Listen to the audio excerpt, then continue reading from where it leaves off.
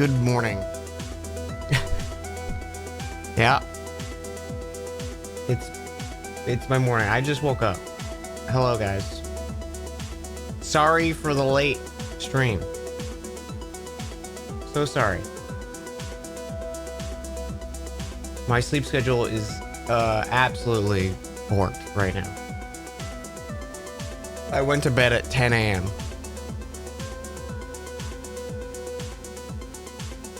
Could not sleep for the life of me. Ugh. But we got there. We got there. Also, I have no idea what this game is. I messaged a group of friends and I was like, what should I stream today?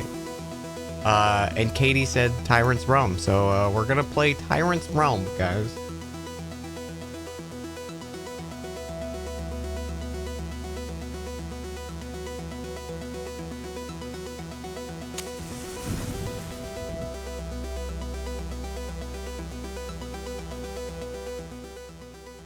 Also, this is the B-side music for the summit. I think B and C have the same music. I could be wrong, but I think that's the case. So, from the few seconds I looked at this game, it looks like a roguelike Souls game, a roguelike Souls-like.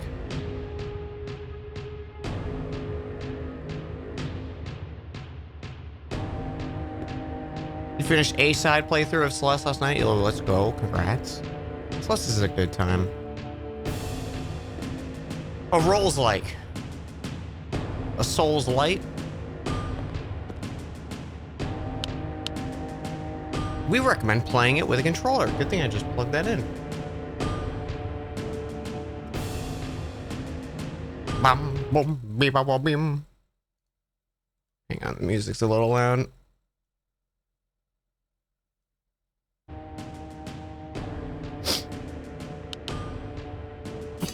So let's see what's it's all about.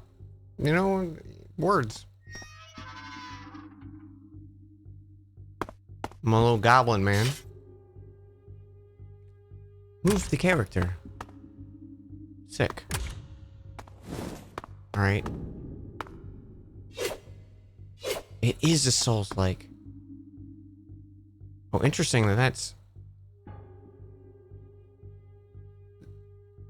Here, okay.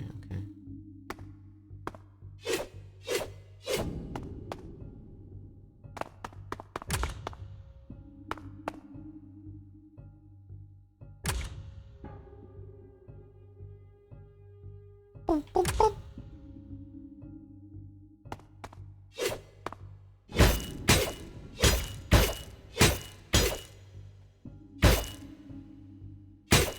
Okay.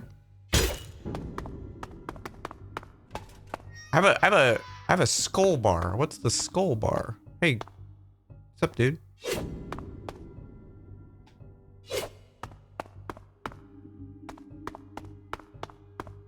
You guys cool? Okay.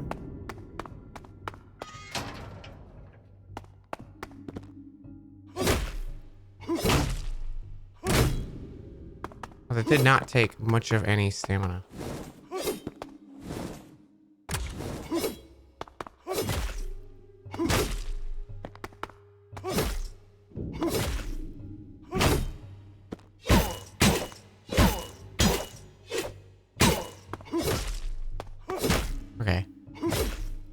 I do need to make sure I'm actually pushing trigger and not left bumper for a block.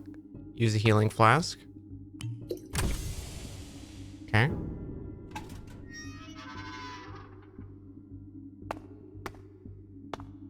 I'm free.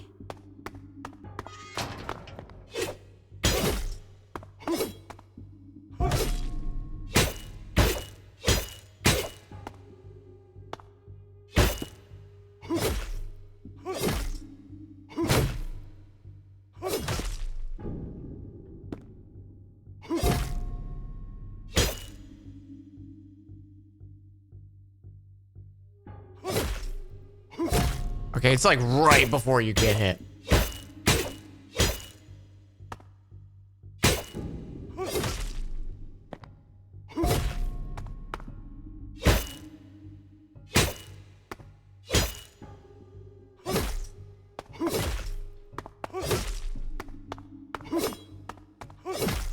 Yeah, how do I... Okay, parry him?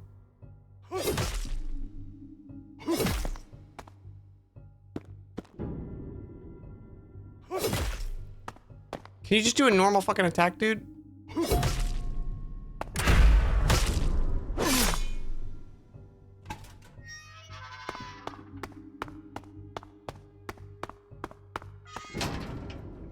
Destroy barrels by attacking them.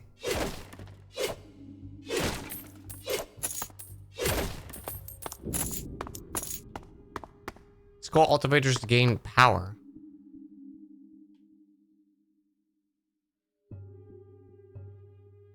Green equipment. Red equipment.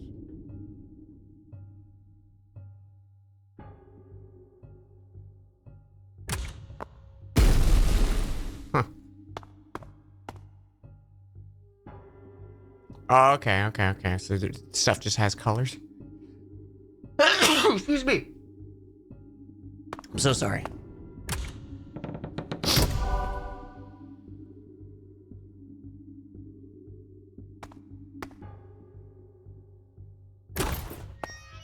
Oh, we're looking fresh now, though.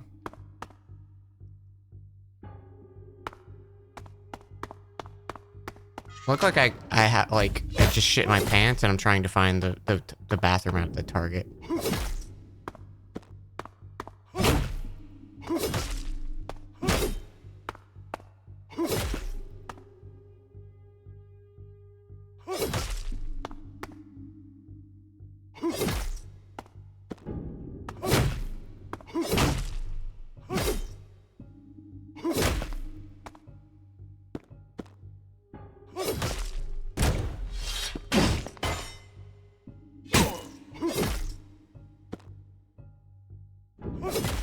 I think in the tutorial section, it won't let you just do stuff. 'Cause I feel like those should have been parries, but...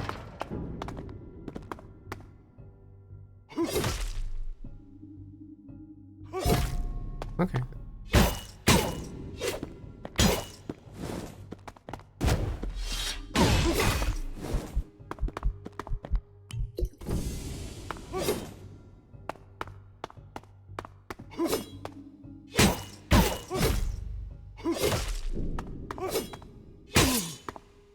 Collects blueprints. Okay.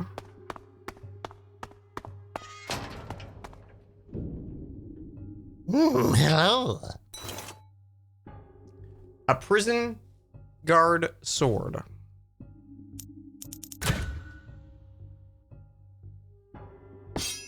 Sure. Replenish your healing flask at a flask station.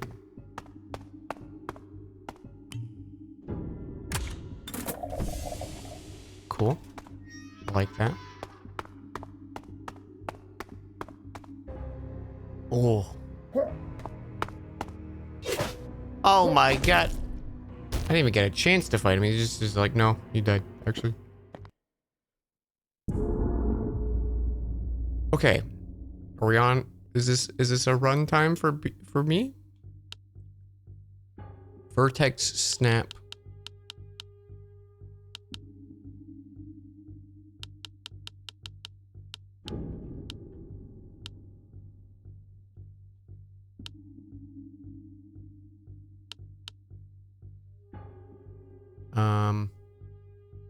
Okay. I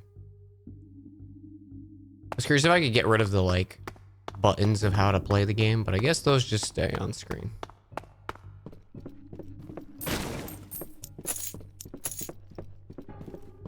All right, it's our first official run. Oh my god. And they throw the big boy at me?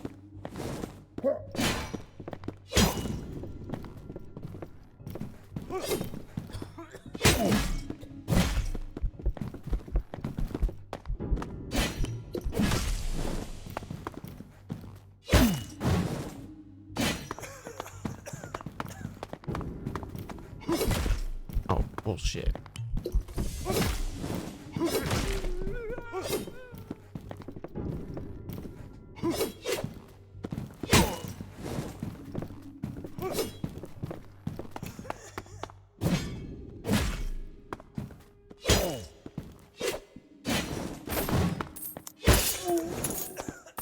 Yeah, that's right. Waste all my healing flasks.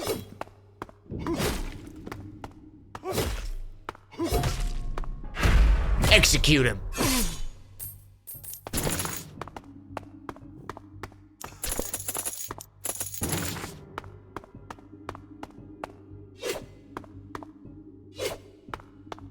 We did it, and it only took all of our resources. Letter opener. Does less damage. Much faster, though. You know what? Sure, let's see how it is. Whoa, look at that, like, zip forward. That seems pretty, fucking nice.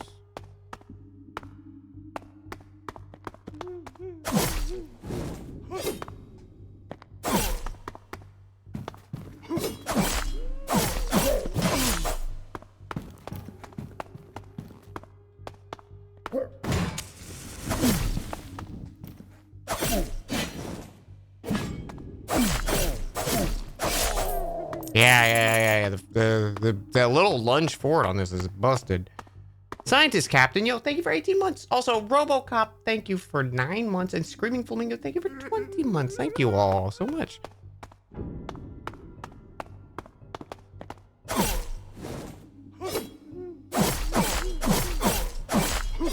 Yeah, this is my new favorite game, guys. I'm an only Tyrant Realm streamer from now on. So,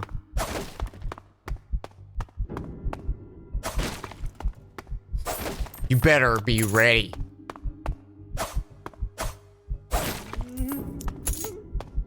Okay, we just can't get hit again. Northern Lion, Northern Crest Shield. It's the exact same stats. Oh, it's a little better. It's a little better.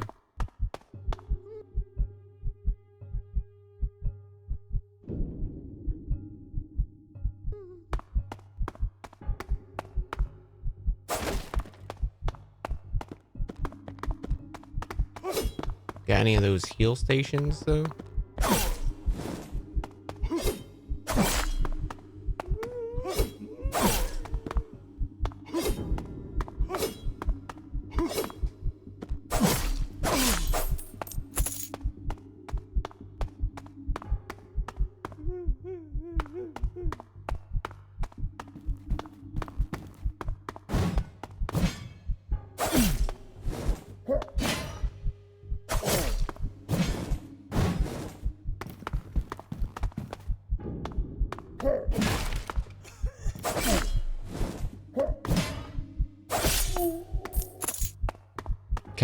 Okay, we're learning. We've learned. We've adapted. We've become the prisoner. We are one with this goblin man. Hi, Saren.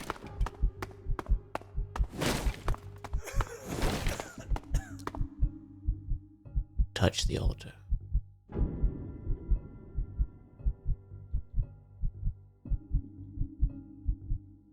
This upgrades my sword, but this is my armor. Yeah, let's upgrade the sword. Fuck it.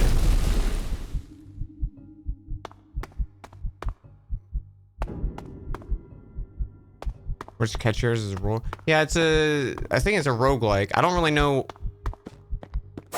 what like carries over between runs or anything yet. This is our first run, so to speak. Oh, less speed, but holy shit, the defense. And it's yellow, which is a buff, right? I don't know if the buff is like. Also, we got a left bumper, boy. Now, armor ability. What does it do? Big stompy. Oh, that looks like a boss. If I had to guess.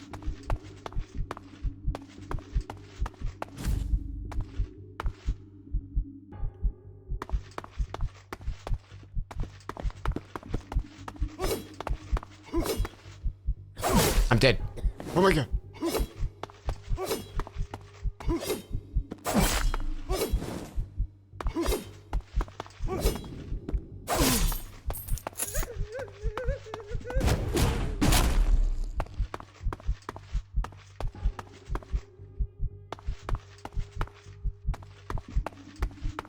No shop?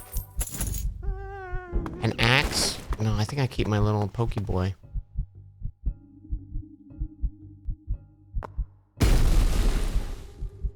Give me the buff.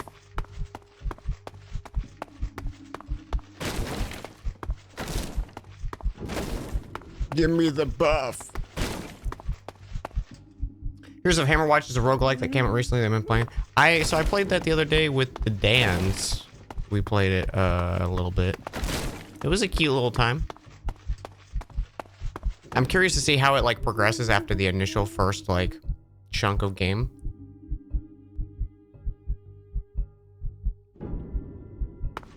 But it was fun.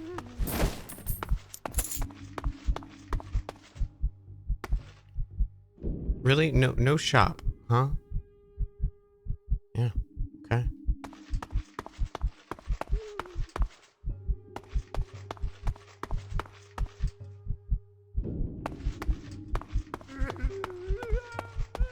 Oh, it's his merchant's lounge. I thought it was gonna be a boss fight. I was like, we're fucked.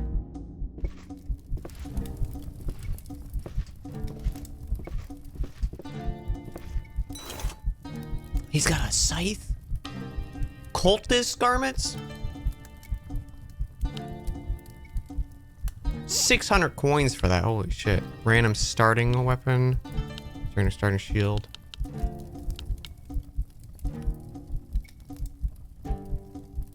It's light and inconspicuous. Apply poison effect to weapon.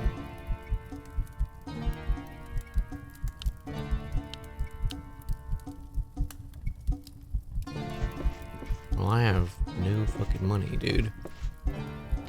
View archive.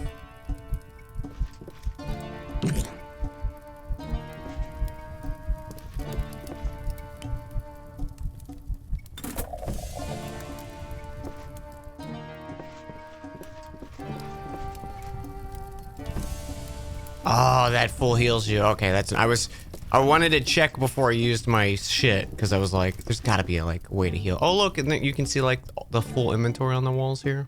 Kind of cute. When did I get that?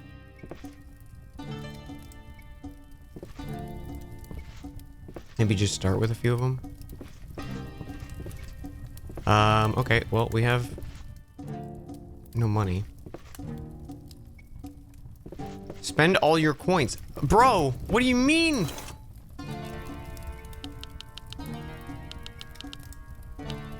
Oh, you probably bank them.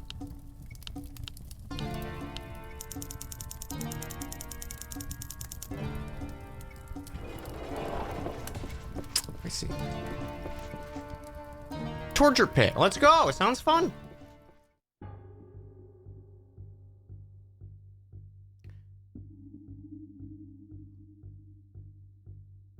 You know, chat, against my better judgment, I kind of want to give the stupid,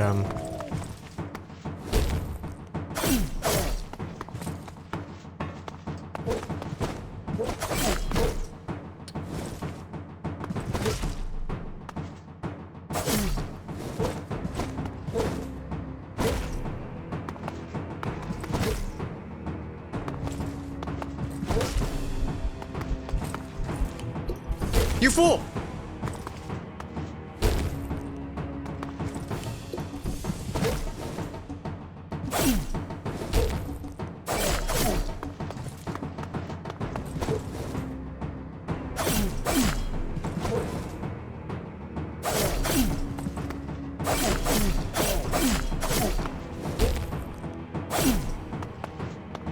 I want to give the fucking Baldur's Gate thing another go. Against my wiser judgment.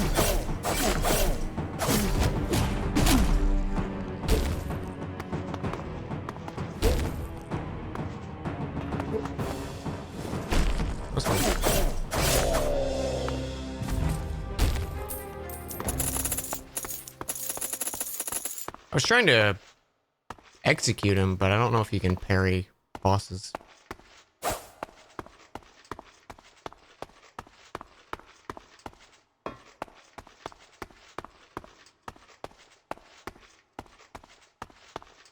Do we go back to the merchant place?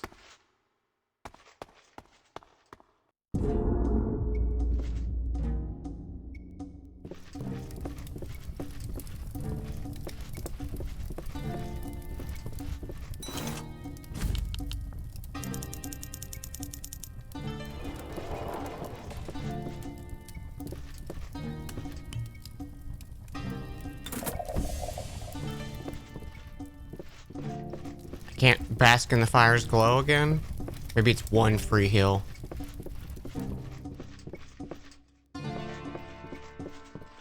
Or it's like Super Mario World. We can kill Gale again? Yeah.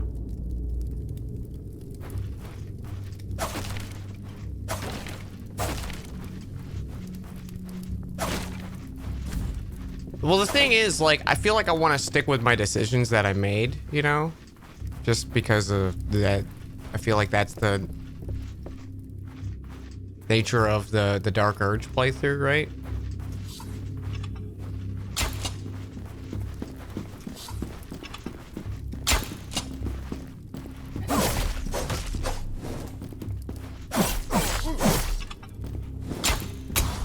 Bro!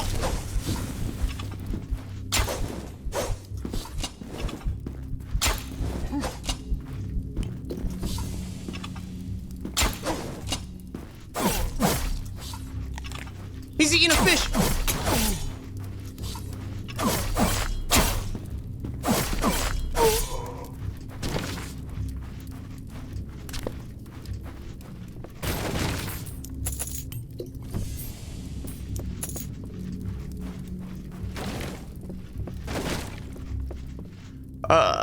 Devoid Art, yo! Thank you for 4 months, thank you so much. He's eating a fish. Him eat the fish?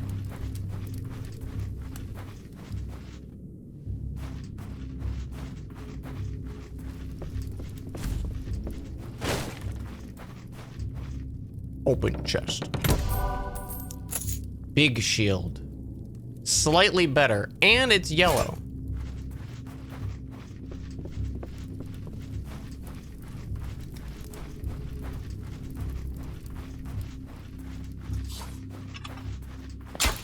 Till all are yellow.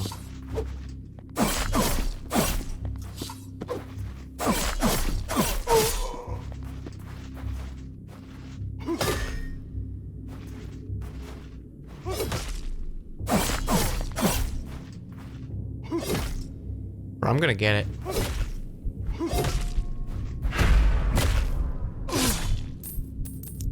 See, wasn't that worth it?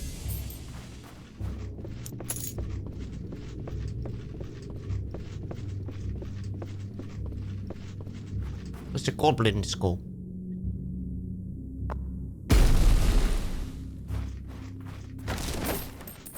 Not really goblin-like, but you know, I wanted to say. Is there fall damage? Doesn't look like it. Damn it, that's not blocked, Dan. You nincompoop.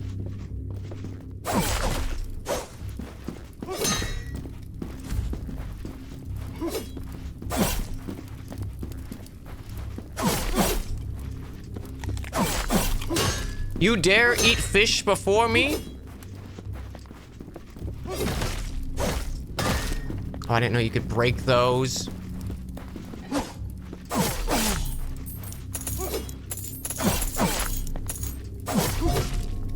Oh shit. I clowned on him. I didn't even mean to.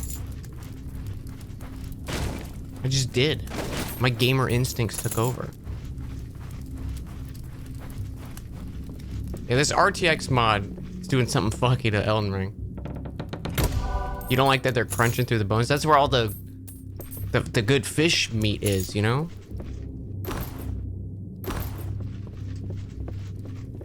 You gotta crunch them bones.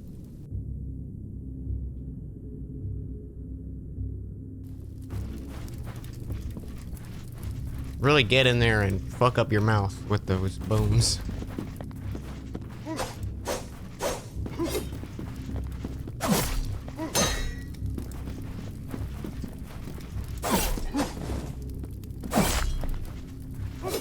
Stop!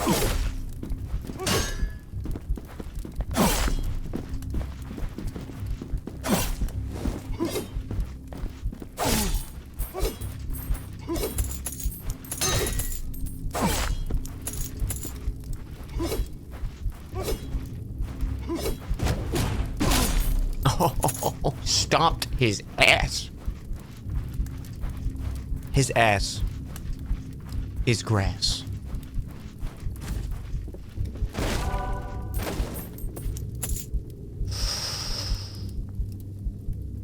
Do we say goodbye to the letter opener?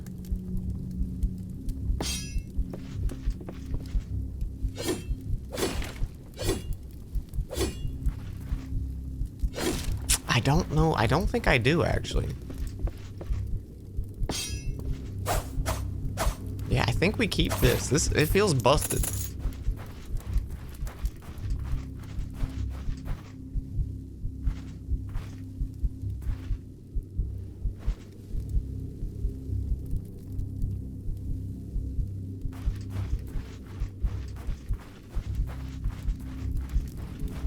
To the Merchant's Lounge. Oh, yeah, that heals only once. Woof.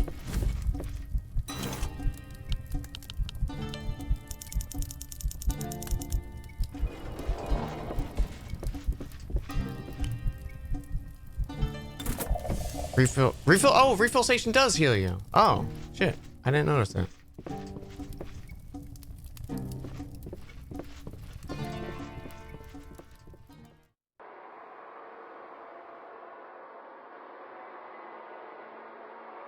Cheer for me. Oh, Ella man.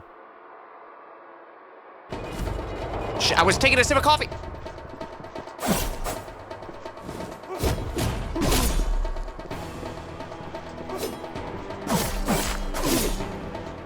Is that all the Elephant Man can muster?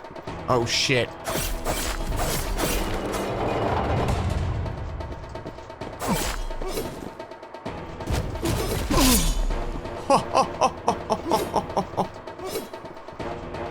Is that the best Elephant Man has?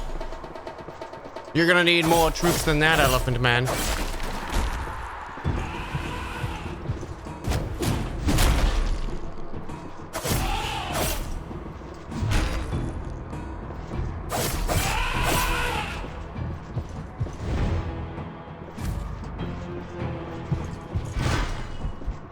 Okay, that hurt. Elephant Man!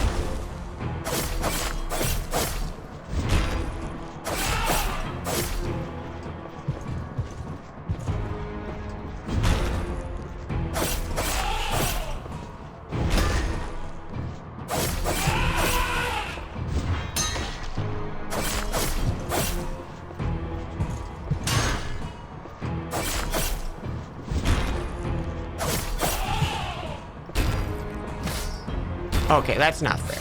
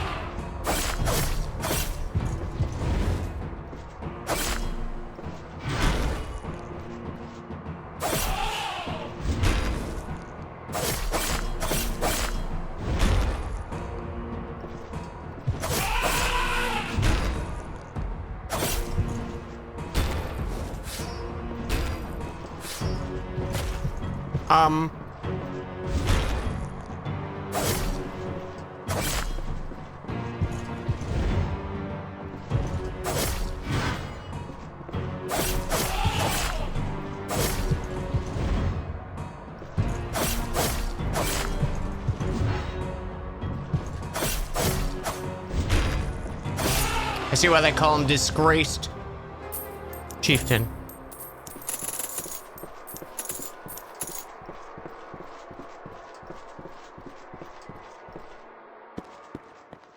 Pack it up, pachyderm.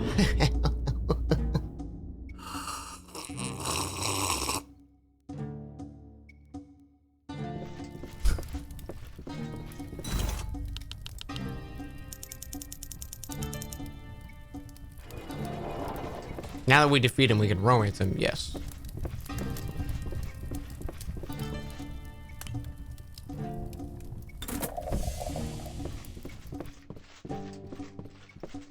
Where do we want to go, chat? The Dreaded Gauntlet or the Royal Hunting Grounds? The Dreaded Gauntlet sounds cooler. The things he would do with your trunk.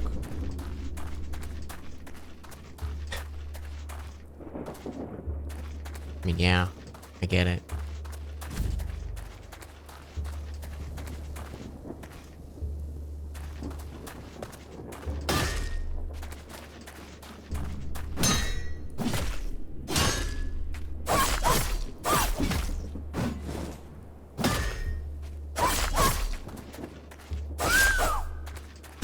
She screamed.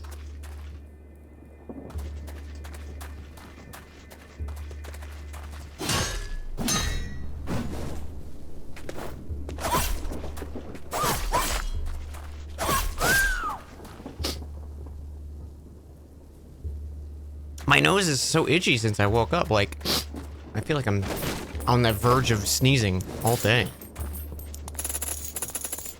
I've been awake for 0 time. And in all my time, suffering. Oh, I didn't even notice the ones on the wall. Nope, we keep yellow. Oh. Wait. Loot dead enemies for gold, though. Oh, shit.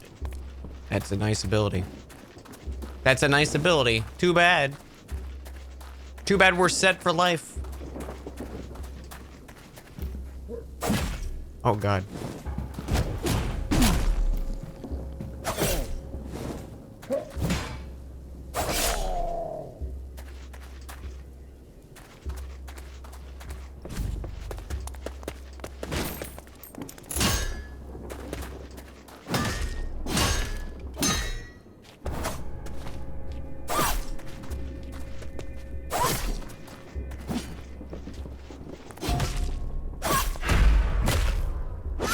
Oh, Klungo just pawned in Game of Life.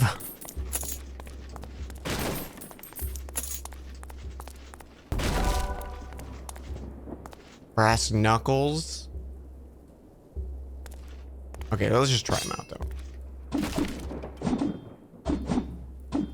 Okay, they kind of fucking slap.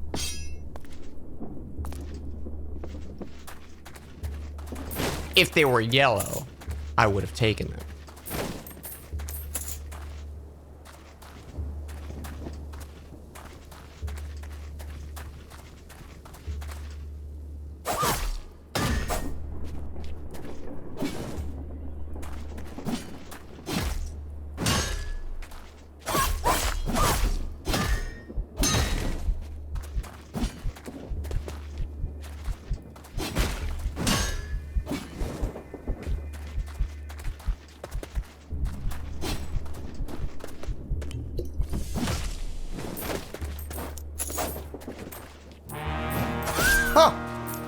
Imperios, yo! How you doing? It's good to see you. I hope you've been well, dude. It's been a while. How you been?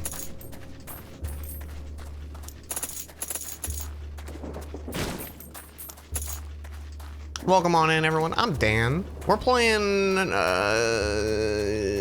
Tyrant's Realm.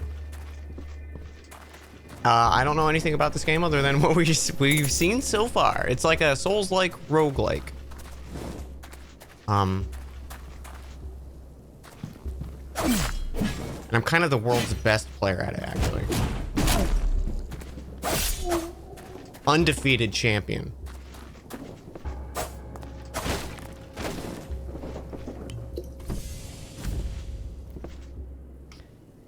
Doing good. Looks like Death Trap Dungeon back in the day. Yeah, there is like a old game vibe to it.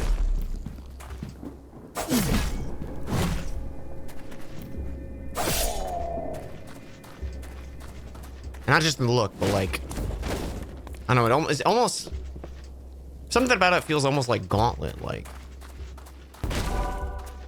just the vibes, you know.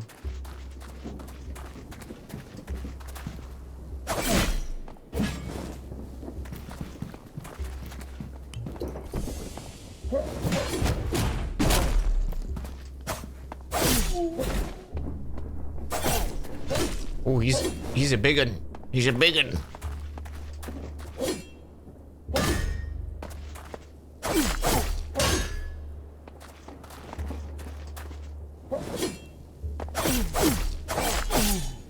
Not big enough.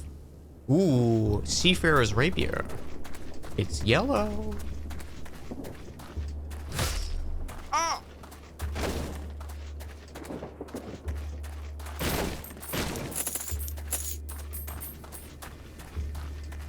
touch altar. Yellow.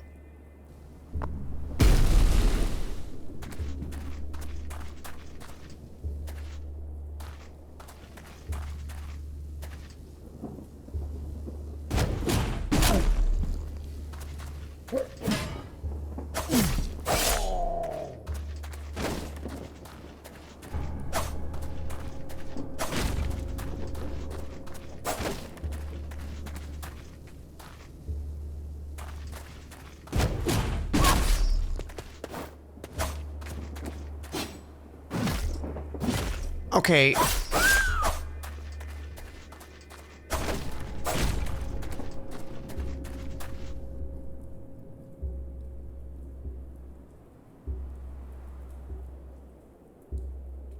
So I'm curious if these, like...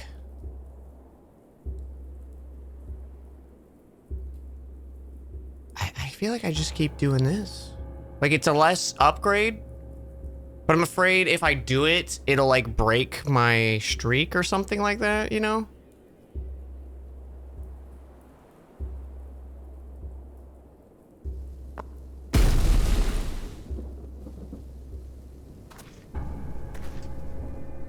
Because the other ones might give me more health, you know? But I'm upgrading everything I have, even if it's not as much with the other ones, so I'm just gonna keep doing it. And we'll just stick to yellow gear.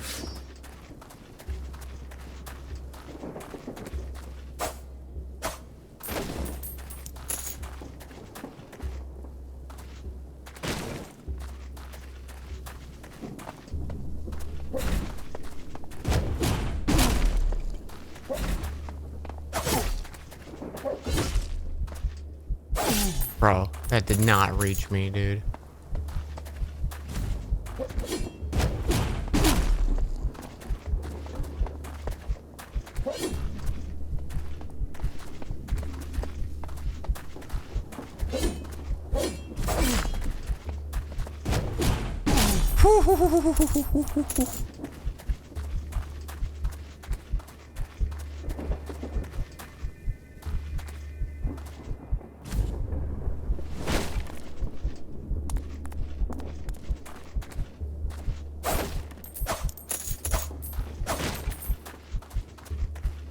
Be extra careful, guys. Extra careful.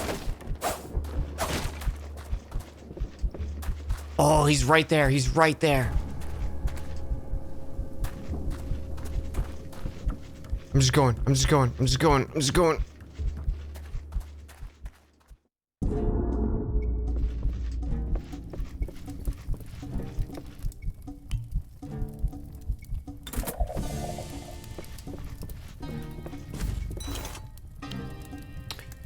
Battle-tested standard quality rapier.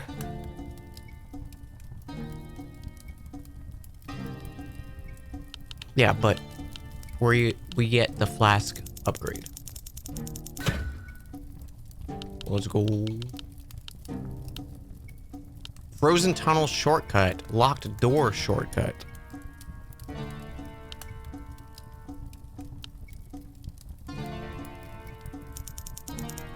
Huh? Why is my flask leather, daddy? Don't kink shame my flask. Really? I don't get my bone. I should have waited. I'm a donkus.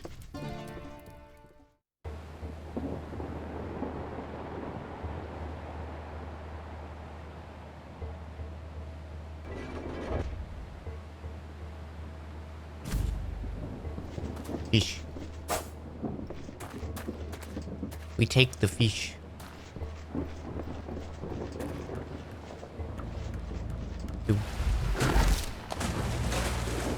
Sure.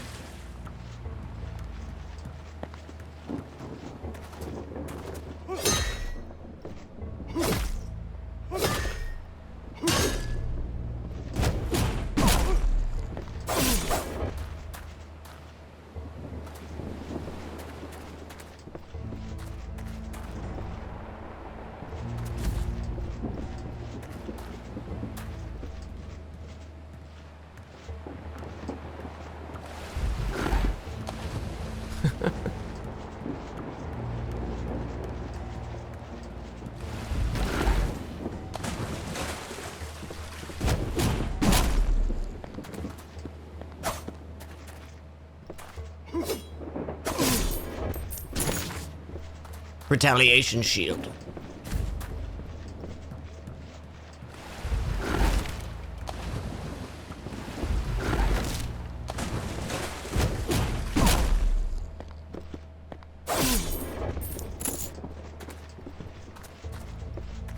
All right.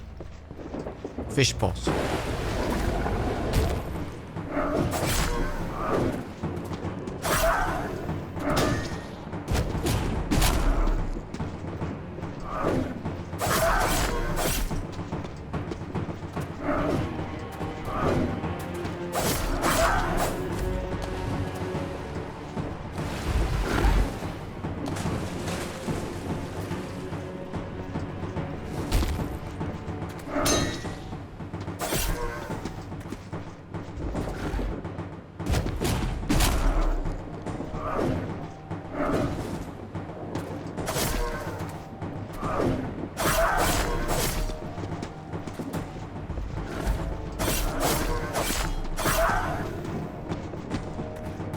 I love the look of this little guy.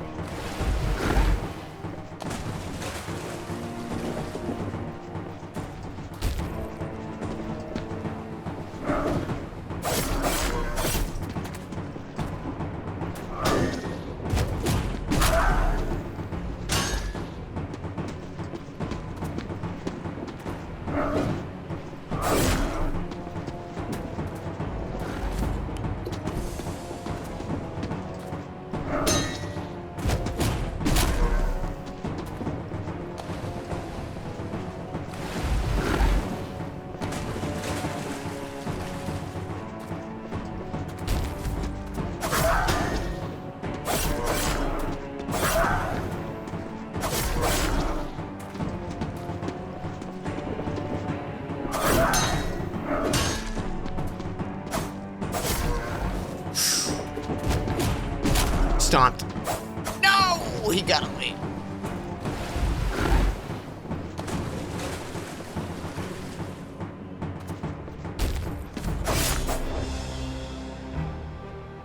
Shark defeated.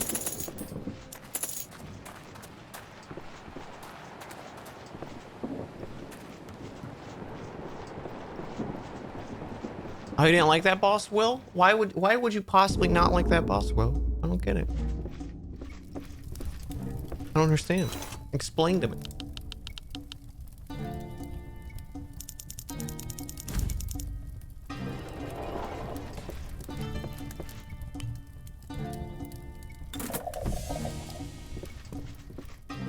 Ashy Peaks.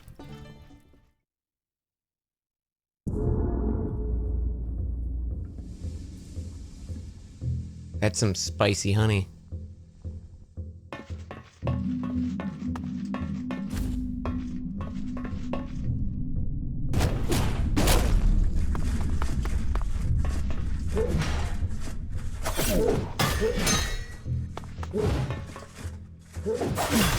Oh, they got throwing things now?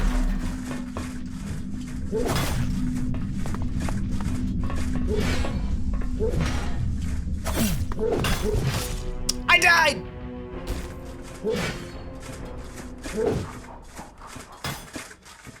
Well, that sucked.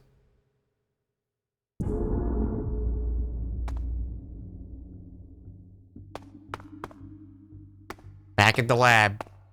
Back to the lab.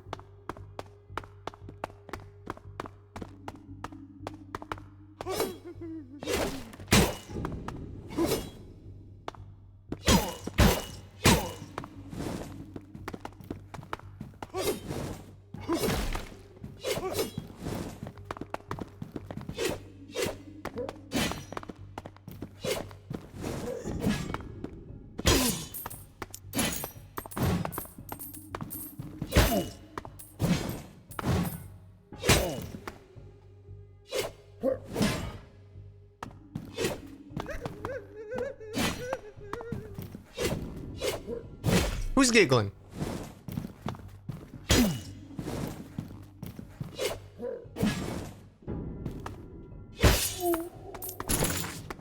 Steel greatsword.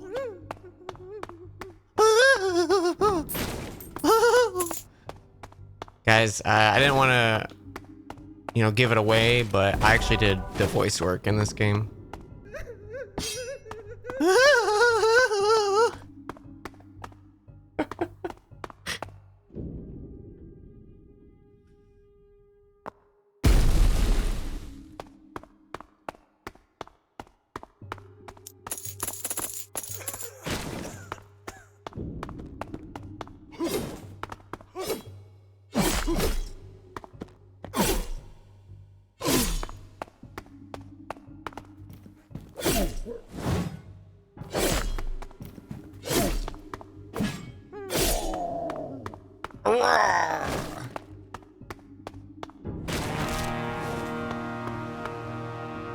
App Carnage!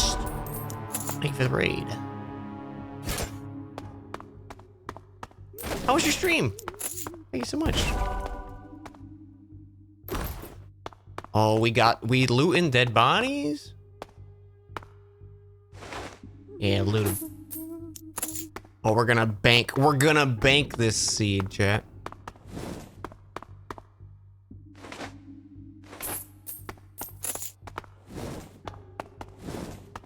This is the money-making run. Yeah, even that guy thinks it. Man, I'm freezing.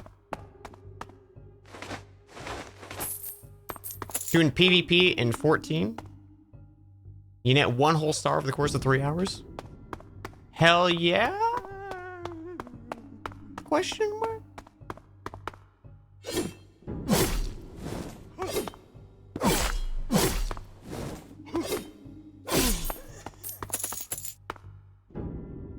Loot.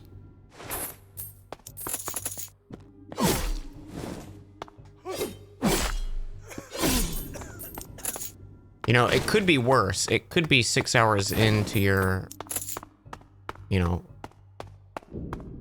honor mode playthrough when you die to a fucking knoll. You know, could do something stupid like that. God, I was so bummed. Yeah, last night, chat, after that, I was so sad. I was already in like a shitty mood last night. And then that was just like, you deserve this, you know? Oh, look, I can't even choose yellow. Interesting.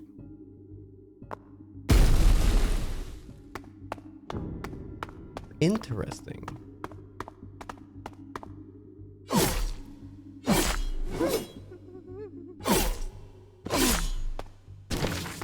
Lord's Blade. Blade of the Lords.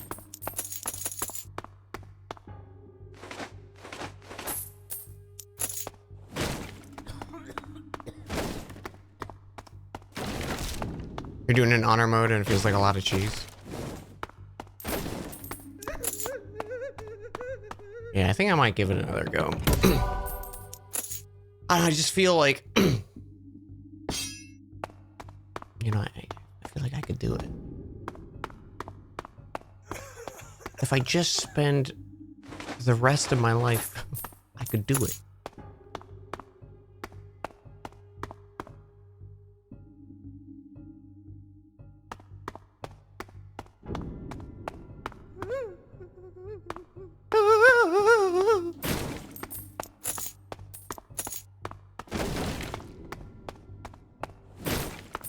We're a punching thief. We do the big punches.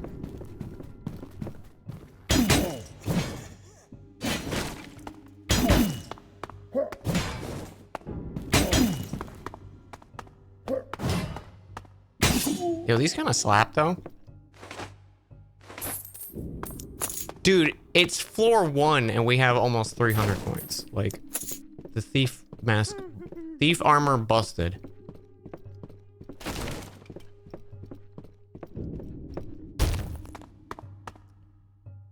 You told my brother about honor mode playthrough and he pointed out you can go around the initial intellect devourer fight and come back with a full party. How do you go around it?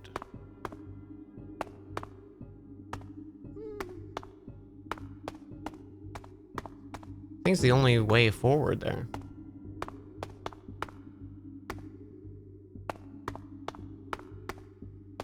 Oh, you can go through the crypts. Yeah, I guess. That's scary.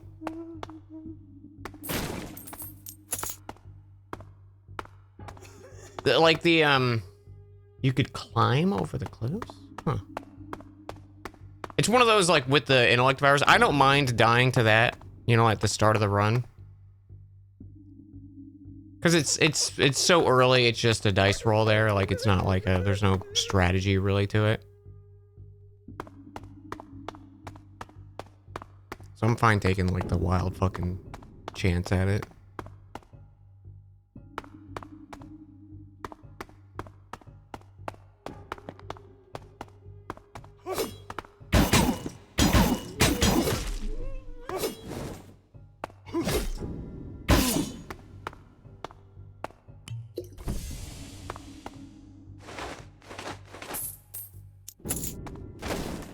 Dude, I did watch last night just because I couldn't sleep, so I was just like going through random YouTube videos and Critical Role stuff popped up, and I was just like, time to just go watch through like some of the best Critical Role moments in like campaign 1 and 2. And spent a good chunk of time watching that stuff. I was like, I'm inspired. I'm D&D inspired. To lay in bed. A lot of really, really good moments throughout the campaigns.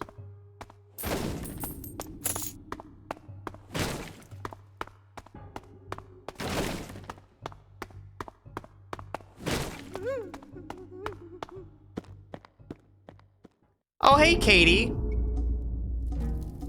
Katie, I'm blaming... This is entirely your fault.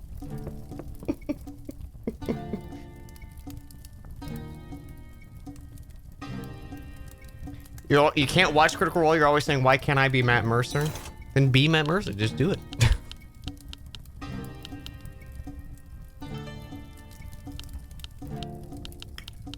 This Lord's Blade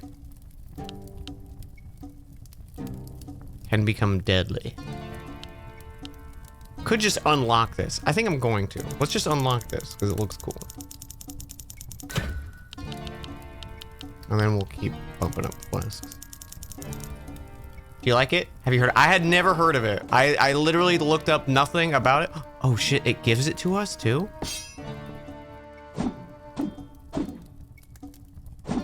Oh, okay. Too bad I want a punch. Maybe we should keep the Lord's Blade. Why? You know what? Fuck it. We're keeping the Lord's Blade. Yeah, I knew nothing about it. I just looked up when you said, play this. And I was like, I see Souls-like, and it's like, it was like $7. I was like, yeah, let's try it out. We're on our second run. Our first run, we got to like the 5th world or something. We killed 3 bosses. And then I died to like the first guy.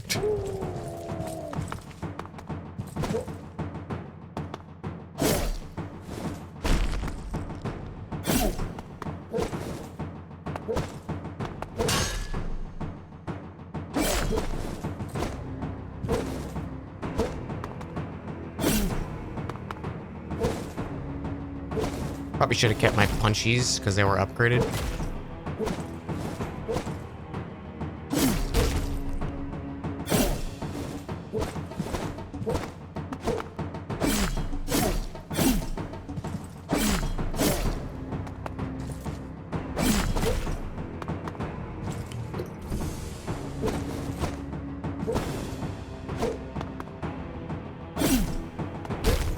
Yeah, I'm curious if I can...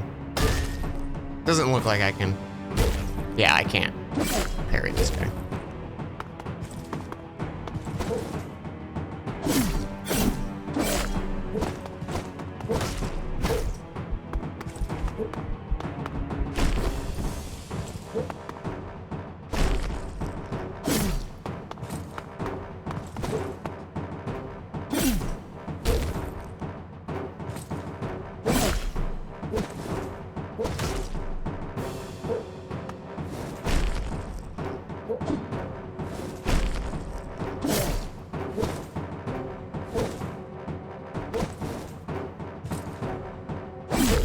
How did you know about this game, Katie? Are you like a super fan of Tyrant's Realm? Is this your #1 most played Steam game?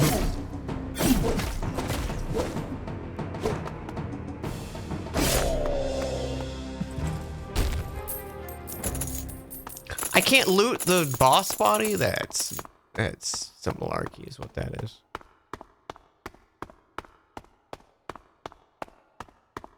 Where's the door?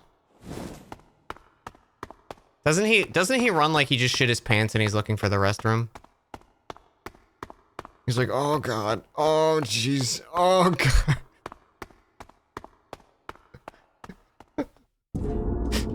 I gotta go, I gotta find the bathroom.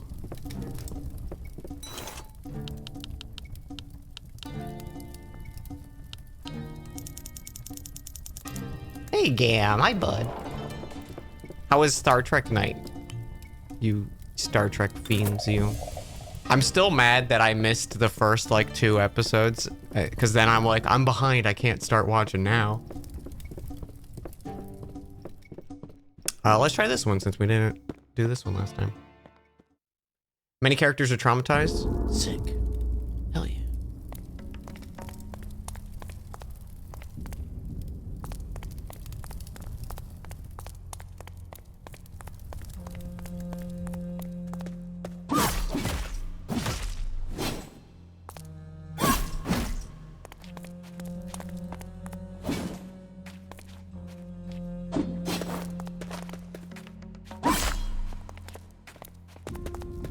I guess the downside of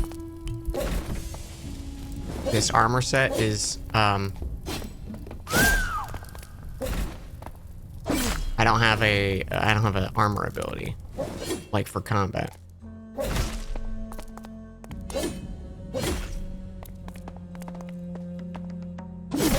Bro, this fucking The heavy attack comes out like the speed of molasses. All right, well, the important thing is we made money. That's the important thing.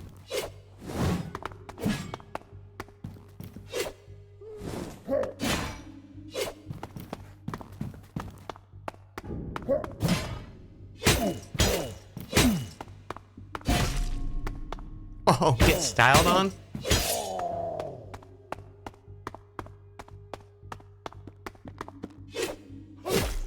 Okay, I got styled on.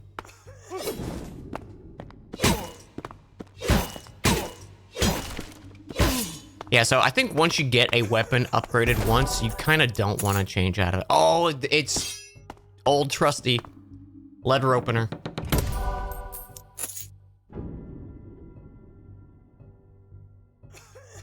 Rolling and sprinting are stamina free. I didn't realize it had special abilities. Holy shit.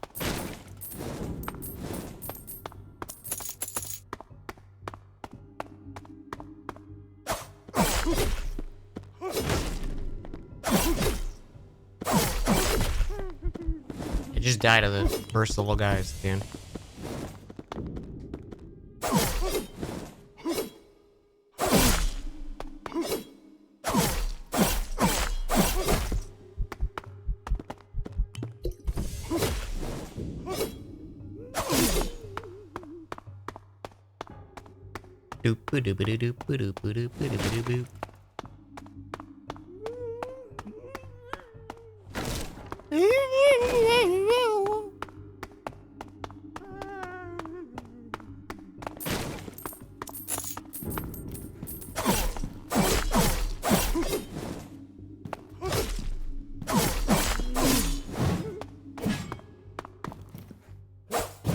What? Why he swing so early? He couldn't. He was like nowhere in range. He's like, I'm gonna go for it.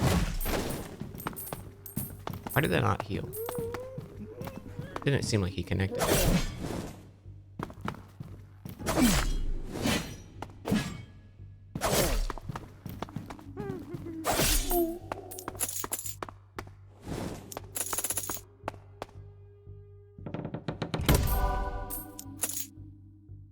Back to looting. We looting again, lads.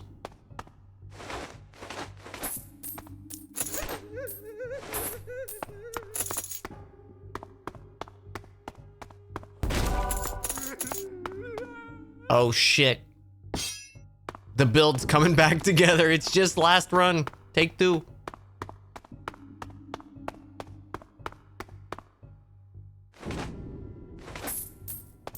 The chest opening is very satisfying, yeah. Yeah, so each armor set you get has like a left bumper ability. And some of them are like just a nice little attack, or like a... Like one of them was a ranged axe throw, one of them was a big stomp. And this one lets you loot bodies for more gold. And gold is your like, what you buy between runs and unlock new weapons and stuff like that, which is pretty neat. I'm curious if when I buy a thing, it unlocks it like as a thing I can find in the world, or if it's just for that singular moment. If it's just for that singular moment, that's kind of rough.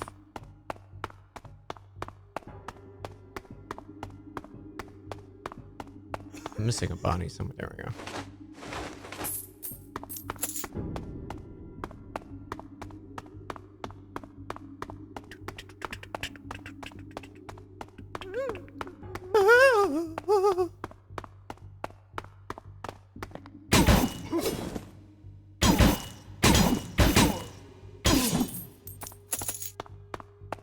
Loot the body.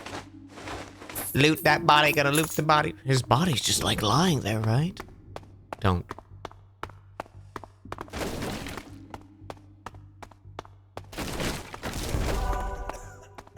Loot the motherfucking body. Grants a passive defensive boost. Oh, okay, that's what I had that first time. Okay, okay.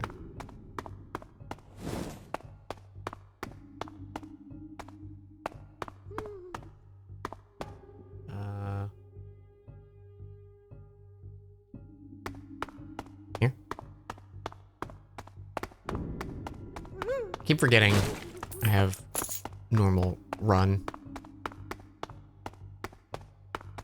Normal run. You've unlocked. Get equipped with normal run. That did not hit me, sir.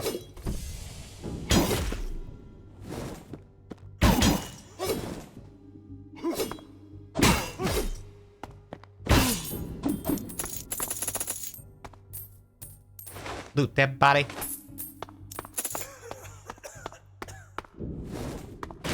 God, cover your mouth, dude. This guy's coughing and shit. Alright. Give me red. Where's the red? What did I just say, game? Okay, so that first run, we just got lucky, because it gave us yellow every single fucking time.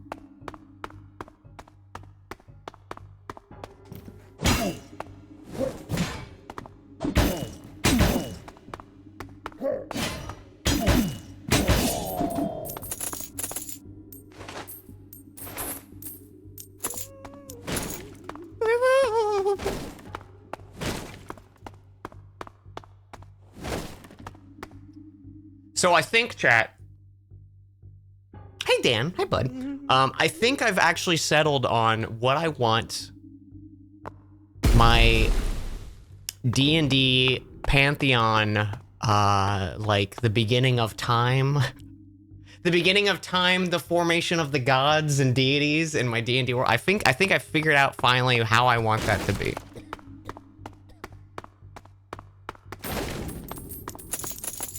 I think I finally settled on an idea. Yeah, it's a bunch of dogs playing poker.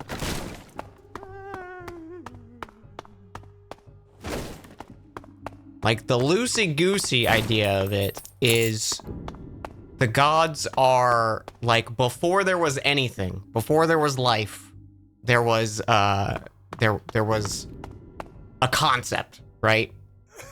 And, like, through life, when life began and the, you know, universe was created and stuff, and this singular concept of an idea, as more and more ideas formed, it like began to split, you know, much like a, you know, like a cell would divide and grow. And this singular concept of thought diverged into different aspects of thought and like purpose. And these entities naturally grew to, like, as they were formed, that affected the universe, right? So, like, oh, you know, like, light and darkness, we'll say, you know, and shadow and light were formed. And you have these two splits of the prime, you know, core idea. And then eventually a being was created or just like happened to exist that encompassed that idea or concept so specific or like so deeply that they became like an avatar for that concept, and the concept and that avatar kind of like merged together to create what is known as, like, you know, one of the Divine Nine or the Fallen Gods.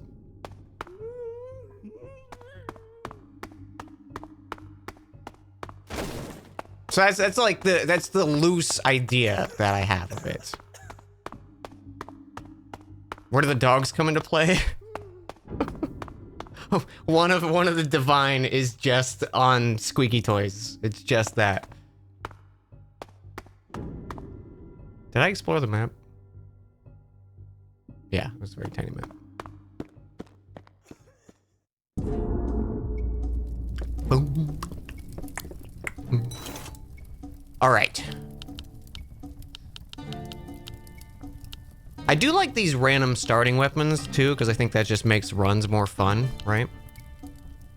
The flask charge heal is really, really nice.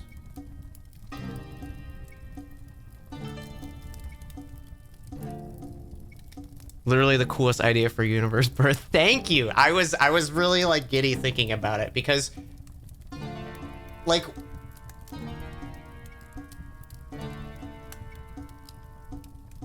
one of the ideas that I liked so much about it was, I was like, okay, how do we go from, like, because I like the gods being not this, like, you know, like, oh, we're just these divine entities that are super all powerful and we were born this way, you know, like having gods as like a race or whatever, you know, like I'm always like on that because I kind of like it being like an assigned power or like something that is a gifted power.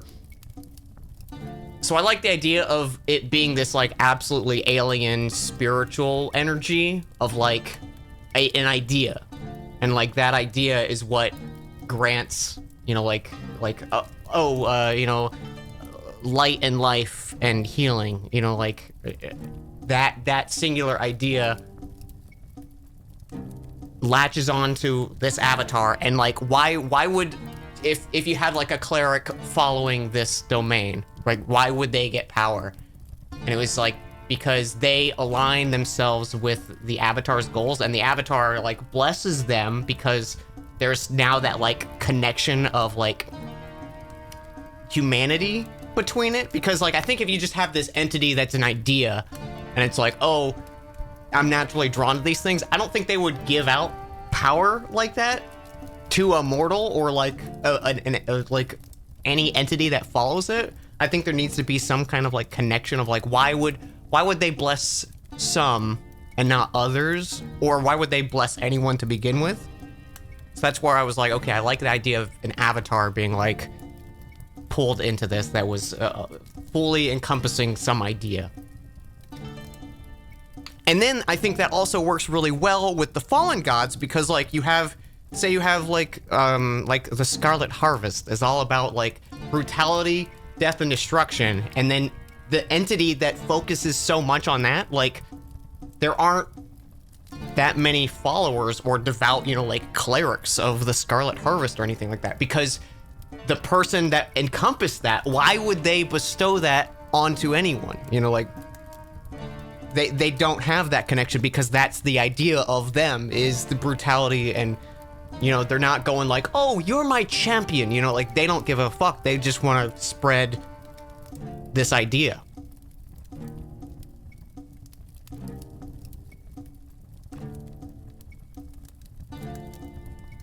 I'm doing some Tolkien level world building shit. I think about this stuff all the time because I'm just like, I want it I want it established in case it ever comes up, you know?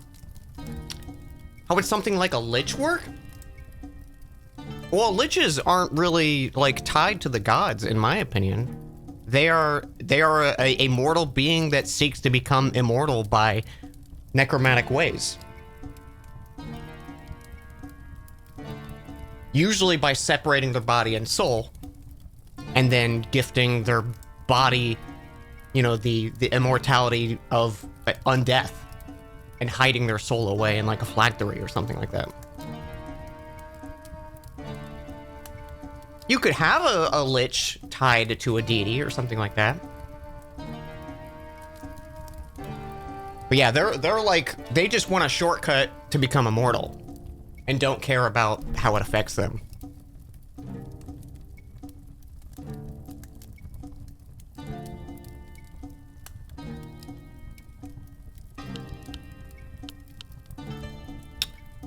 Okay, what do I want to buy? What do I want to buy? I got 200 so we can get a new weapon. I kind of want the steel greatsword, but I'm doing red right now. We could go scythe because scythes are cool.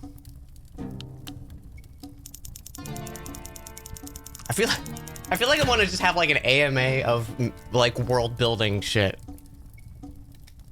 Just like AMA anything about my world, because then one, it makes me think of other stuff that I haven't been thinking about, and two, it gives me the chance to rant about shit that I made and I'm excited about that will never happen.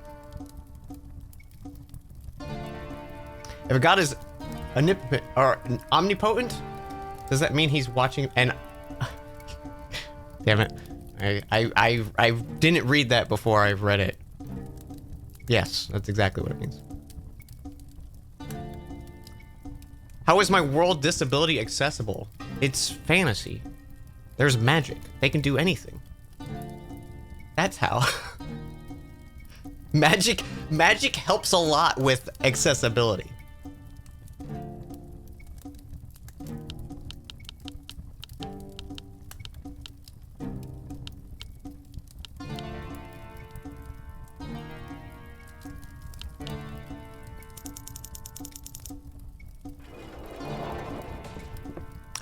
I did see this thing recently, because there's a extended like, people have put out like side companions for like having your character be in a wheelchair for D&D.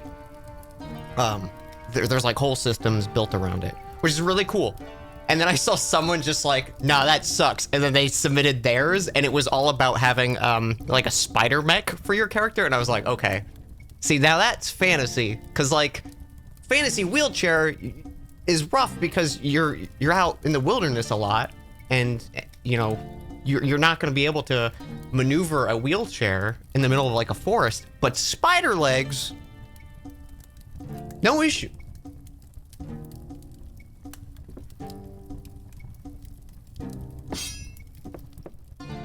Oh, it's the armor that gives the ability. Do we keep the scythe, chat? How's the... I think I like the punchies. Yeah, they just feel so strong.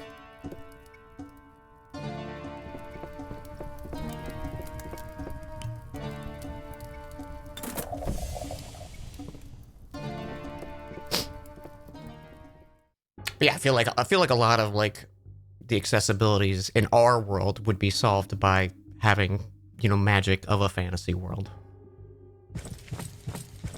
What is a cool, useless fact about your world?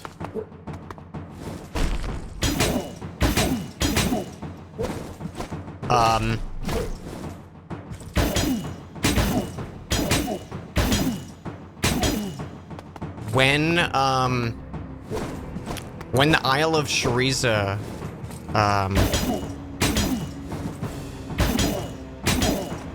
or more specifically, when the Mad Mage on the Isle of Shariza fractured reality and fucked up all of the planes of existence, that created Void Crystal, which is a like crystal that I have in my world that has special unique properties.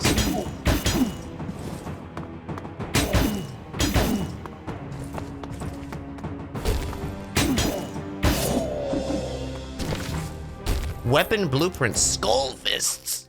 Oh, it was his fist. That's so cool. I was like, why did I get it from that? I guess because I killed him with fists. And mechanical birds can poop.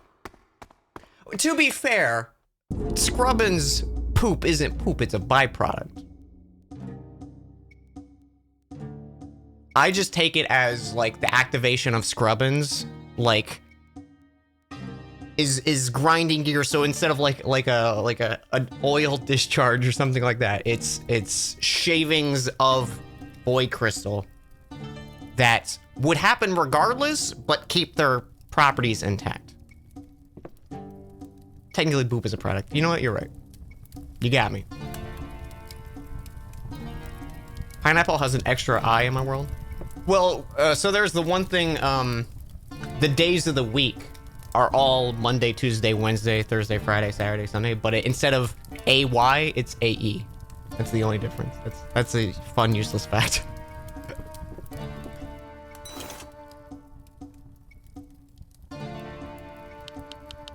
Maybe like a little apostrophe in there or something like that.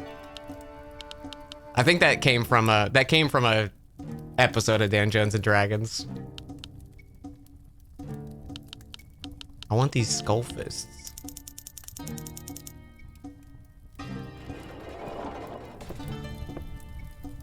It was a Gam joke. I believe it.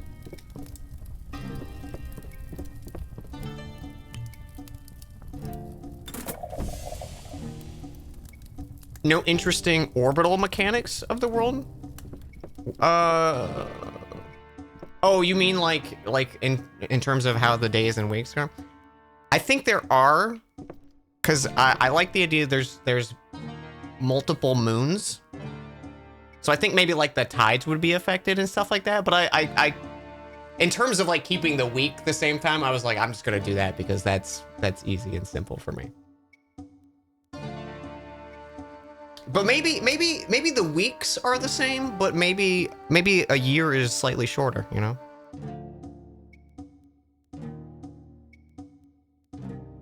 You always like twin suns? See, that's when So I've had this issue with writing the sci-fi stuff lately, is I'm like, at what point do I just say, fuck it, it's sci-fi, like it's fantasy, I don't need to care? And what point do I need to be like, okay, if a planet did have two suns, what would its rotation, like, what would its year look like? You know, like, what would its pattern of orbit look like? And I get consumed by that shit. And then I'm like, I just make a star map, Dan. It doesn't matter. I'm gonna do this one because I died.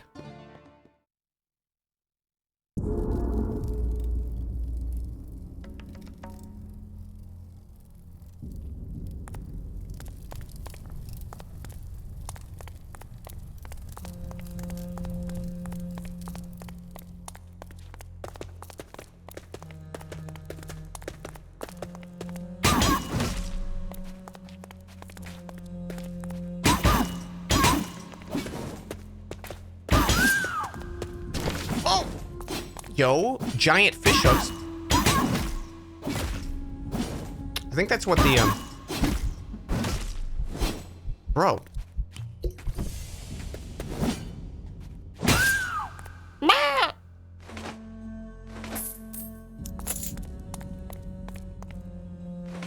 Yeah, I was even trying to figure out shit like, I'm like, okay, what do I do for like faster than light travel? Like, do I need to look into this? And I'm like, I could just hand wavy bullshit like, oh, it's Mass Effect drives. You know, like,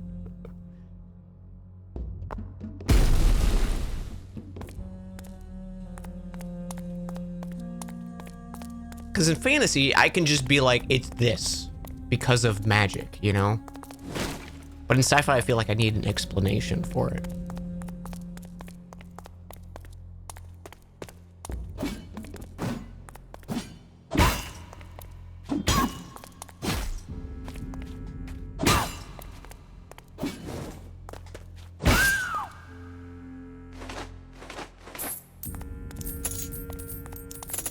Did I loot that first one? I did. Okay.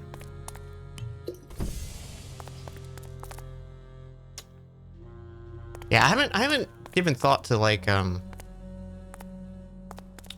moons of Lithia. I should probably spend more time in thinking about that.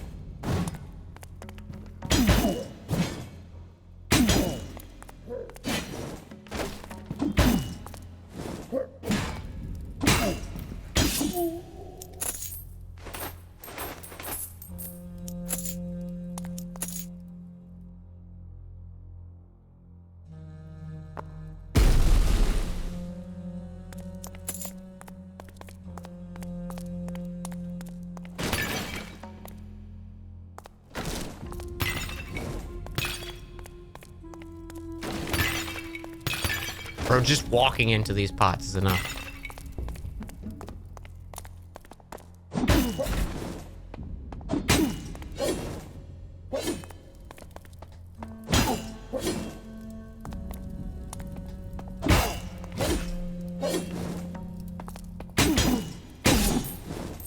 Woo. Bronze hilt swords. Loot that body. Have you homebrewed any races?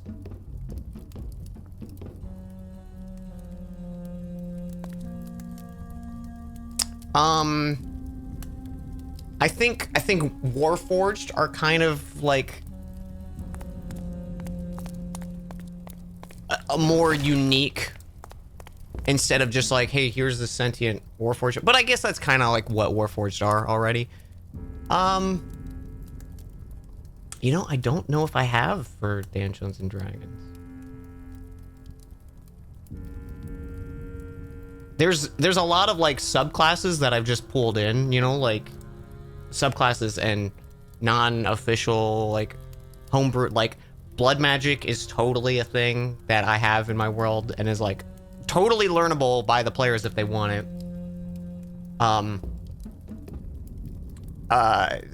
Miori, the character we just met in Dungeons & Dragons, she's a homebrewed subclass.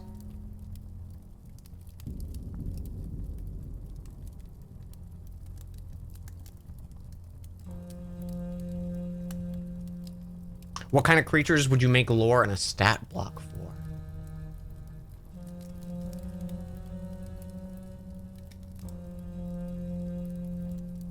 Make lore and a stat.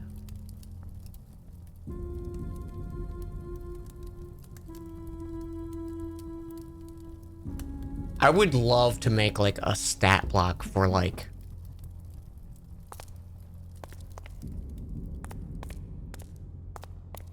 a god, you know, or something like that.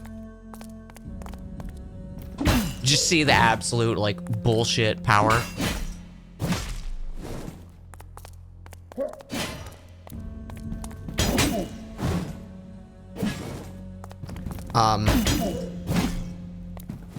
I do have a custom Elder Brain, just because Baldur's Gate 3 has been on the brain. That I statted out years and years and years ago for an old campaign in my homebrew world in Alithia.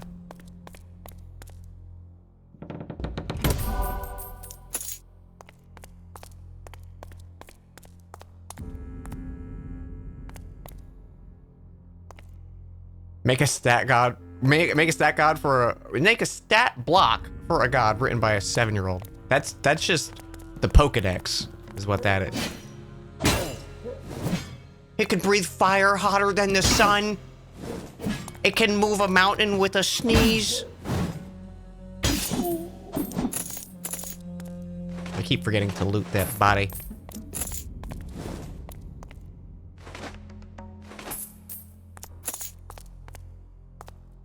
Yeah, I do make like for basically like any big fight in Dungeons and Dragons, or just like stuff that I don't really like the stat blocks for. I'll do custom shit for that all the time. Like the Hydra had a custom stat block. A lot of what they're fighting in this dungeon right now has custom stat blocks. What is that? Oh, it's big armor.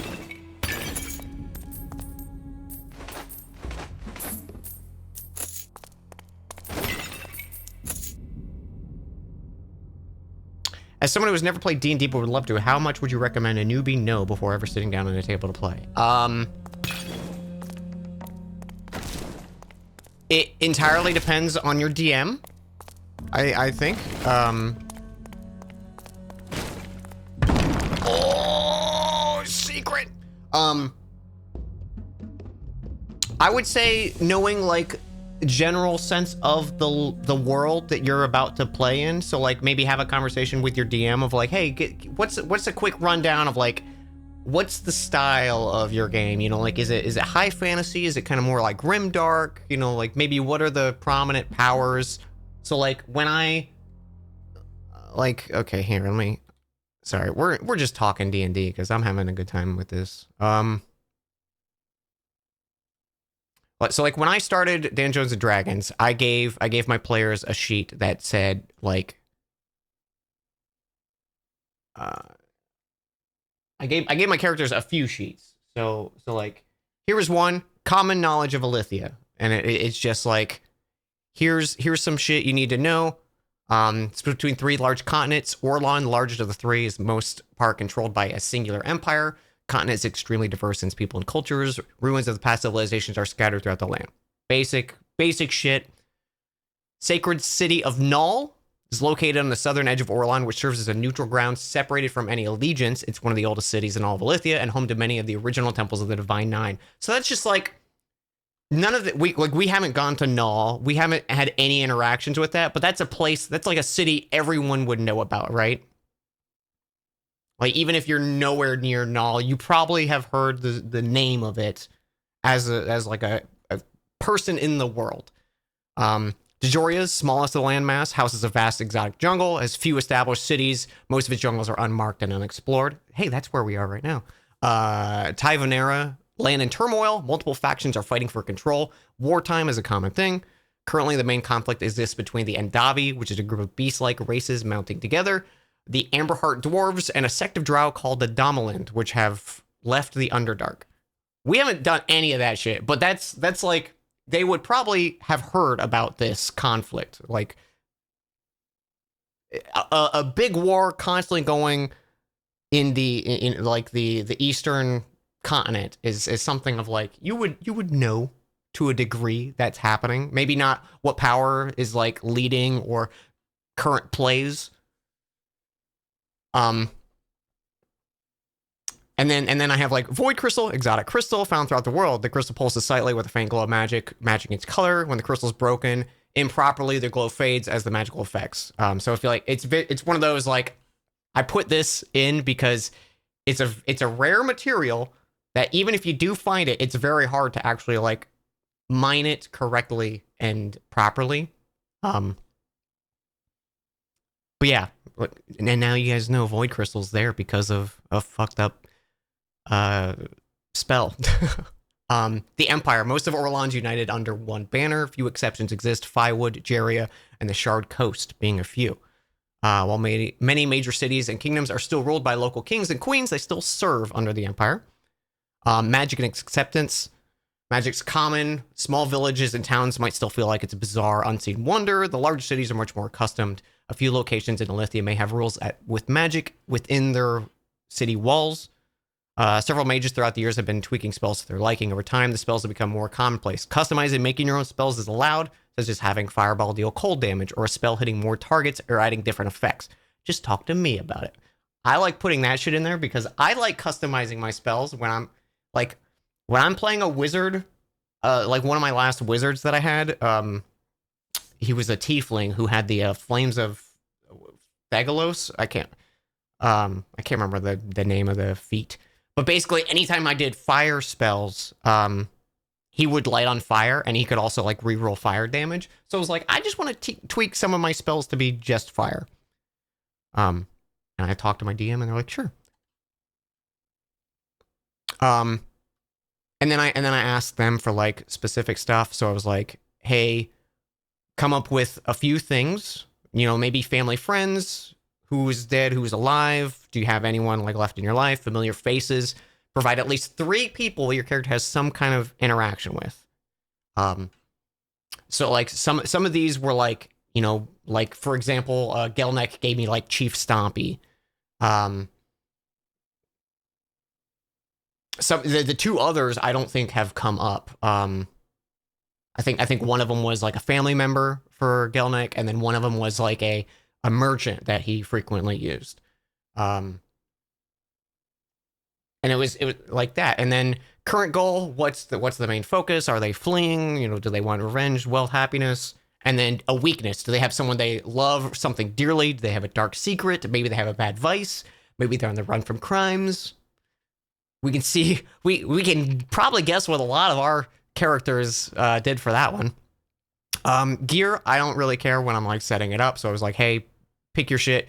Outside of that, give yourself 20 gold to buy anything else that you want outside of your like, pick your weapons, your armor, and all your like needed shit, and then give yourself 20 gold to buy like fun toys if you want, you know? And then rolling stats, leveling. I also gave I think I gave this one to my players too, which this is just locations. So like the Far Reach Mountains, which is the like main mountain range on the like western side of the continent. You know, Blackfane. Blackfane is where like it's so weird to me that we haven't gone here, because every other time I've run a campaign in Orlan, it's like Blackfane was like the starting place or a hub. It's okay, so have you ever watched the short film oh, The Reward? It was like an animated short, two little guys going on an adventure, and they found like a treasure map, and they're trying to find this treasure. Hang on. The Reward of Cherishment and Attorney. What the fuck? No, short film? Yes.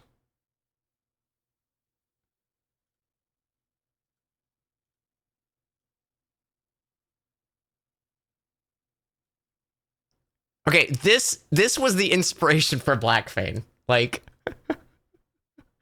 this was one of the things.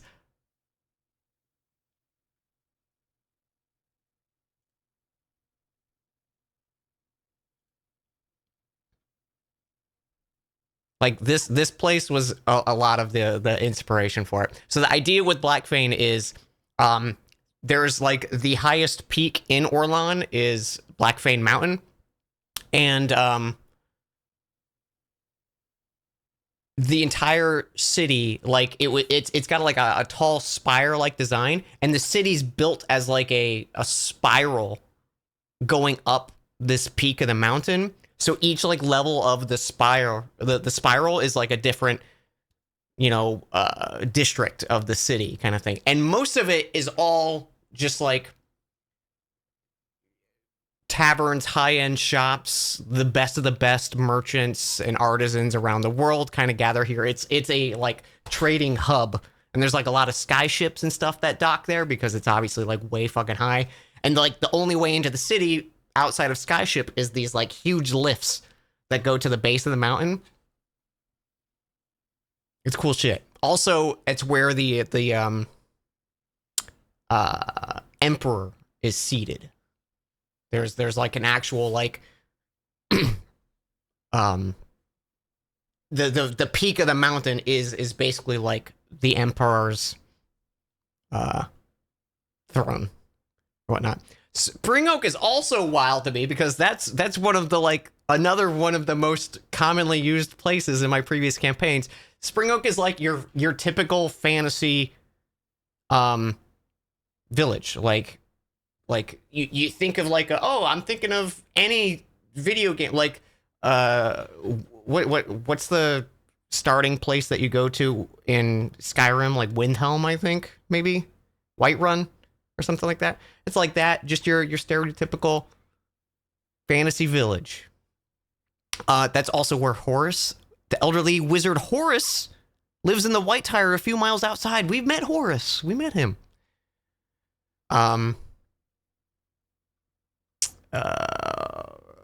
Riverleaf, small druidic city. Ricefall, largest vineyard.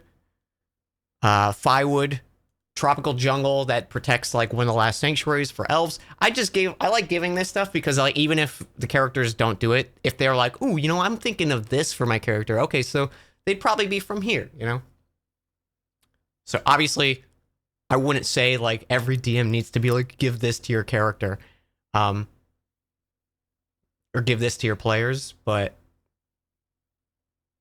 I like it.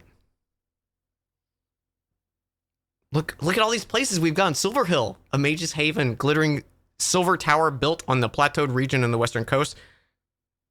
Glass-like lakes pour into the nearby sea, and the city rises out of the water, with only a direct entrance being a long connection bridge on a plateau above. Mages tend to flock here for their twilight years or simply for their own interest. While it doesn't have an archive as complete as the Citadel, it is the next best thing. Constructs guard every corridor of the tower, and arcane lifts help travel between the tower's many floors. And this is like, I find it cool because I gave this to my players at the start of the campaign, and like we just went to Silver Hill like a few episodes ago, like 30 episodes in, like I like that's cool to me. Makes me happy. Westmount, south, a stronghold created by nobles for young mages in training. It's not a requirement to attend the strict school for the arcane arts, but those who have abused their powers find themselves forcibly enrolled. While the school may have been created with good intentions, it's gained unfavorable reputation over the ages. A sect of Westmount security is tracking down troublesome mages practicing forbidden magic, or simply those who have fled. And like we've had shit with that. Brightcoin, this is Desert of Thorns area. These three like big cities. Joria and Tyvanera. Havenmast.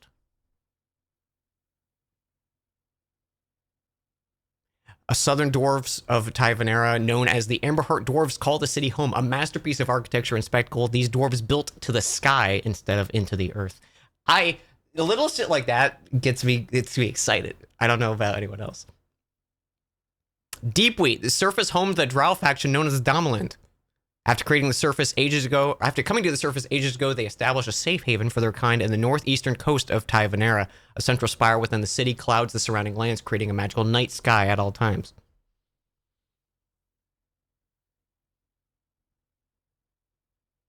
And look, Whitecrest. We've seen Whitecrest now along the western coast of Tyvanera. It's a large town built in a circular ring. The center of the town contains the Citadel, a collection of the written works of the world. Scribes document new information, keep watch around the city. While the city typically remains neutral from ongoing conflict in Tyvanera, it still finds itself dealing with a steady supply of beasts and creatures that are drawn to the well-fortified city. Because that's where Lady Bell and Vanderlei were hunting after a Amberheart dwarf. Your brain has an erection.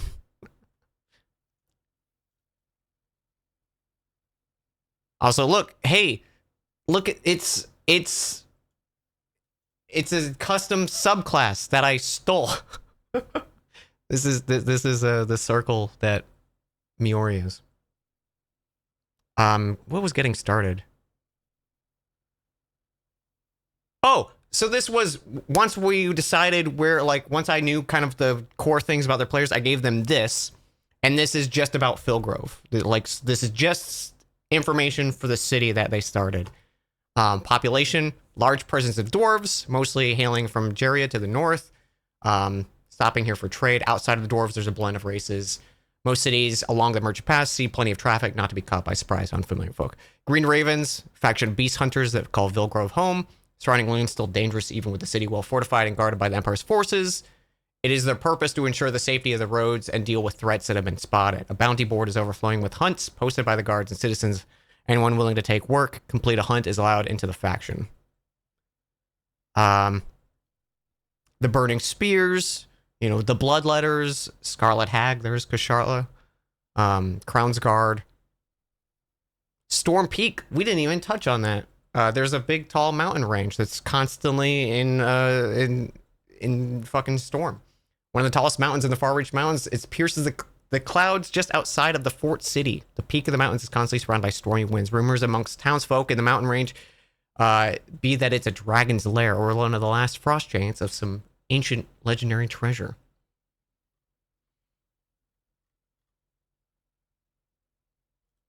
A lot of storms. The Covenant of the Jingle. This I made for a thing that it hasn't come up in our campaign, but I've sent it to a few folks to use for their game. But it's a warlock patron basically that I love. It's basically Lady Jingle. Like, look at the spells: Compelled Duel, Find Traps, Haste, Death Ward, Immolation. It's basically just my toolkit from the Dark Souls playthroughs.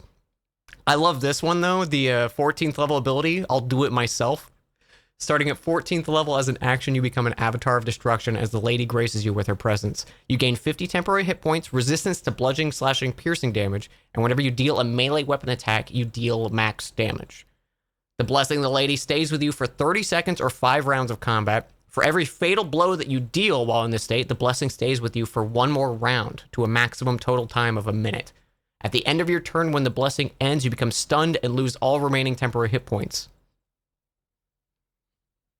You can use this Blessing once for a long rest.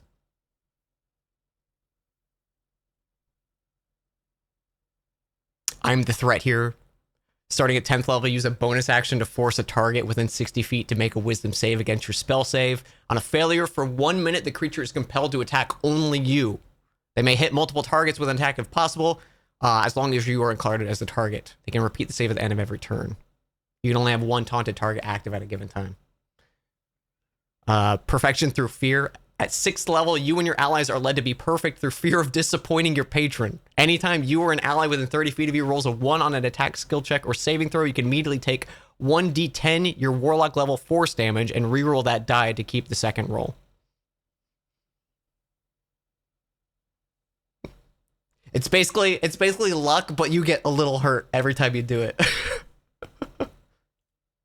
Coated in blood, you can follow the guidance of the lady and sacrifice your own safety for the promise of more damage. When you hit a creature with a melee attack, you can deal an amount of damage to yourself to add that damage as additional damage to your attack. The damage dealt to yourself cannot be reduced in any way through resistances, and the additional damage is considered force.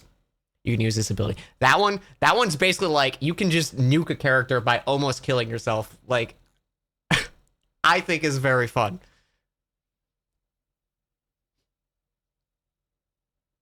But the idea with I'm totally forgot about the video game, guys. I'm so sorry. I just want to talk about D&D. It's just so fun. It makes me happy.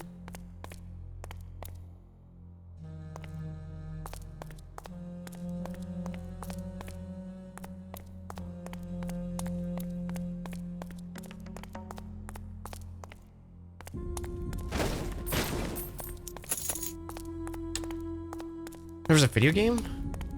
Apparently. Never happier to derail. Yeah, just get me talking about D&D and I'll... You've made me happy. D&D's so fun.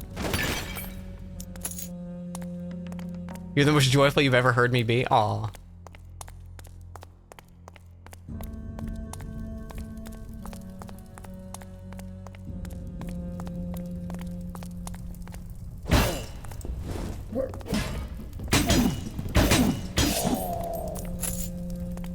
Loot that bye.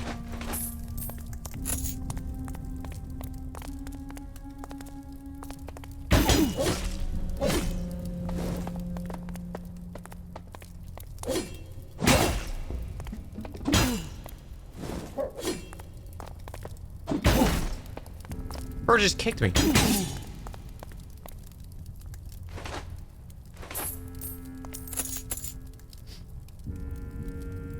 We should live close enough to any friends to do regular D&D. Yeah, in-person D&D is so fun. It's been a long time since I've got to do in-person D&D.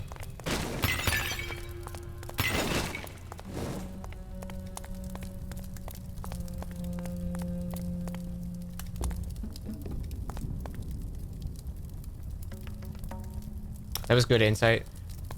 So there's a one of the big things too with just like D&D and shit is sometimes if I don't have anything like else that my brain wants to do other than think about D&D is I'll design a city, and then just like put that in the world, and it's something that might never come up, but maybe just something that like I'm currently obsessed with. So like there's an Underdark city. I don't remember the name of it off the top of my head, but like I think I made it when I was playing through Hollow Knight for the first time, because the idea of the City of Tears being a city that was built under a lake, and that's why it's constantly raining. I was like, that's cool as fuck, and I put that in as an Underdark city. So it's like one of the Underdark cities is just always raining. Like little shit like that. I love stealing.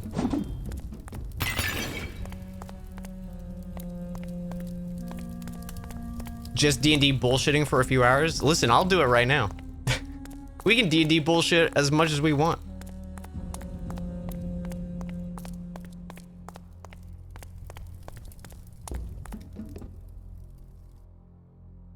Where am I going?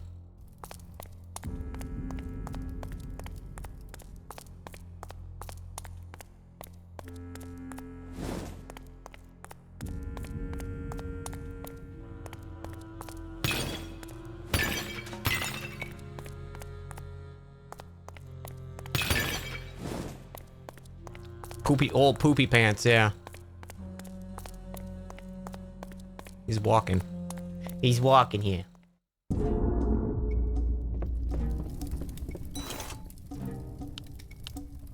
Oh.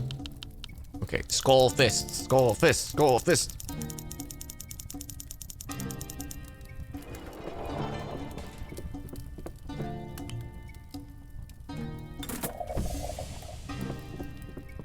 Resurrection Chamber. New boss.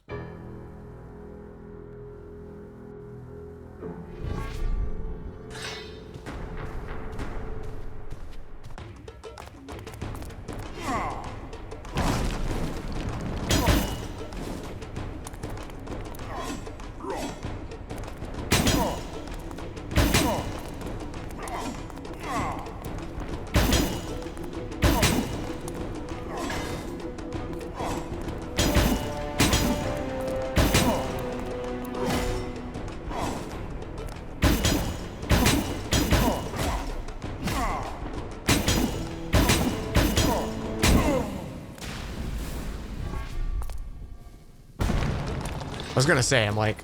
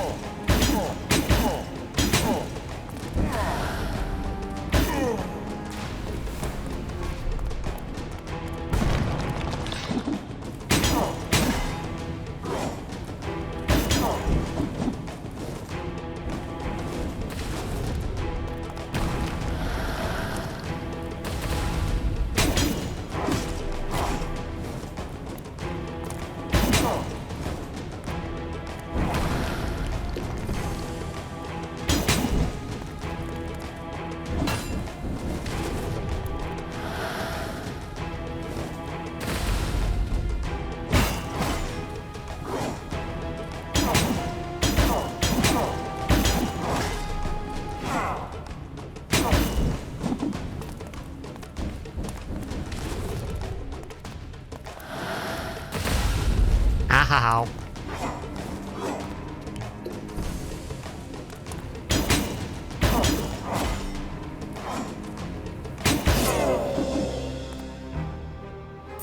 Cute. That was a fun little boss. Bouncy coin. I think what makes this weapon good is its closing distance. Yeah, the little thrust there is like so powerful. There's the same where you used the letter opener, had like a huge dash forward with it. Have you ever tried other systems besides D&D? Yes, I have. The sci-fi one that I'm working on,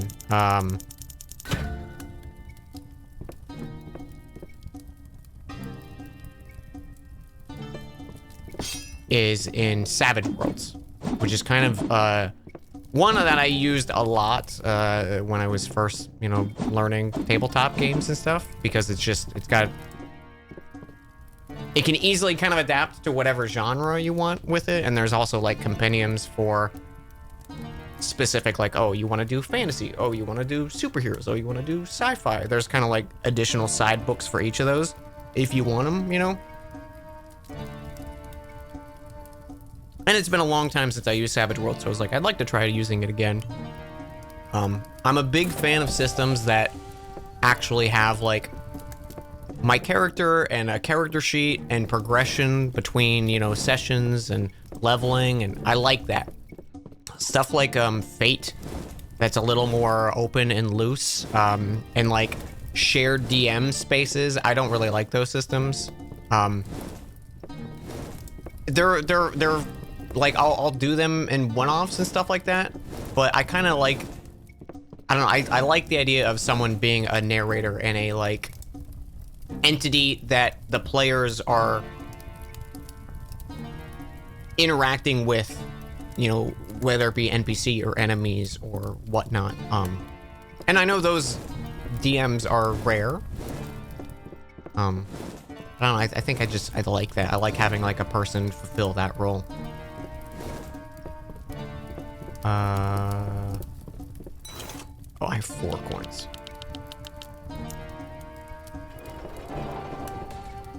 Someone said they wish there was a homebrew to add magic to Cyberpunk and it made Shadowrun heart die. Oh, yeah. I was actually looking at Shadowrun games because I played the like old one that came out years and years ago. And I was like, I wonder if I would enjoy playing Shadowrun stuff again.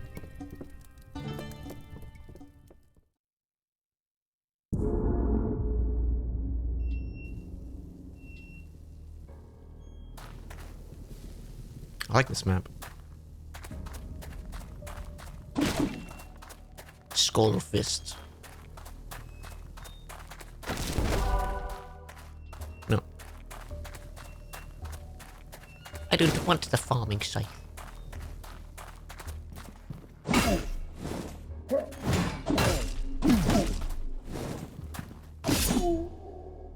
Okay, so the... Oh, I just saw that.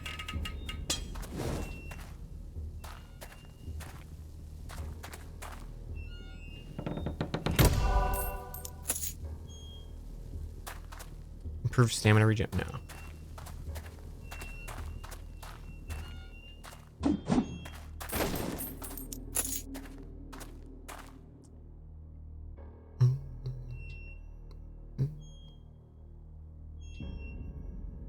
A DM that cares and can read you can balance it out. Yeah. Dan, watch out, there's a trap. Huh. I keep forgetting to loot.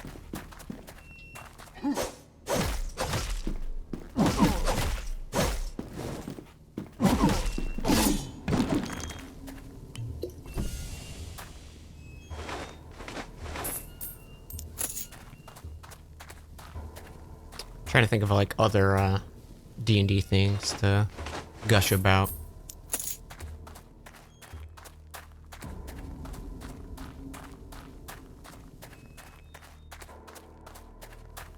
My brain's become empty again, chat. I lost it all.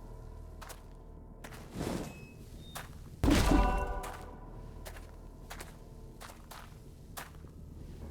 you think about realms often? Like a tyrant's realm? Do you mean like different like planes of existence and stuff like that?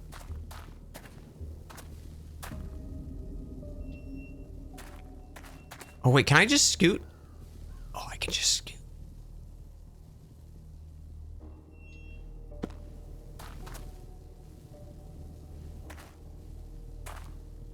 Because for like planes of existence and like different dimensions and shit like that, yes, I think about that all the time. There's a one of the cities, the Crimson Vale, which is like on the Ilithia southeastern coast.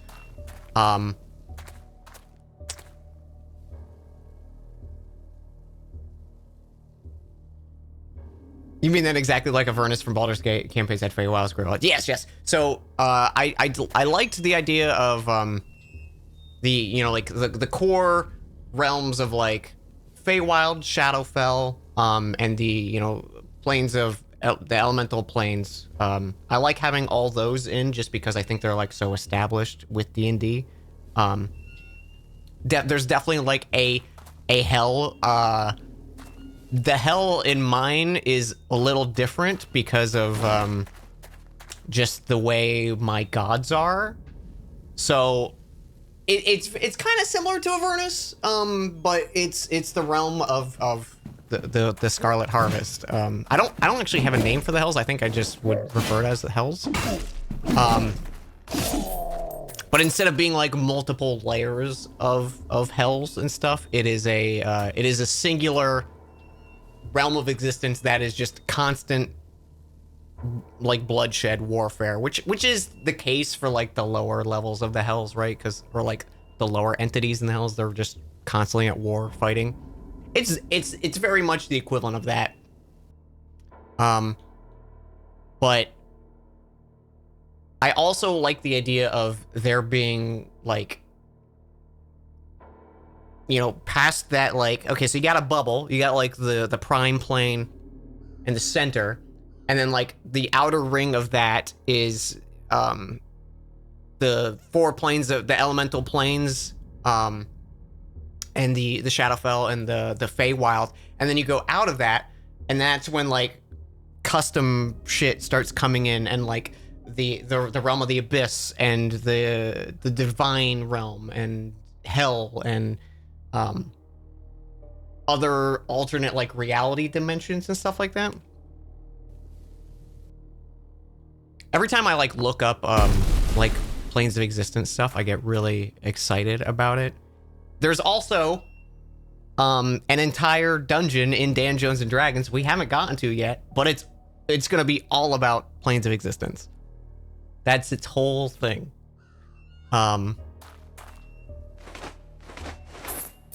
And it's going to be a very fun time, I think.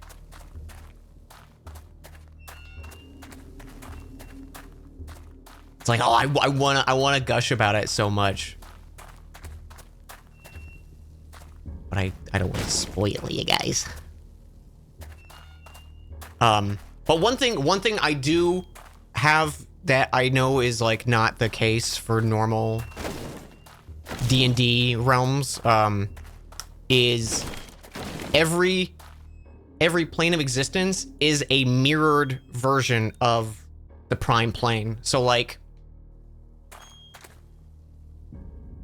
locations might be similar in design and like creation, or like the natural land masses are all like kind of mirrored versions. So like if you go to like the highest peak in the prime plane and then plane shift into the plane of fire, you might still be on the highest peak in the plane of fire, because it's just take Ilithia and copy paste it into the realm of fire, but it has different, it had a different sense of creation, and obviously everything that's happening there is unique to itself, so it might be different.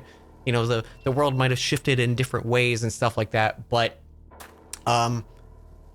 one of the things that is unique with mine is it comes up a lot because it's a big part of my fucking world lore. There was a mad mage on the Isle of Shariza, which is this small little here, I'll show you guys. We're back in it. We're back in the D&D pitch chat.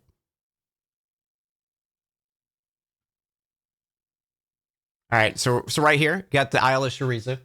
It's a little landmass that a mad mage called home. Like, this is probably like 1,000 or so years, maybe less, like maybe around 1,000 years prior to campaign.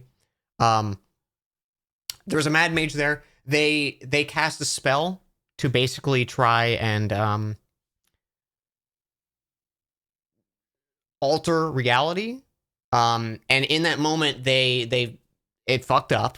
A big spell ritual fucked up, as it does. And in that moment, a few things happened. The planar mirror, which is one of the artifacts the group is going after, was created, which is it's basically like a shattered mirror, and every little piece of shard is a reflection into a different plane of existence.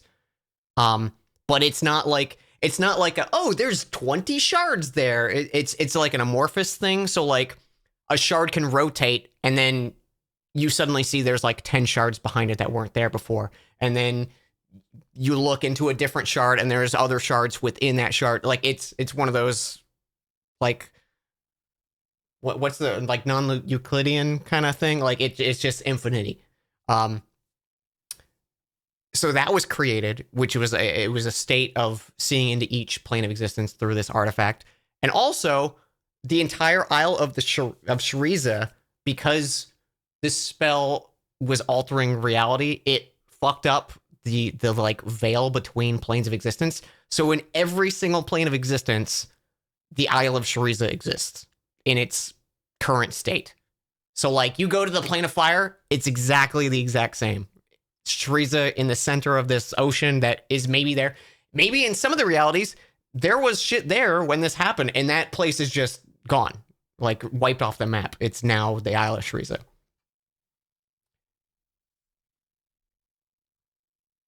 But the thing is, like, it's not that it's like, oh, this welcome to the plane of fires, Isle of Shariza. It is the Isle of Shariza. Like, you are everywhere when you're in here, when you're in this place. It's the Black Omen. It's a fantastic way to look at it.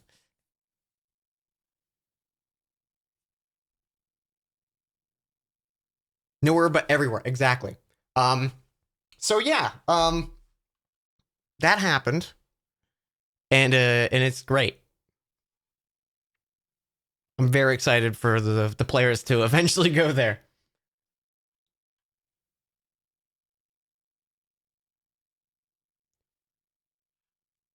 So it's not a copy. It is the island. Yeah, it is. It is all the same.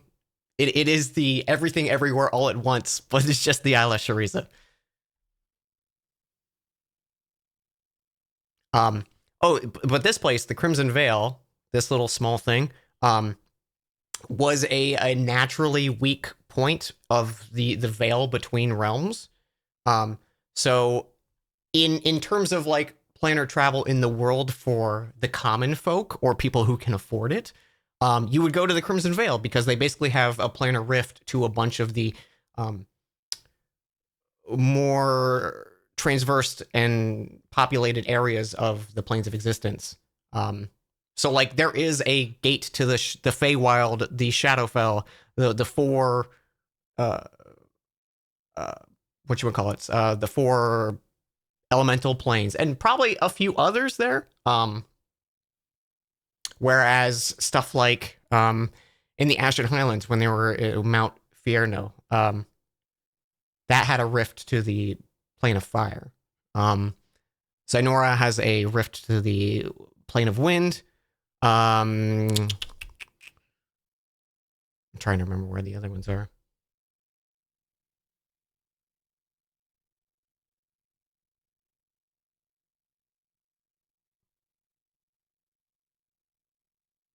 I don't actually remember where the other ones are.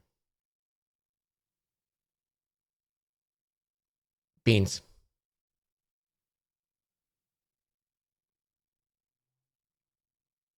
Yeah, I have to look it up. I don't remember. I did design places, and I've just lost them over the years.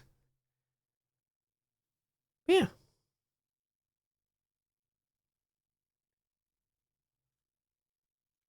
Got me talking D&D.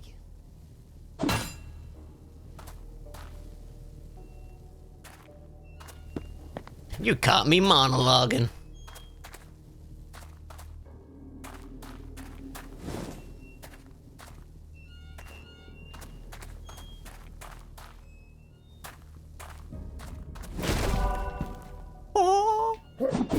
Oh.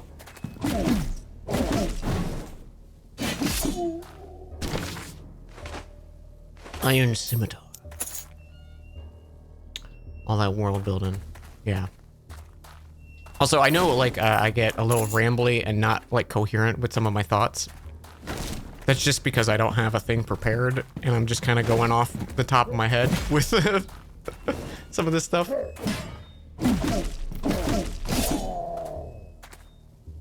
I have a lot of it well written down and documented. I just haven't looked at a lot of it in a long time. Fucking... Oh, I did loot him.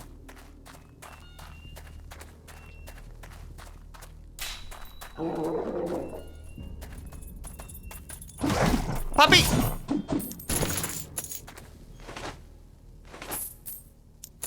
Loyalist robes. I was curious if that was just gonna, like, aggro enemies to me, but it actually did spawn a new entity.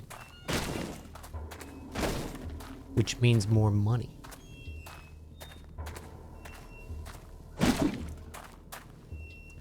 So theoretically, there's a Waffle House at Shariza. Theoretically, a Waffle House might have gotten wiped out by Shariza. There could be a Shariza, there could be a Waffle House next door to Shariza.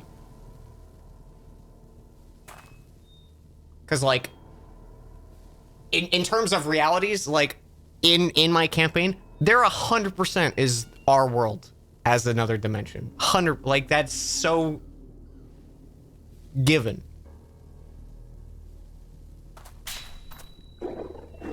I love that shit.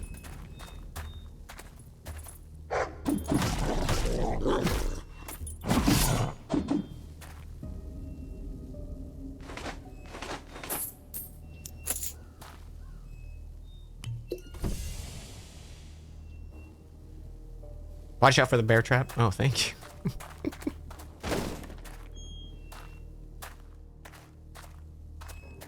I'm having fun with this. Then keep asking me D&D questions, chat. I'm having fun. Sorry, I'm being so needy.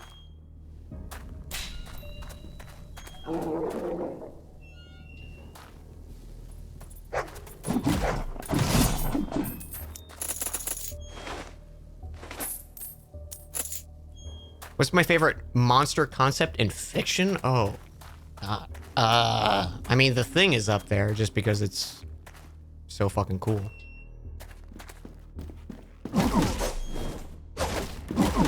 Xenomorphs, obviously, way up on that list.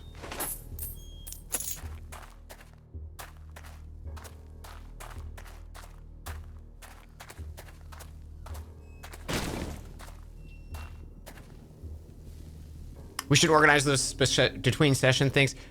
We should.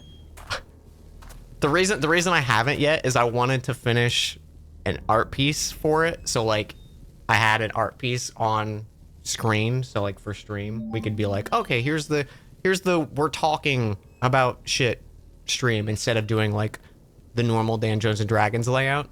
And I just haven't finished it yet. I'm still working on it. I'm baby steps.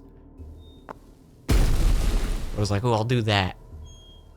And then I also, I was a little, I saw Joe Cat's gonna be out of the country for most of February. So I was like, okay, maybe we'll wait for March to do it. Cause I don't want to eat into his time more than the session we have planned already.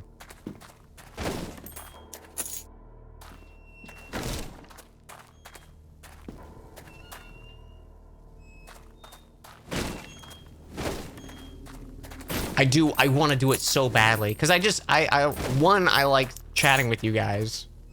I feel like it could be fun of like, you know, we each come in of like, what's something another player did that you enjoyed through the campaign, or like moments you think about, or like NPCs you're curious what they're doing now, or if they were something, you know, kind of thing. I like talking about that stuff, obviously.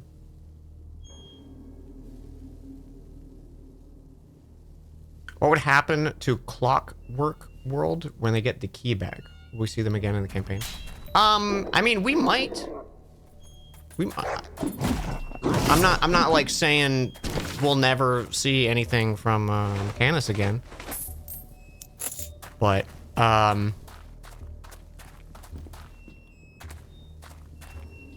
yeah, the reason the key existed was basically a way to create to fix impurities in the drones of that universe.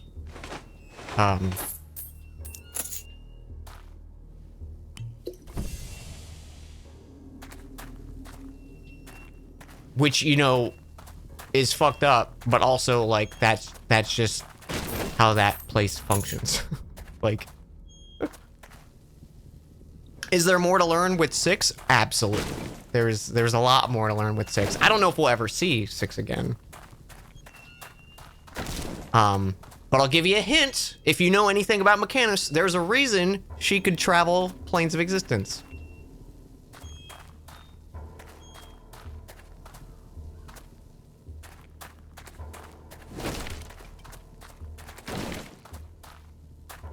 Because she's hot. That's right. So like one of the features of Mechanus is like the entire like the entire like plane is kind of like ruled by this entity, and everything is them. Like all the Modrons and stuff like that, they're all like one and the same. It's just kind of like a ranking thing. So like if the like I think his name is just Mechanus. Like I think he is. If he dies, the next Modron in line immediately becomes him. Like they're it's just like a title system that is passed on via if there is a vacant spot kind of thing.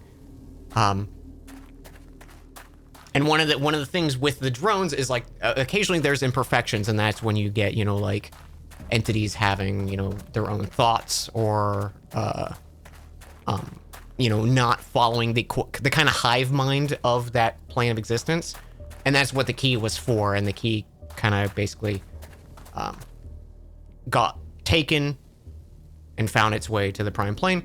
A hierarchical hive mind, exactly. But one of the things is everything's in perfect order, Mechanus, so everything must follow that perfect order. Yeah. There is no room for imperfection.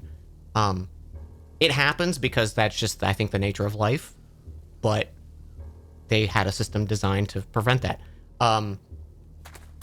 However, one of the things is Mechanus can't leave Mechanus. So one of the things is the there is a sect of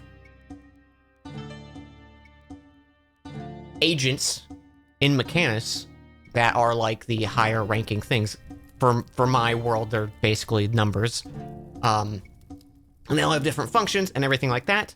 But what I stole, or I don't know if stole, altered, is they're other entities that Mechanus brought into the world and changed. Like crafted into his servants.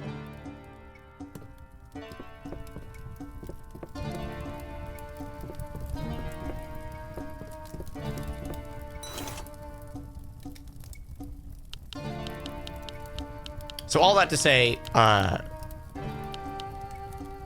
6 is not a pure Modron, like, person from Mechanus. She used to be something else.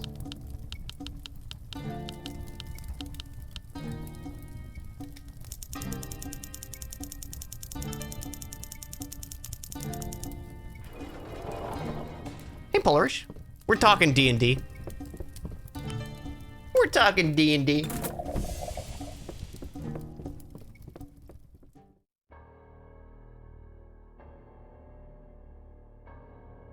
Oh.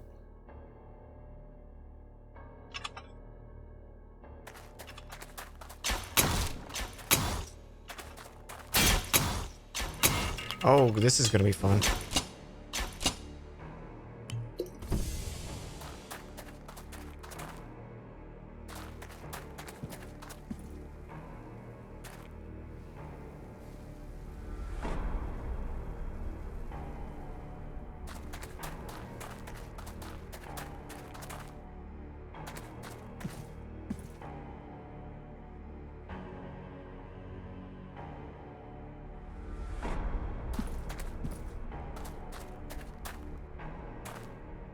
How do we get in? Oh, there it is.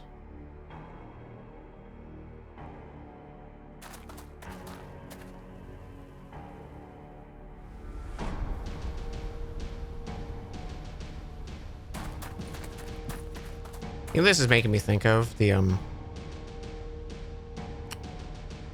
section in Bloodborne.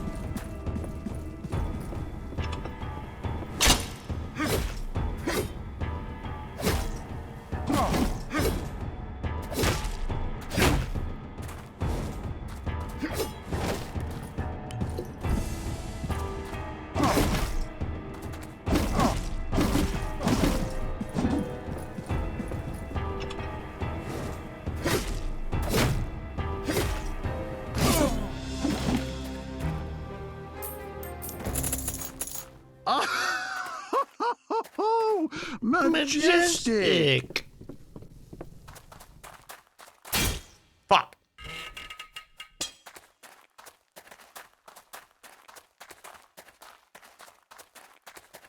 Thank you. Fuck.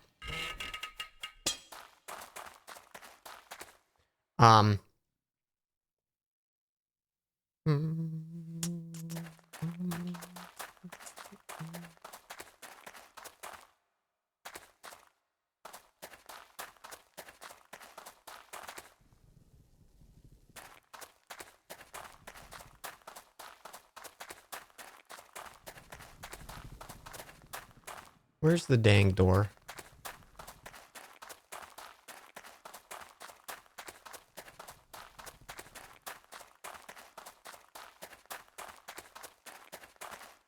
Have I walked past it multiple times? Probably. Okay, I definitely started here. Oh, it spawned there. Damn it.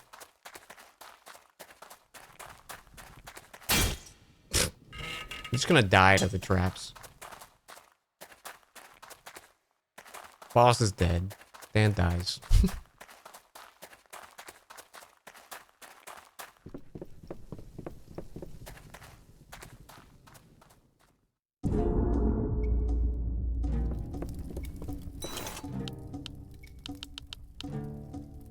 I like these fish hooks too.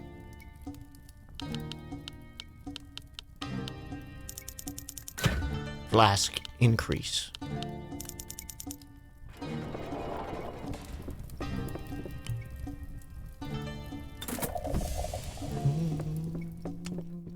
Also, and Kiko, thank you so much for the 96 bits. All right, we have to take revenge. Okay, we're back. We're back on the furthest we've gotten. This place. Hopefully, I don't die immediately.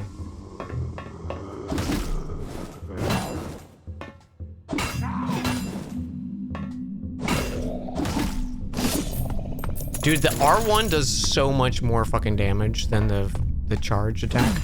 Like, look at that. That's the charge attack. I guess the R1 I'm getting 2 hits, but still.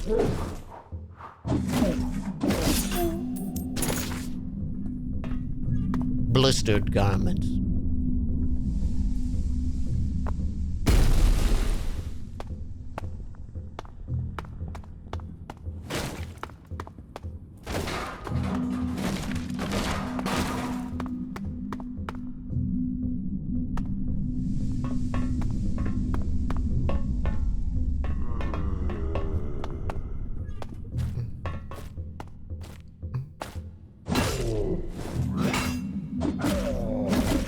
Also, some folks were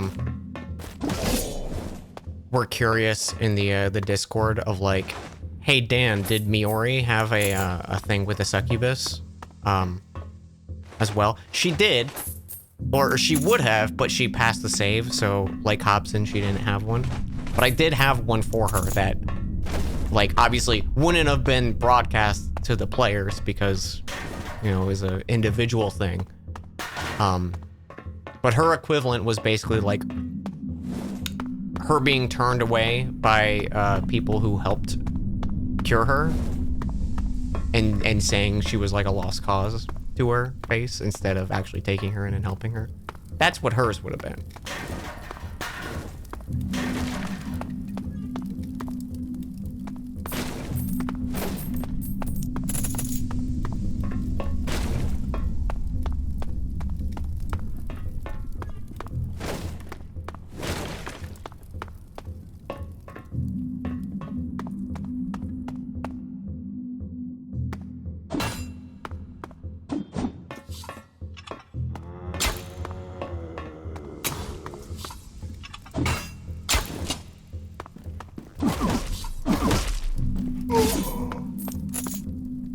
Loot that body.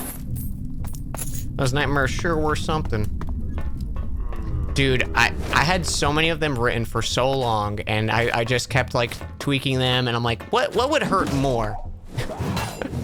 And I was like with yours, Gam, I was like, all right, he's got to say something about being a useless tool or something like that, like a tool that can't do its job.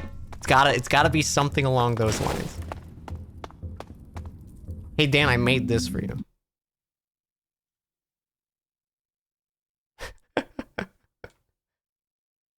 That has been this stream, basically.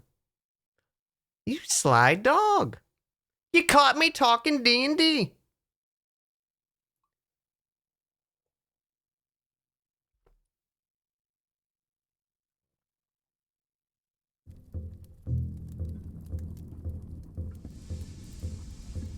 Where you, let me see where you were. It was so, man, it was like listening back of just like everyone just being so sad of you know, me being mean to their characters. It killed me. I was like, oh, I don't want to hear my players sad. Like, and everyone was like, I messaged all my players after it because I was like, I want to make sure you're okay.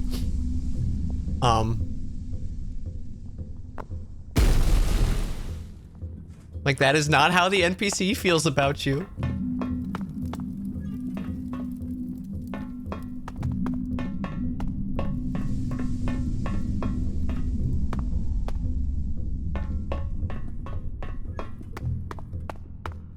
Coils was rough. Coils was rough. And then it didn't help Nicole just big in chat of like, I will fucking kill you, Dad. Like, don't you do this to me.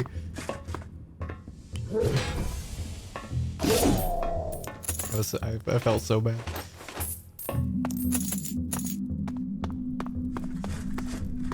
Okay, these are the guys that like absolutely killed me instantly last time.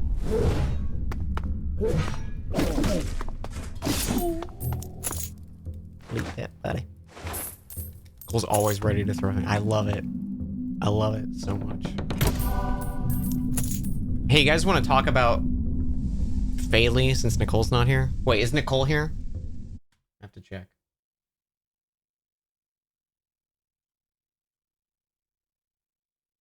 Okay, Nicole's not here.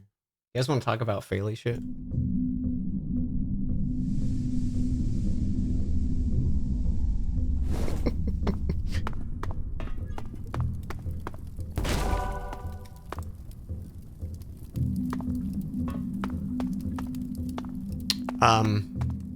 It's gonna be really unfortunate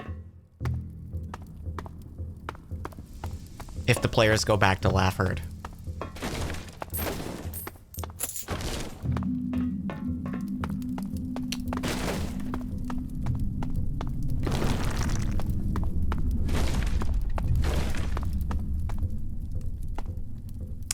Because, see, the thing is, with necromancers, it's really hard to keep them down.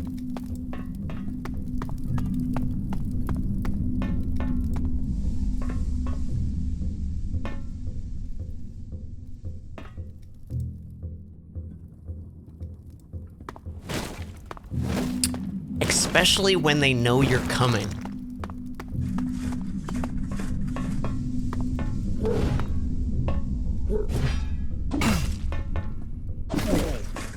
There's so many little fucking threads of shit that, God, I wanna come back to them so far. Like, bro, if the players go find Karshala, God, I cannot wait for that fucking session if that happens. You don't know. You don't even know, chat.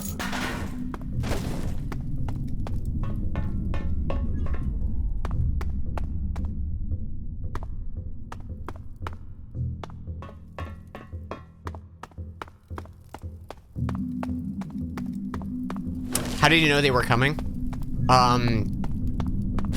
Throughout most of the first, like, dozen or so episodes, Failey was being scryed upon by the first, or by the second. So all those, like, you feel like someone's watching you, that was her failing a scry check. He was keeping tabs on her for a very long time.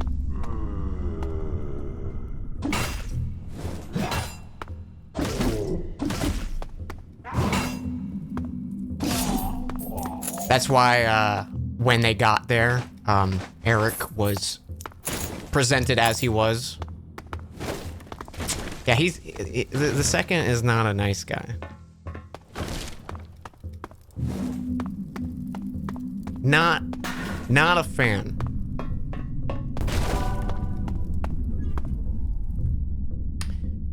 You're waiting and watching patiently. So, obviously, I won't say anything of like what's happening to Karshala, but she's a hag who uses, you know, like all fucked up sorts of kind of, you know, dark, unknown magics, and she maybe found an artifact of a dead god. Maybe did something with it. Maybe it went well, maybe it didn't. I don't know.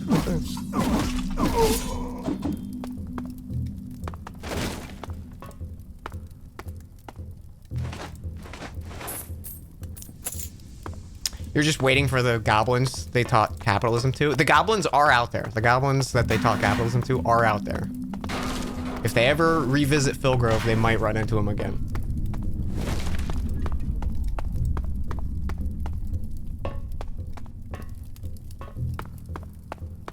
Sure, it's fine. Sure, it's fine. There's... Oh, man, dude. It is fun.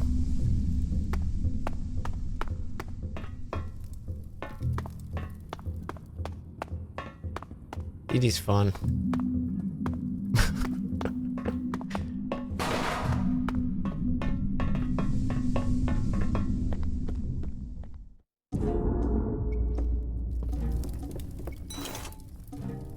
Oh.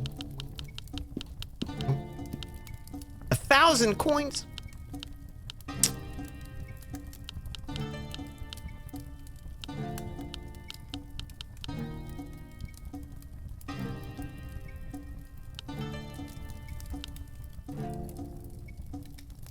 The way these guys spin like this makes me think it's like an old stop motion game.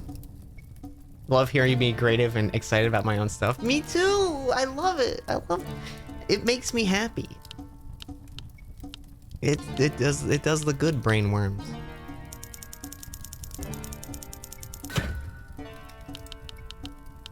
What should we get? Maybe we should unlock an armor or something. Loyalist Rose. Limits max health, but heals on kills. Let's buy it.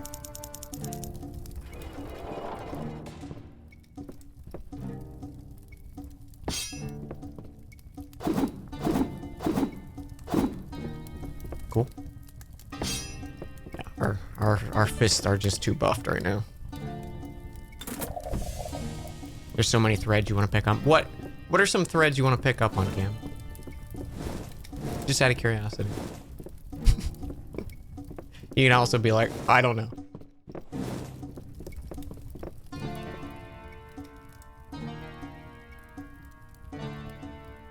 You're scared to say? Oh! How many times do you think he bites his own lip with teeth like that? Oh, it's a little duo. Cute. Oh my god.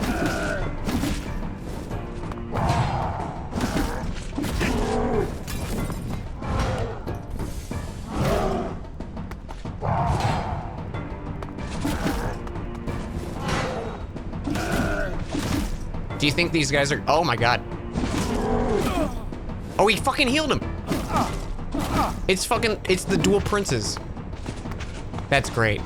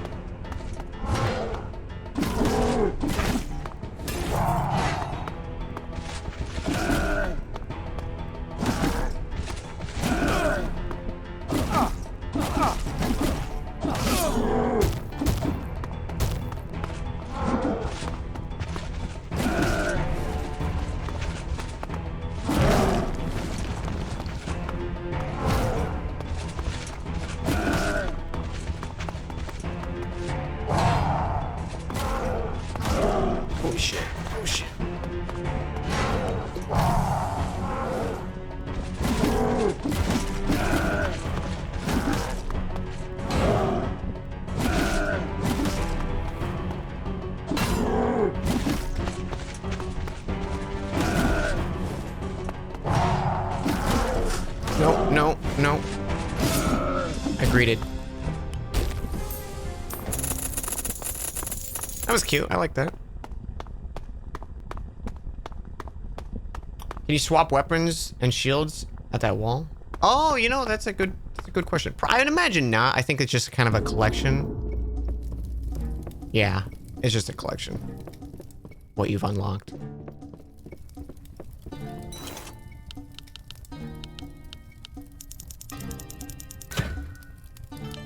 Bear killer's axe. What did bears do?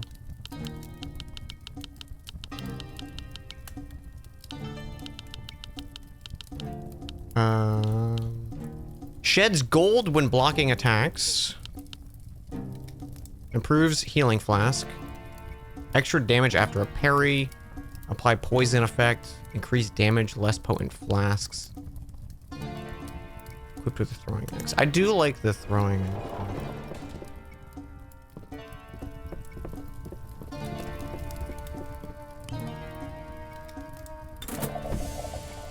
What the fuck is a bear? Remember when Gam beat you in Stodge stream and we said there's no way you're taking revenge on more? I would never bully my players for something outside of game. I'll joke about it, but I would never actually do it.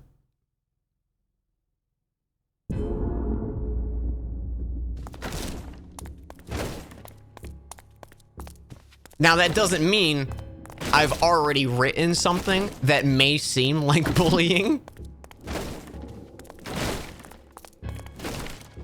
Bro, okay. I gotta talk to you guys. The end of this dungeon, there's gonna be a fight, obviously, right? There's a moment that I came up with in my brain and I was like, oh, Dan, you delightfully devilish. Like, I I'm like, this is so incredibly fucked up and mean, but I'm gonna do it. I'm gonna do it. I'm gonna have to talk to people after because it's mean. It's mean, but that's what, when you're fighting mean people, they do mean things.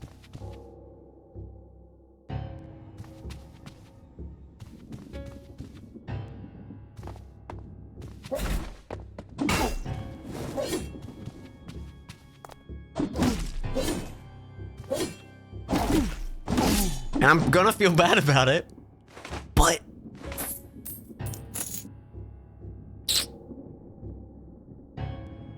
I'm a little scared. I'm a little scared for this, the end of this dungeon. Not the D&D dungeon.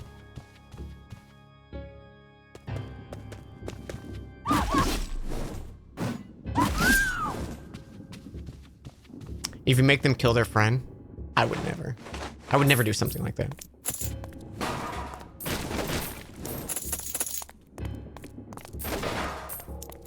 Me?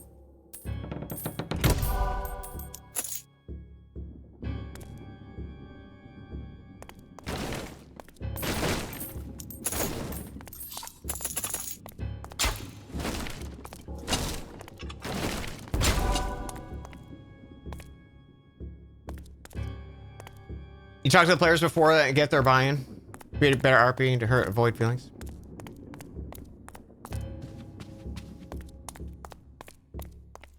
Yeah. No, I always make sure my players are okay with stuff.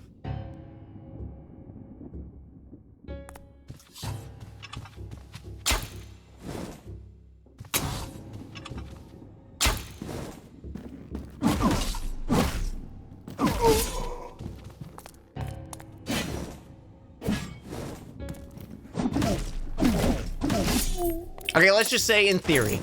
Hey, Gam. If... No, I'm not gonna say it. No, I don't want to. I'm gonna save it.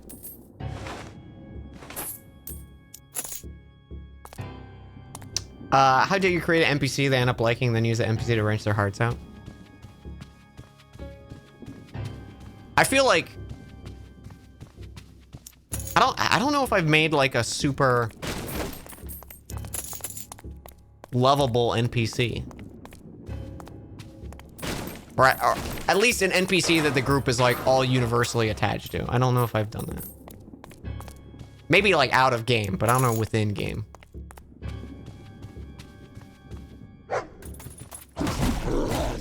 Genuine blue balls.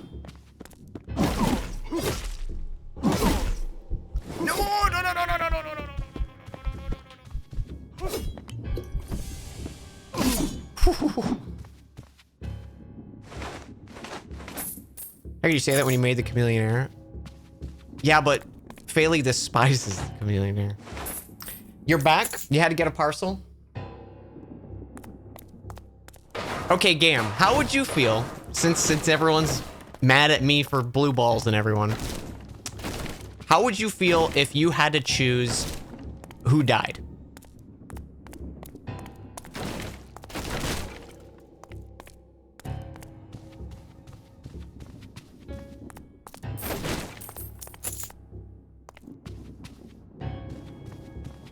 Just out of curiosity.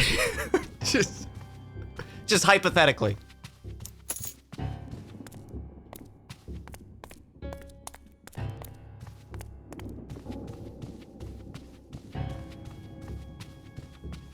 Would that be a fucked up thing to do? Just stab Hobson again. Yeah, you've already killed Hobson once.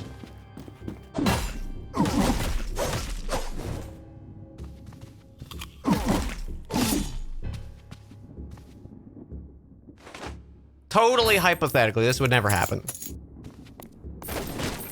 I would never do this to you guys.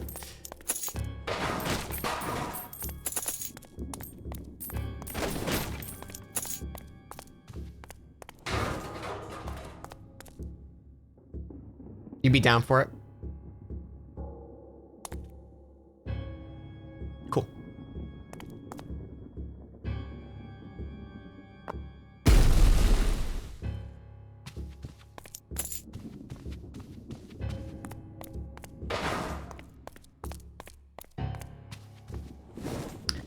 If the moment passes and nothing happens, I will 100% tell you guys what I had in mind.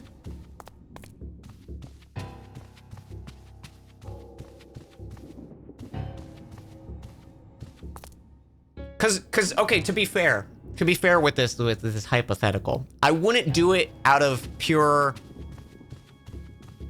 just for willy-nilly, you know? There would be an active reason why it would be happening. Like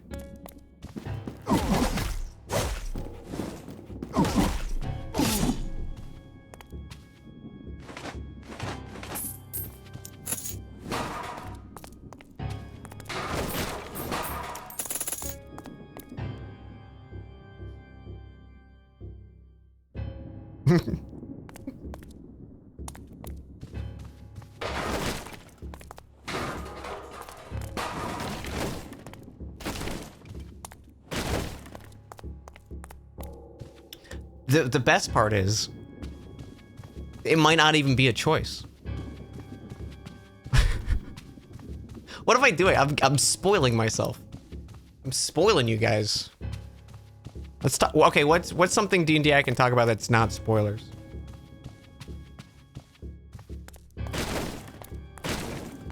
I'm caught in a loop.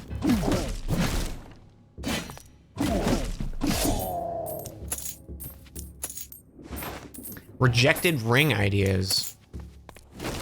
I actually started coming up with another list of 100 rings.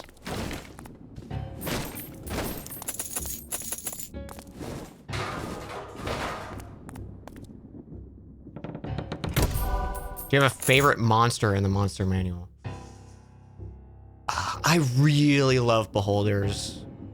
I was a little sad the Hydra wasn't a full capacity beholder. But that's just how I designed that fight. I would love to sick the party on just like a in their prime beholder. They don't fuck around. And I mean, obviously, bad things happened in that fight.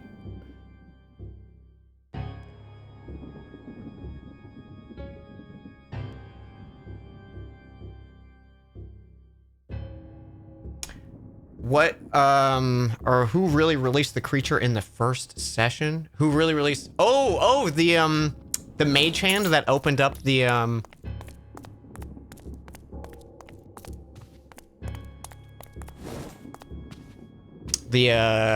what was it, the Manticore's cage? So there was a thread you could have followed with that.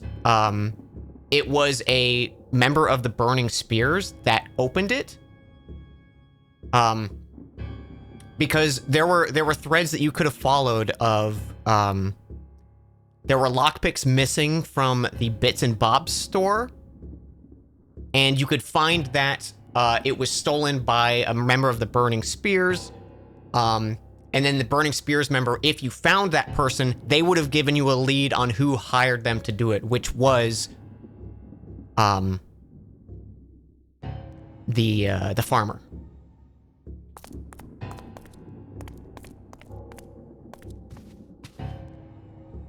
And the reason he did it, the reason he wanted this creature to get freed, was it was more bodies for him to siphon into his farm.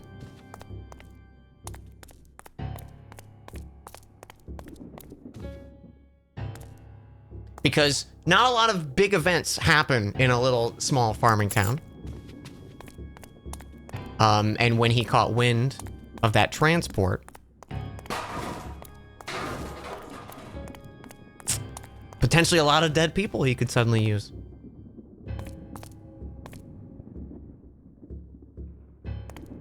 Yeah, you guys actually investigated a different path from it, so like it just never came up.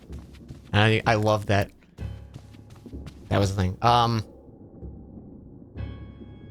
What happened to Maliki? That will have. Well, we'll just have to wait. We'll just have to see.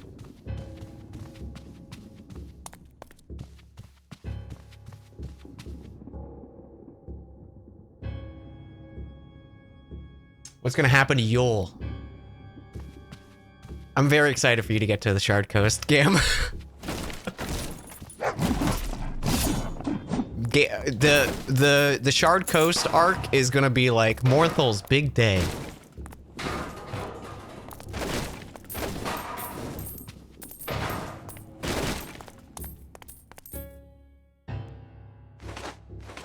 Beach episode? Not Shard Coast is not beach episode territory.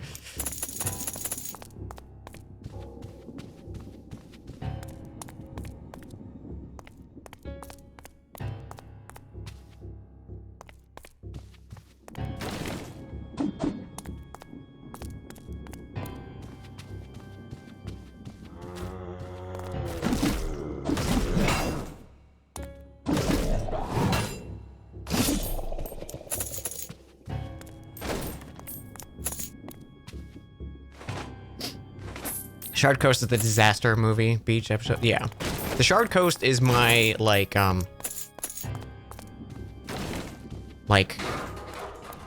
smugglers' den. You know, pirates, thieves. You know, like if there was a place for like you know, like the thieves guild and you know stereotypical like outlaws and stuff, that's the Shard Coast. Rogueport, yeah.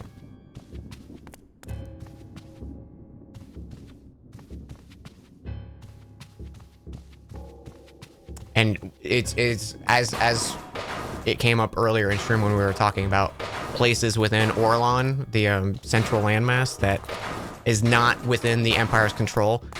Shard Coast is one of the big cities that is not in Empire control. Not because of them not trying. It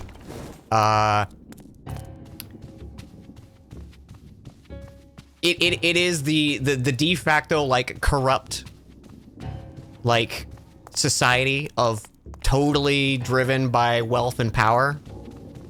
So like anytime that the Crown's Guard gets a foothold in, either the people defect from the Crown's Guard or they get swallowed up into the crime themselves, or they get killed by factions, you know, that don't want them involving. Are there any interdimensional locations you have prepped?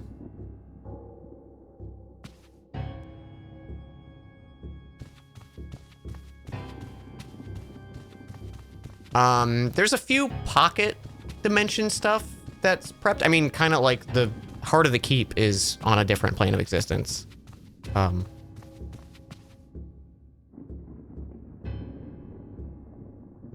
There's a few little places like that.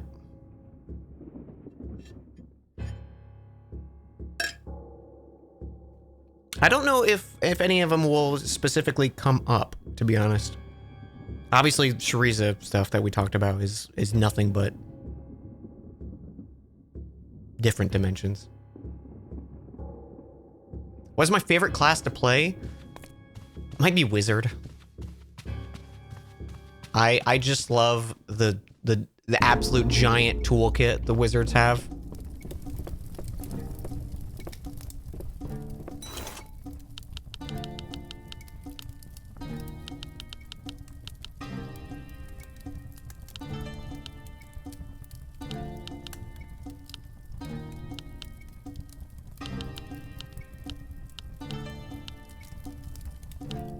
I'm gonna buy this greatsword.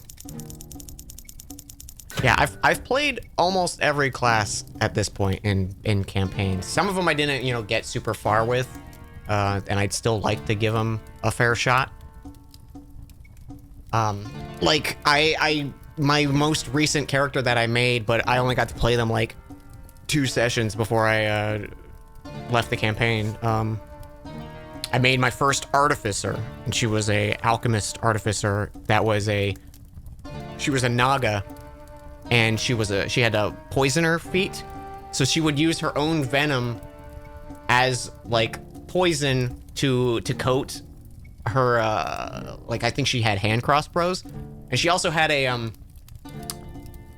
When am I? Okay, hang on. I gotta gush about this character. Hang on. I wonder do I still have art on this PC of them?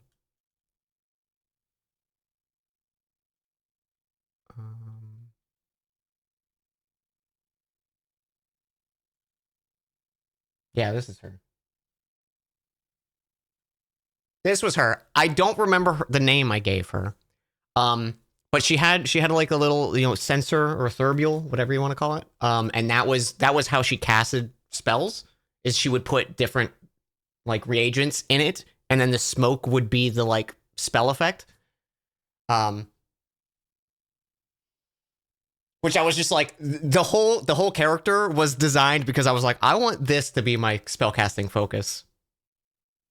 And then everything kind of stemmed from there. There's also, I think, like, hang on, oh god, that was smut. I'm sorry.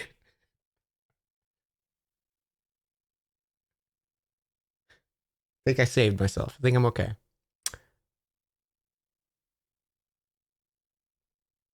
Didn't see anything. Good.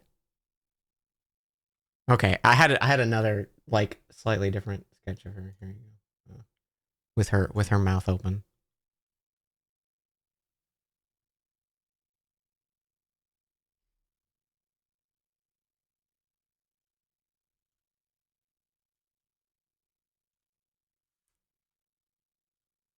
That's the problem is my art file. I just throw everything in there.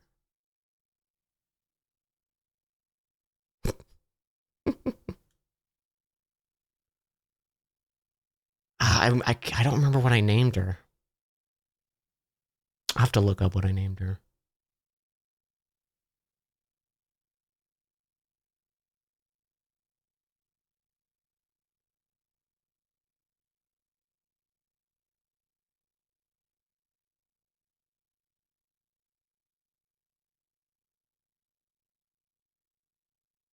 But yeah, I really want to play another artificer, because then I get. I also like. I haven't spent much time. I made a paladin. Aasimar. I always struggle with saying their race name. Aasimar. I made a paladin Aasimar that I only got to play a few sessions, and I was having a lot of fun with it. Love playing monks. Love playing druid. I did a druid a few years back. I did a starry form druid.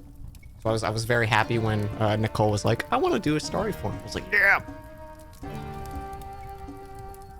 So the my it's funny because it's now a different character entirely, but the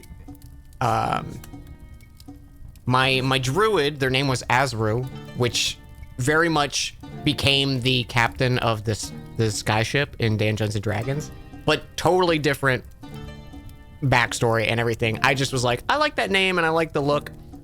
So he had like shorter hair, but he was still an elf, and it was set in Faerun.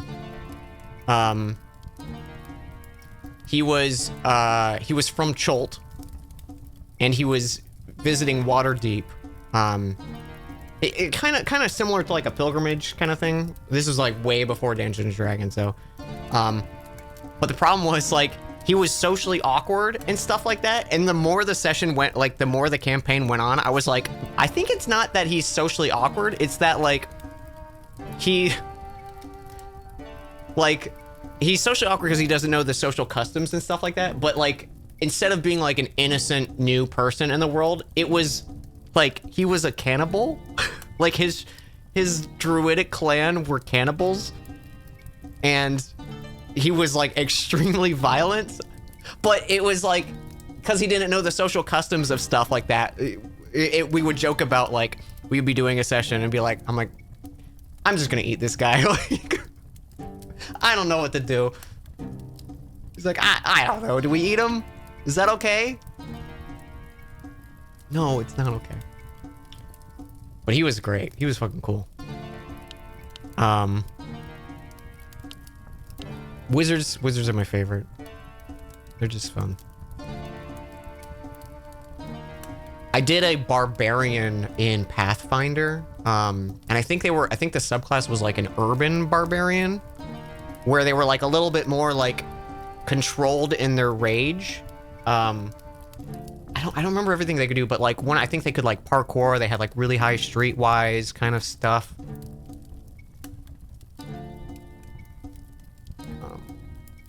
I also did this druid in Pathfinder, which was one of my favorite concepts for a class at the time.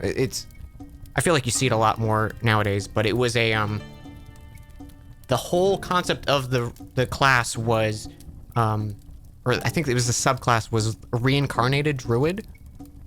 And I think at like level 10, if you die, you just become reincarnated. And then like when you die, you have like, all of your like previous equipment, you basically be able to track it down for up to 10 days, and then like the effect would end and you wouldn't be able to find your stuff anymore. But if you died within those 10 days, you like died permanently like a normal character. But the cool thing was your passive like abilities and stuff like that, where you could do like history checks on places and get like bonus information from your DM of like, in one of your past lives, you've been here and this is how things worked here, you know? So like even being a new character and being like, oh, I'm here for the first time, and it's like, actually one of your past lives went through this town and did trading and stuff like that. So you know there's like a secret back door here, and it was like such a fun class.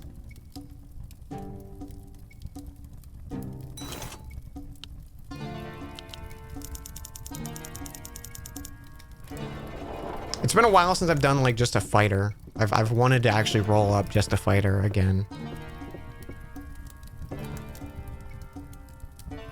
Druid is subclass who uses disease and pestilence.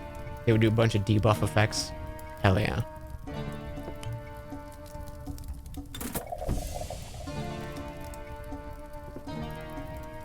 Hales, I think we're gonna have to eat this guy.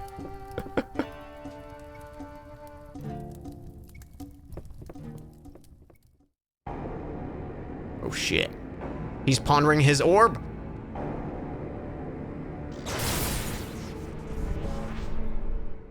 It's me.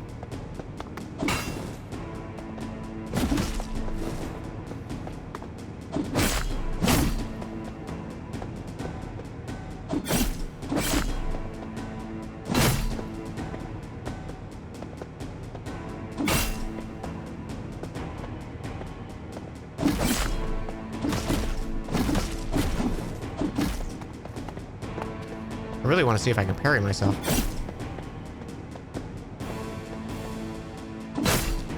Doesn't look like it. You son of a bitch!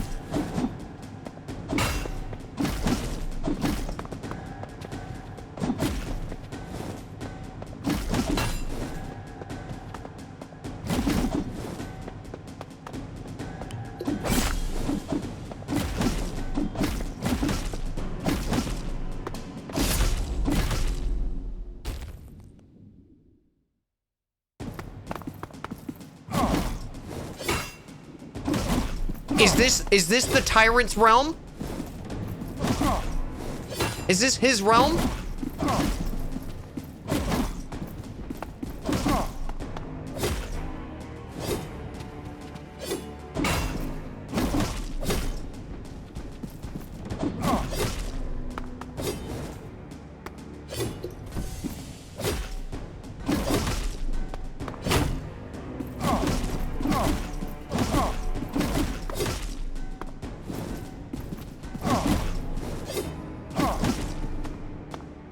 Oh shit. Phase 3. He's orbing. Oh shit.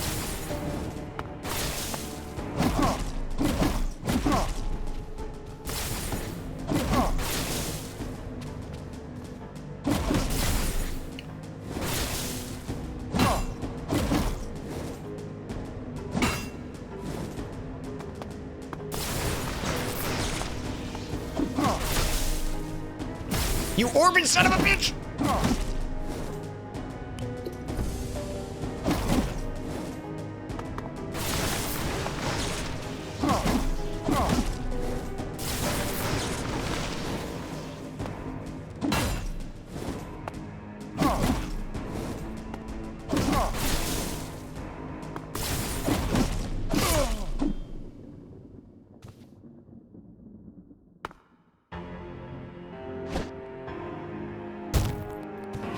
Ponder this.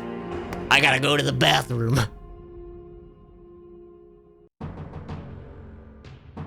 And with a devastating blow, the tyrant fell to the ground as the storm still reigned. The hero walked out of the observatory and set his sights to a nearby village. Suddenly, the hero felt a cold chill and his arms began to feel weak and numb. Unbeknownst to the hero, the tyrant was in possession of the Eternity Gem. With its dark magic, the tyrant twisted time and space in his favor. The hero quickly found himself back in the cell he had been rotting in. Darker and sinister figures now roamed the world, and the hero knew that the battle was far from over.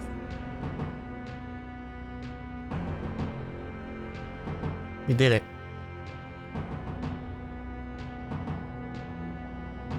Diaper clap because I walk like I pooed. I don't know if I like diaper clap.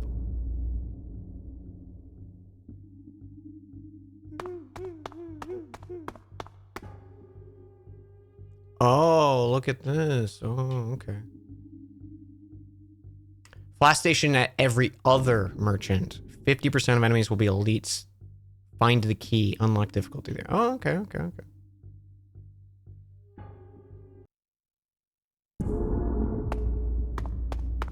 We'll just see how it is. Boom, boom.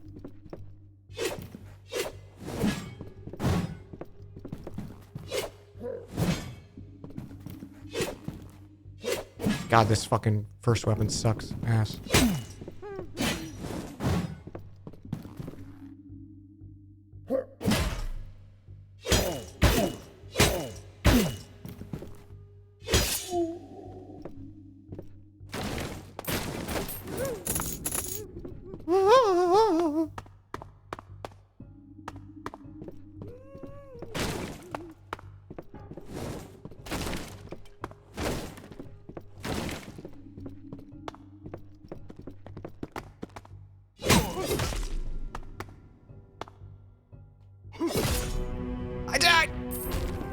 That looked like a parry to me.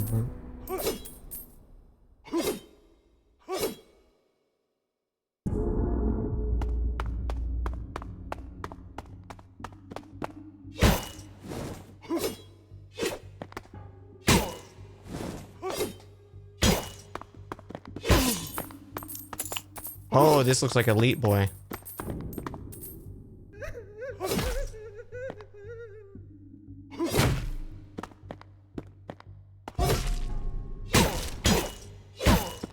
Okay, I see.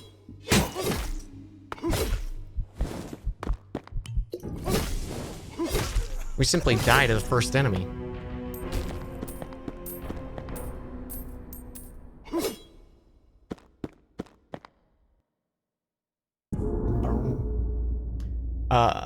One cleric having being a cleric and the other being a fighter. Both being twins fighting during the same turn. It was a neat idea that one in a tribe never had a chance to. Oh, neat.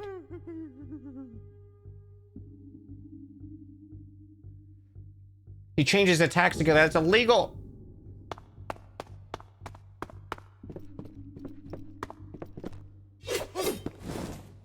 Yeah, this was neat. I don't think there's really much more to the game.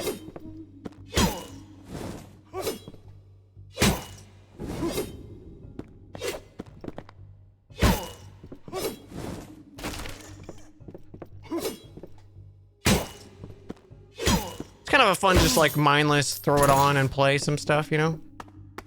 I could see myself returning to this just for like a, oh, I want a kind of little Souls-like romp around, you know?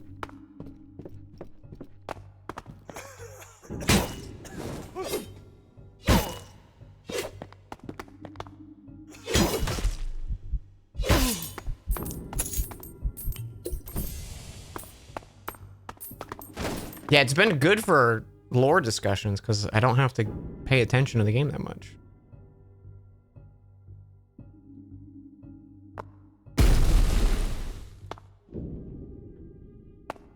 Give me them deets.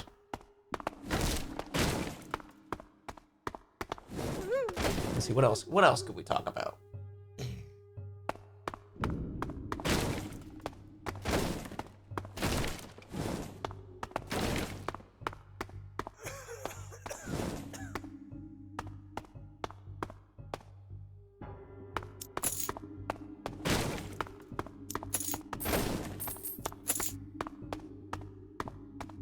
Do I have a favorite multi-class? I usually don't multi-class, to be honest. Not because I don't like it or anything like that. It's just, I get choice paralysis with classes a lot of the time because I'm like, ooh, this would be really neat. But then I'm like, oh, but I'm gonna miss out on like these higher level feats of my class. Like right now I'm a,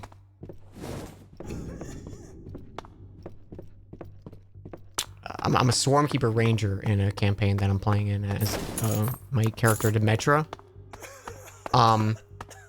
And it's one of those I'm like, ooh, I really want to stay to get the final like Swarmkeeper abilities and then maybe multi-class into it because I was like, ooh, I could go rogue and get sneak attack bonus. Or part of me was thinking of like dipping into Blood Hunter because I've also never played a Blood Hunter.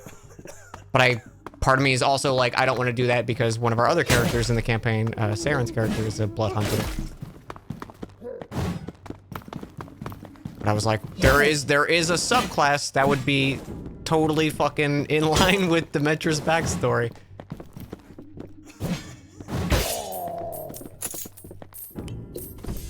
Oh shit, the key!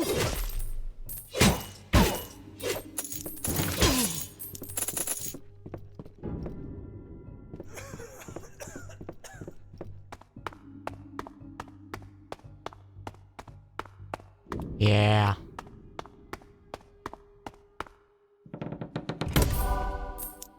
A sword.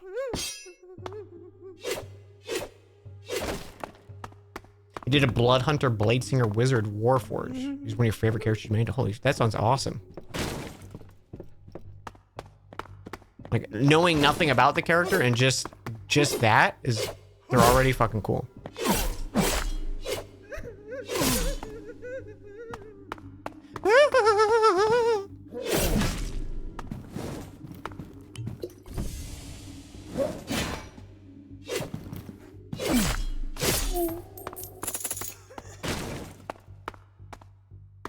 My first ever class was a halfling rogue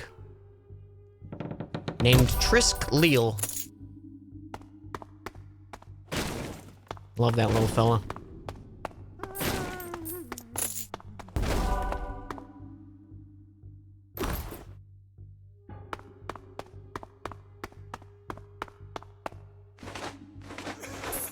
You're like a bard player.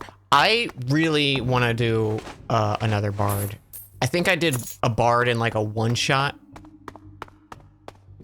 And I think I would have a lot of fun with it as like now that I'm so much more experienced than I was back when I probably played it. It's fun. It's fun throwing out buffs and shit. I also played a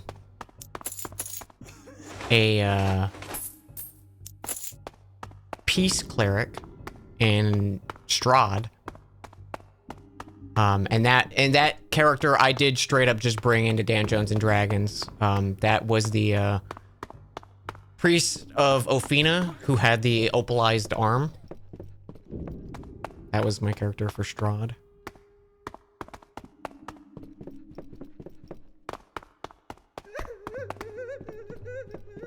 The fucking Peace Cleric too is so like, oh man, when you wanted to heal, you could fucking put out some heals, dude. One of the abilities with it is I think like one of the channel divinities with the Peace Clerics is you can walk like up to your speed without provoking attacks of opportunity, and if you get within 5 feet of a friendly ally, they heal like 2d6 plus your wisdom. So you would just like, okay, I need to run around, like surrounded by enemies, I would activate that and then just like run around. It's like the equivalent of like Fry drinking too much coffee in the Futurama episode. I would just like walk around, heal everyone, run around the battlefield. Zenyatta ult, kind of, yeah.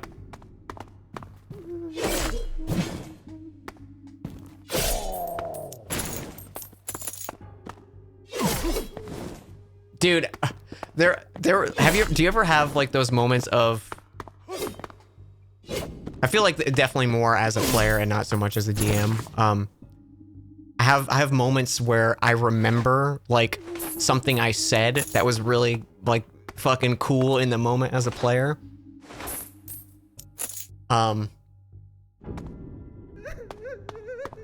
There was something in Strahd where we were trying to convince this like one of the heads of the families in like the main towns. We were trying to convince them to wait a minute before they led this like assault on the town. Because I was like, I can fix your daughter or whatever was the issue, but you have to wait. Like you need to take my word. I can do it. We need like a week so we can travel and I can go get a fucking scroll of greater restoration. And she's like, oh, what? I'm supposed to just believe you? Or it was something like, oh, so I'm just supposed to believe you? And I'm like, I'm a man of the cloth. Believing's what I do. Like, I mean, it was like some shit like that. And I was like, oh yeah. Like, felt so good about it.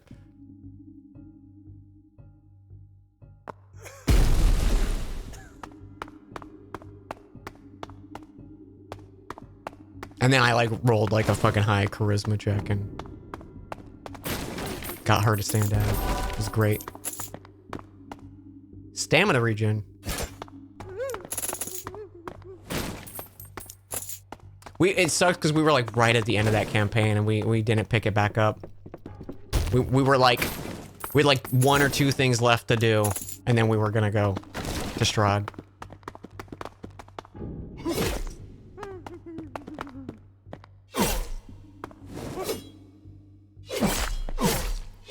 But yeah, his whole story was basically like, he was,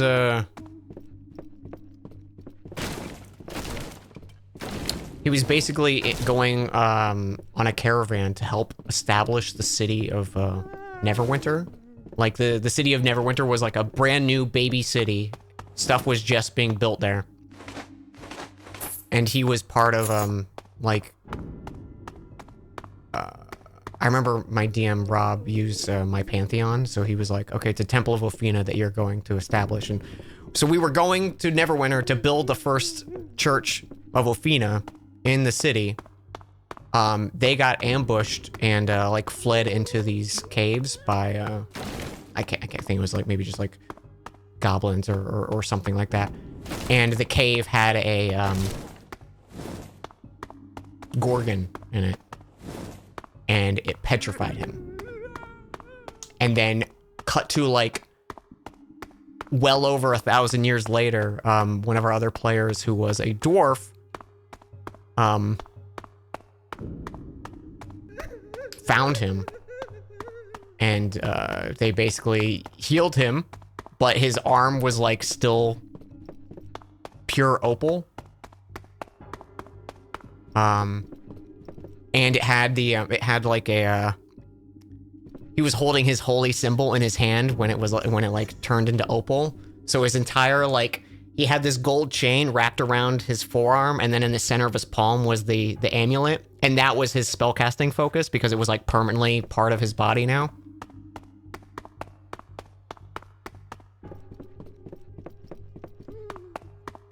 It was fun. He was a good guy.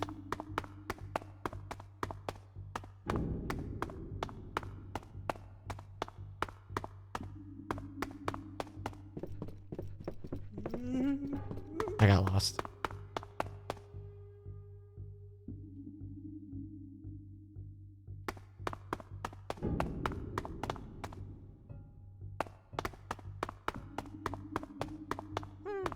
We wanted to give a speech so good, semi-intelligent animal race that I got to keep one in your party. Giant boar, best friend. Aw, that's awesome. Do we go back to the brass knuckles? No. We don't.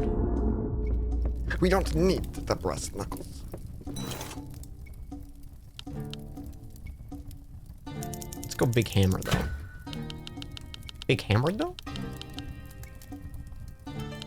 Let's go random starting weapon. We'll pump points into that. I do need to pee, so I'll be right back, guys.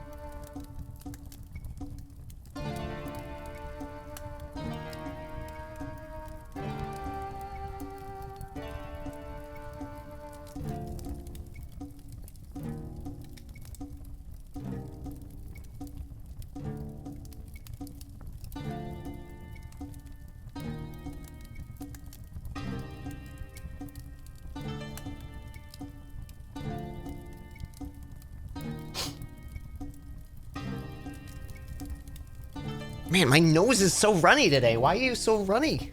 What happened? Sorry, I'm back. Jump scare.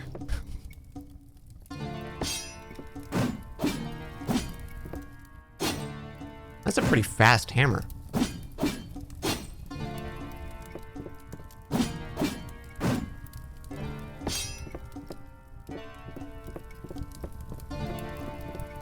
Oh, no refill. I see. Okay, I'm not gonna take the heal then.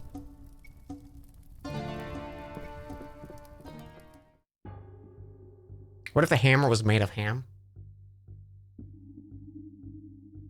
Yeah, I like that. I like that. Good thought, chat.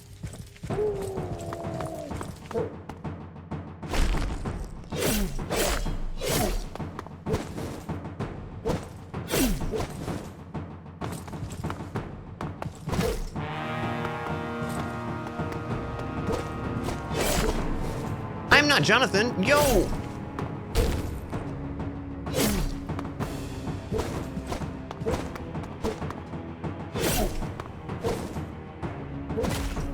Oh shit.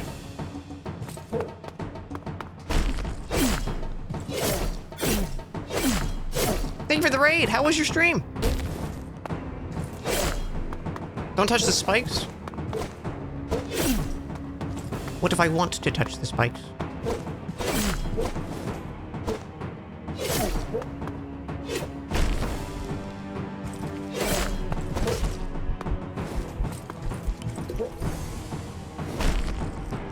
Okay, I'm gonna gush about another D&D thing, chat. Because it's probably not gonna come up in Dungeons & Dragons. Probably not gonna cut, but okay? So...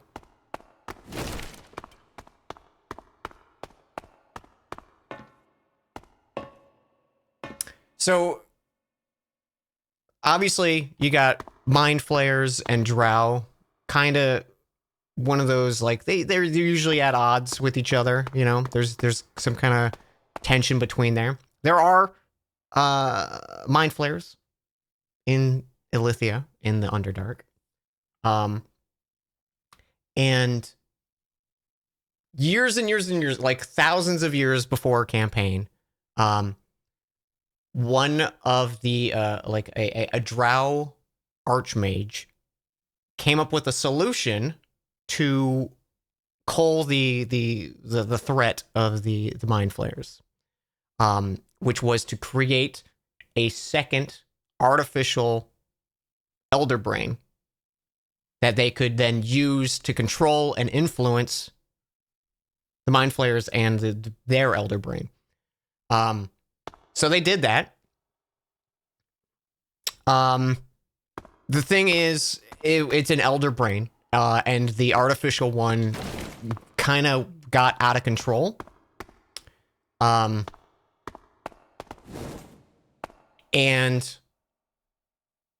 they couldn't control it, so they sealed it away in a prison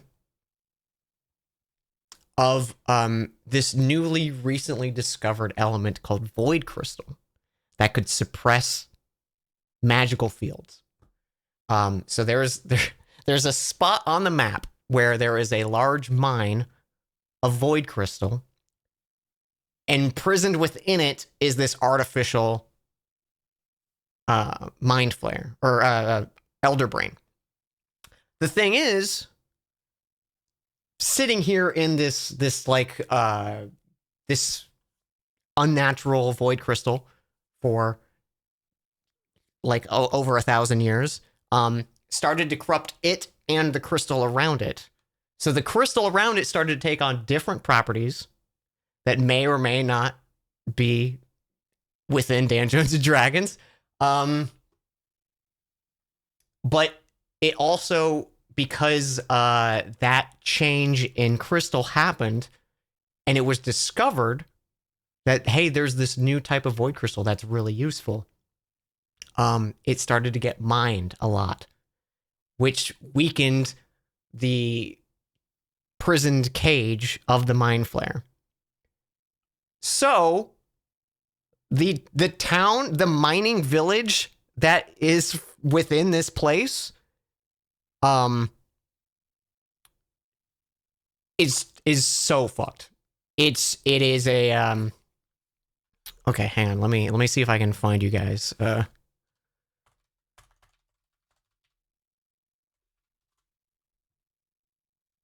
Okay, so this entire thread came about because I discovered a creature in D&D years and years ago, and I was obsessed with him.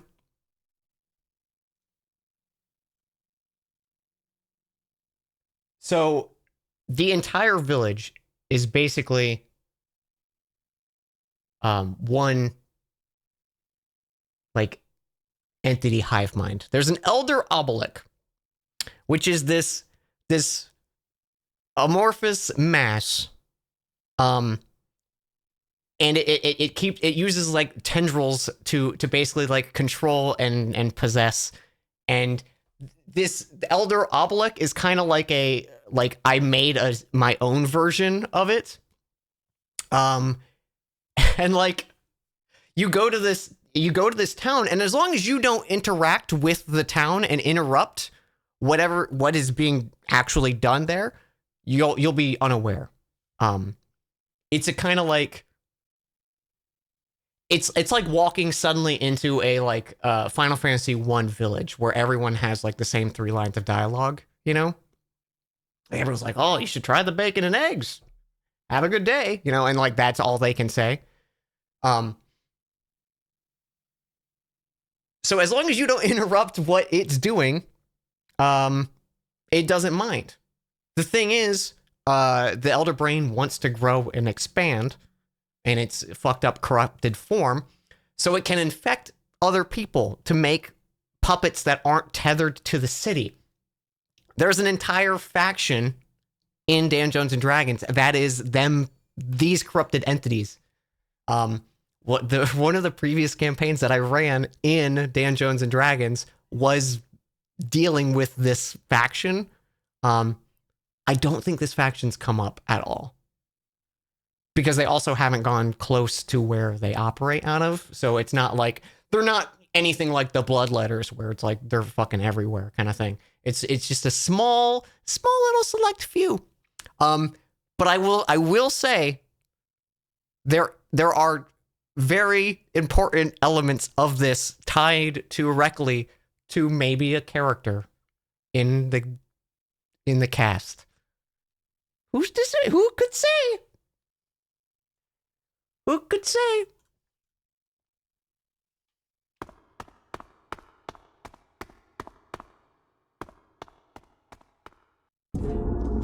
I don't know. It might never come up. It might never come up.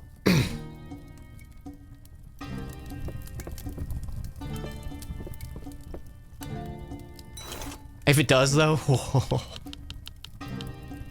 it's gonna be fun. It's the chameleon air. Shit. Rocks fall. Mornthal's dead.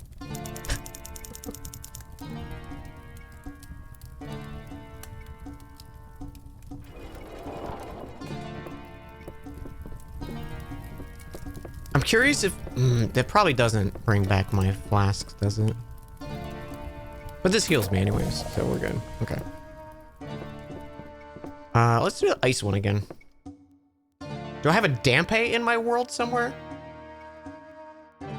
I mean, technically we've met a grave robber or grave digger. So we could say yeah. Grayson, yo, thank you for the raid. Hello. I have anti-rock armor. You can't do that. You can't do that. You think Coil's goo? I don't know. We'll just have to wonder together.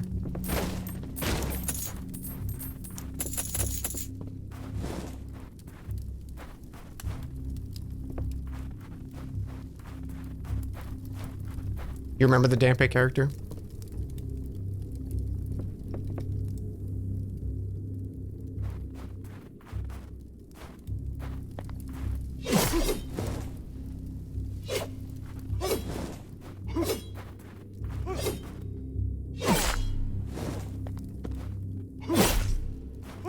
Looks like an interesting game. Yeah, it's a fun little. We beat it just a little bit ago, and it unlocked like a harder difficulty. So we're just kind of playing. It's a little like roguelike Souls thing. A pretty nice little like small package thing, like small experience. But it's been fun because most of what we've been doing is rambling about D&D. Hey, key found.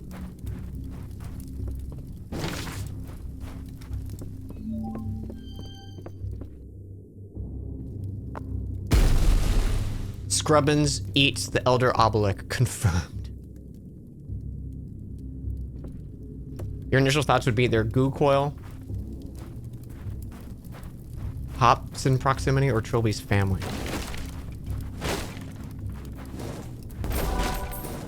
I'll tell you what. It's one of the members of the Flower Crowns. And that's as much as I can give away.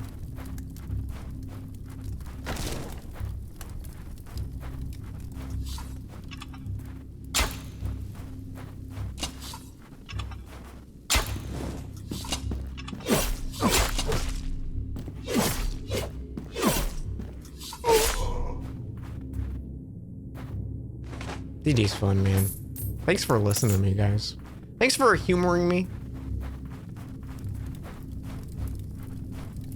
Makes me very happy chatting about this stuff. Is there any content or gameplay loop you wish players would engage with more often as GM? I think it's a forever desire of me as a GM. I want players to follow their own threads a lot. I like when they do that.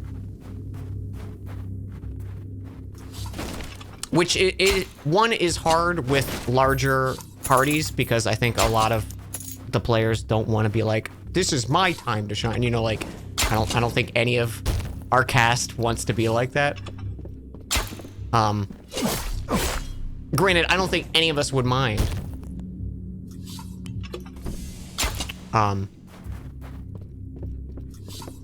But like, say a character is like, I need to see what this is. I know like you're putting a train, you know, like train tracks down for a stand, but like, this is what my character wants to do right now. So I'm going to do that. And like, if the players don't do it, like I'm still going to do it kind of thing.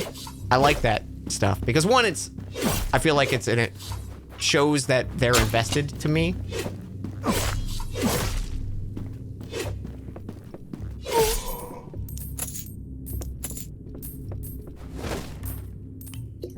Like for instance, if Bailey or Gelnick was like, we need to go find Kershala, even though like I have, you know, like we say like before they went to the heart of the keep or something like that, like even though they're being, you know, guided there, being like, hey, I need to do this because this is all my character's thinking about. I like that stuff. It's totally fine to not, but I do appreciate that a lot. We're all like, I don't want to take up the session, but we're also like, I totally don't mind if someone else takes the whole session. Yeah.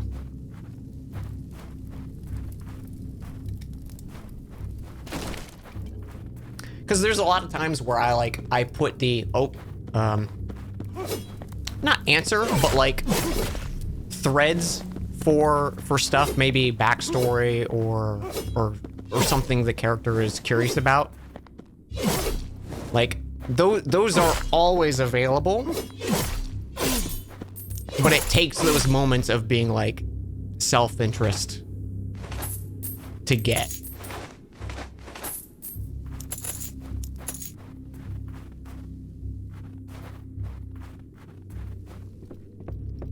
Sometimes I will like straight up put it in their path, you know, because I want them to do stuff. Like, for instance, going to Champions Hall for the first time. Like, if they chose to not go to Champions Hall and do stuff, like, Hobson would have not known who Vols is until basically that moment or something equivalent happens, you know?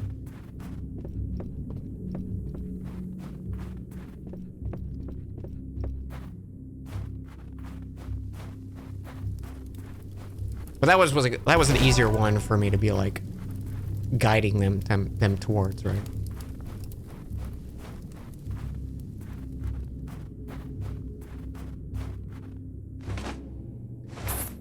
What character build choices have you been the most surprised by and excited to play with your PCs as a GM?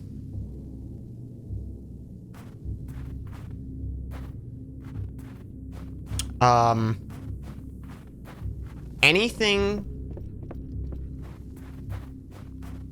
I feel like anything build-wise that lets me,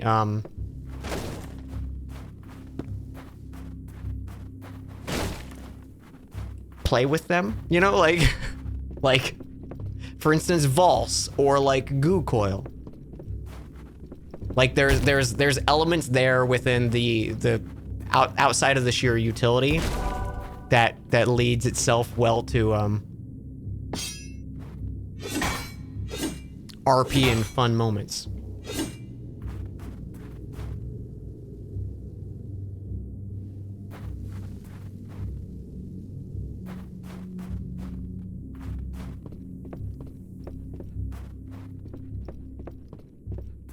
But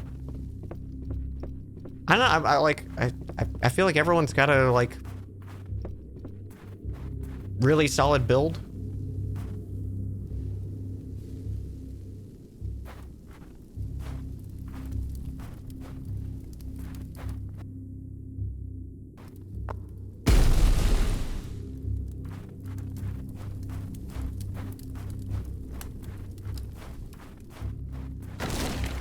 I know as a player, I'm very much the kind of person who doesn't like to overlap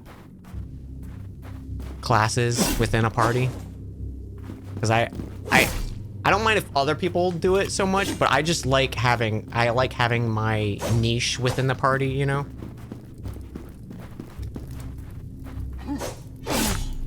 Which isn't really related to your question, but I like talking about it.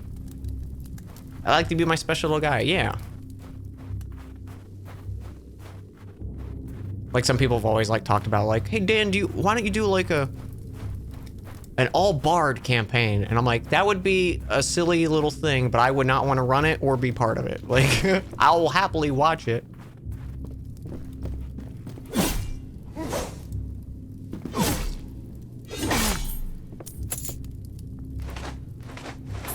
Or do like a one-off of it. You love when a character has the kryptonite thing where they can be manipulated, like character then be blackmailed. Hit me, bro. And yes, yes. Big fan of that. I love when I can put something in a character's way that I know they'll interact with, you know? or just being like a naturally curious character too.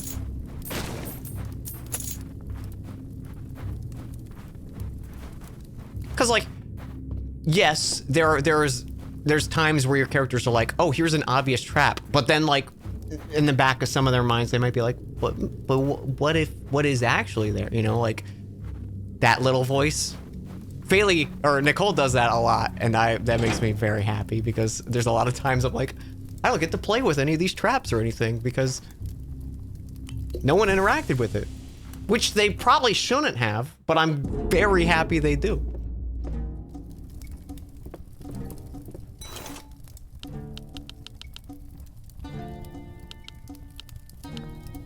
Cutthroat. Shoots a poison bolt. Double the gold, half the max health. Ooh. That's, I feel like the thief armor is honestly better. I keep forgetting to loot bodies.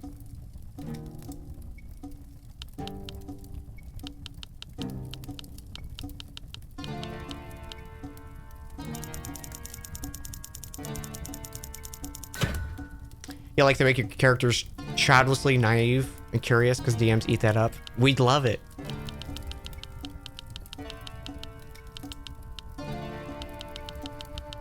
I saw someone posting the meme thing of like best feelings in the world, and it was like, you know, like, oh,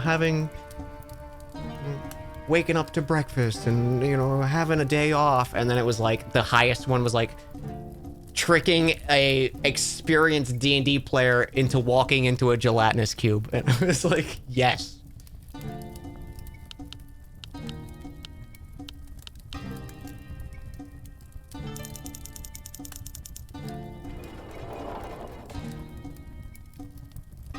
You're legitimately shocked you haven't gotten your party killed because you didn't buy me at a fake house. Fuck around and find out. If you had a big interaction that needs to happen to advance the plot and you can only choose one PC, what's your choice to trick or convince them to press the big red button?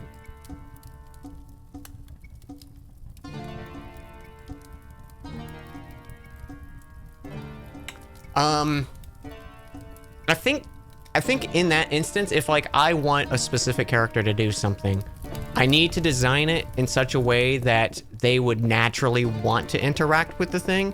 And if they chose to not interact with the thing and someone else interacts with the thing or something like that, just save that moment for another day and have like a different situation happen. Unless it's so specific of a thing, have that happen to the other character, and that could cause something interesting between the party, you know?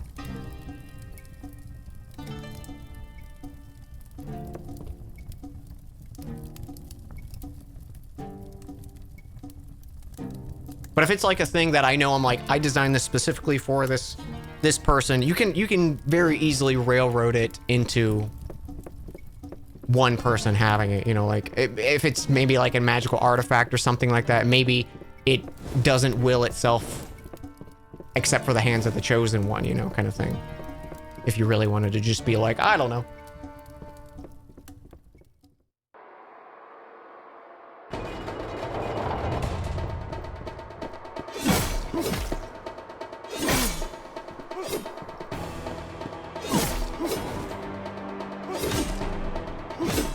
Bro.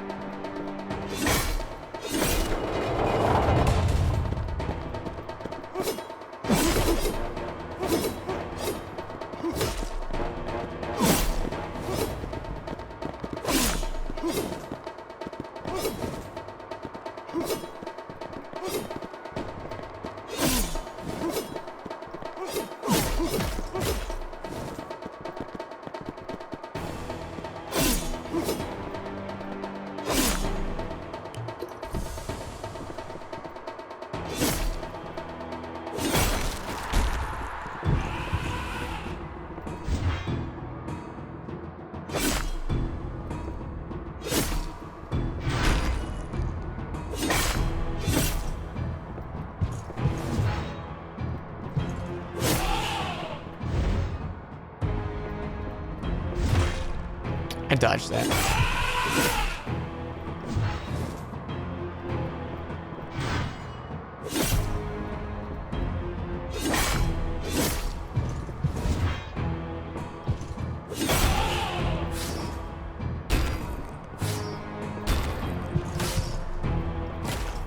Bro.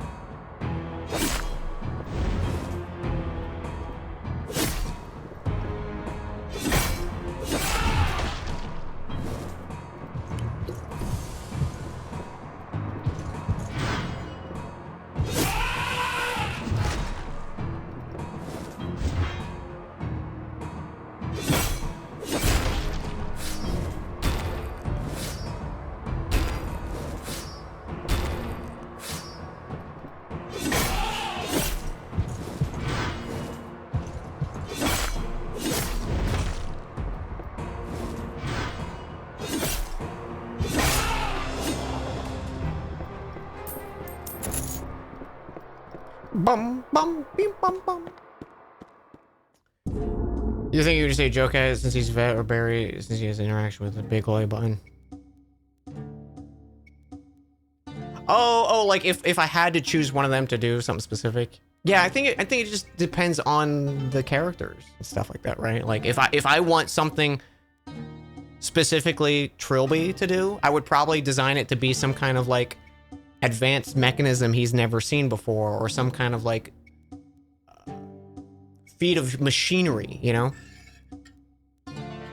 If I wanted Morenthal something, I would maybe hide like a hidden message in Thieves' Cant, or, you know, that kind of stuff. Hey, Frost. We're talking D&D. We're having a D&D chat day. A little D&D chat.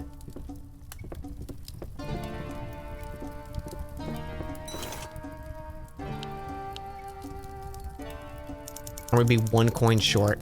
Bruh.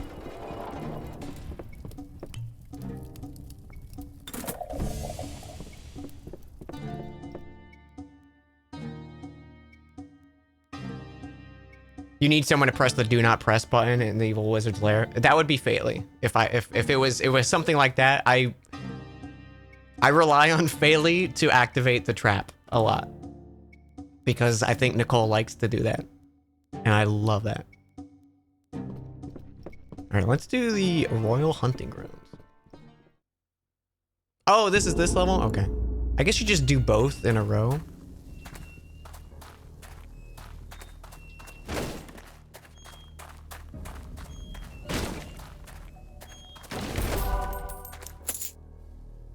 Heals on kill.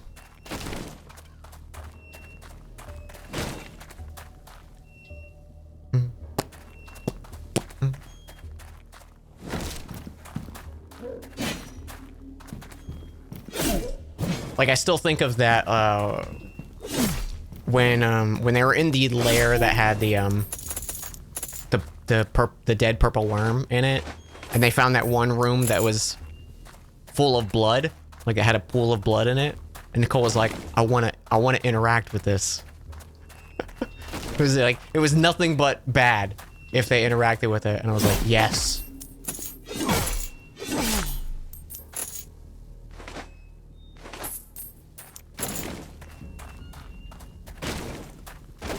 Twiddling my hands.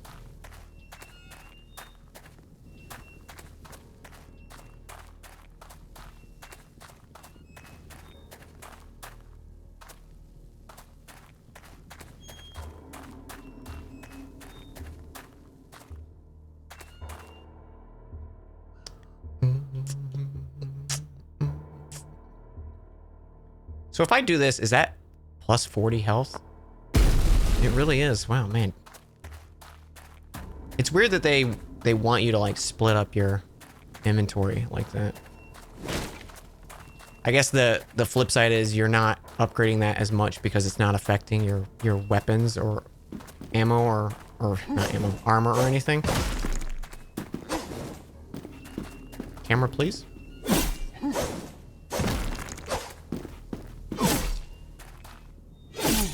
No fish for you. General's rapier. Failing the Mimic Room was another highlight. Mimic Room was a fun time.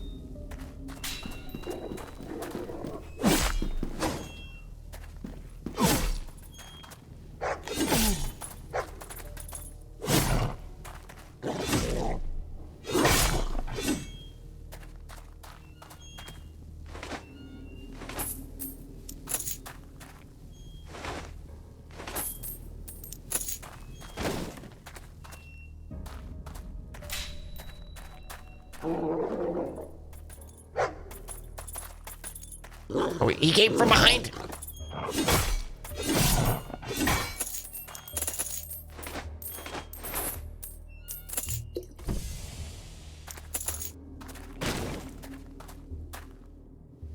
Loot that body. Loot that body.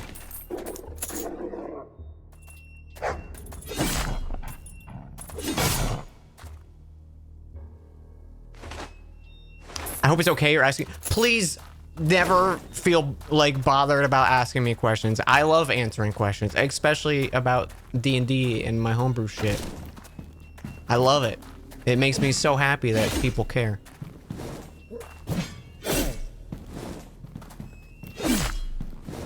Like, you could never do wrong by asking Dan about his D&D shit. Like, because so much of it just lives in my brain, and I never will share it with anyone ever because I'm like, I could use this in a thing, you know?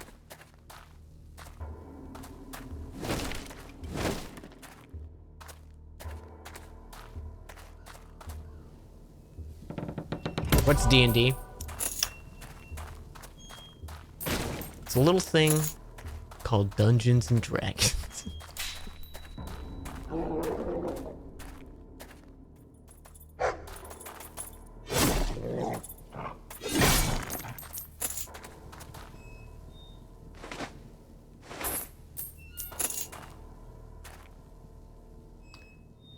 You got like to play 3 sessions of D&D total, but taught me how much of an instigator your wife is. If there was a border inferred or communicated, she would push against said border. Sits backward in my chair. Dude. So you want to talk D&D?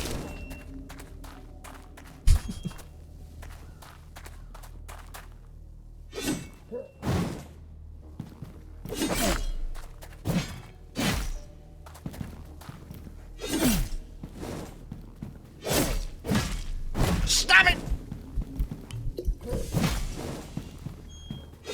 Okay, everything's fine.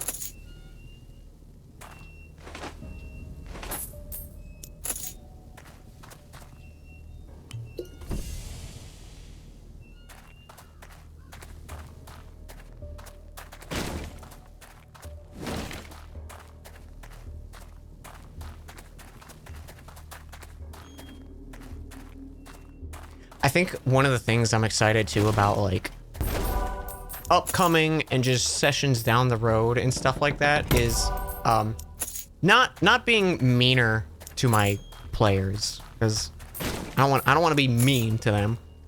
But I think because of the amount of utility the players start to get, and like the, you know, they're not as squishy. They're not like, you know, one combat counter with like random fucking gnolls will kill them, you know? So you can kind of start playing with some other aspects and stuff, like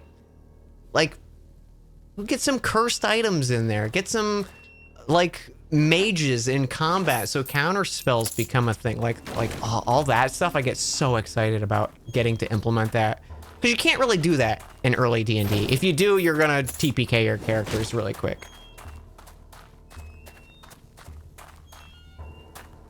Or unless you like warning sign the hell out of something, right?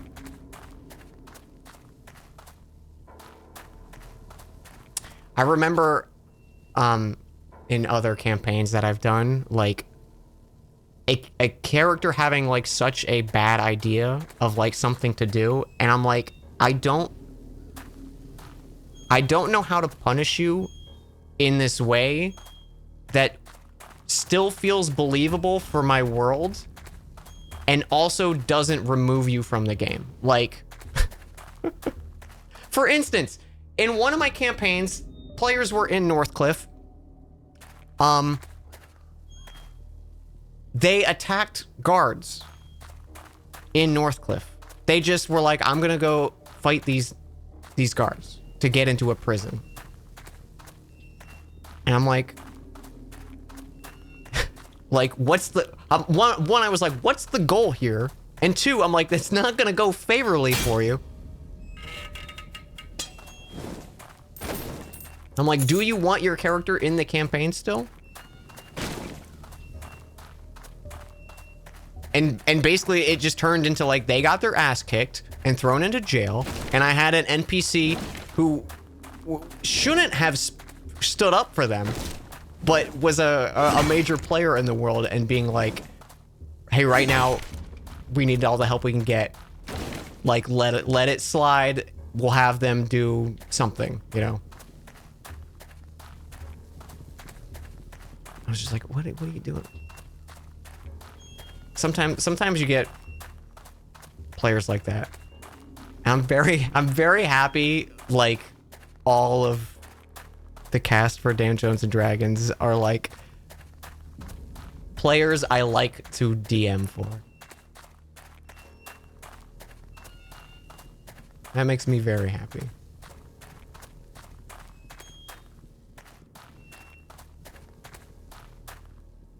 Where the fuck is this? I just wasted a healing flash. Okay, down this way, I guess.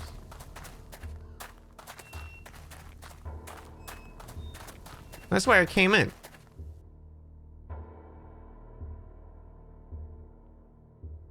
Okay, there's a left pathway there, I see. Dan secretly hates Scam. Fuck!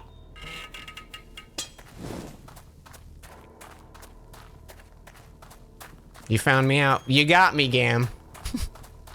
That's why I like hanging out with you all the time. Keep your enemies close. I'm like, God, I can't fucking stand that guy. I can't wait to hang out with him again.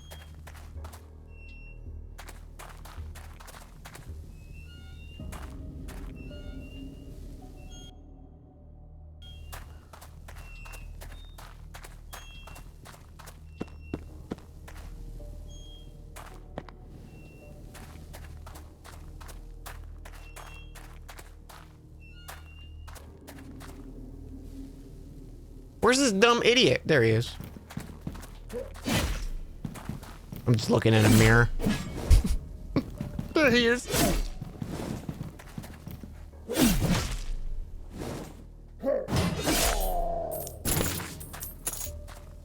Another thing, when the way he targets you in combat, that just made me think of things, is now I get to play as, like, the characters they're fighting are smart, you know, and it's not just like go kill closest target, right?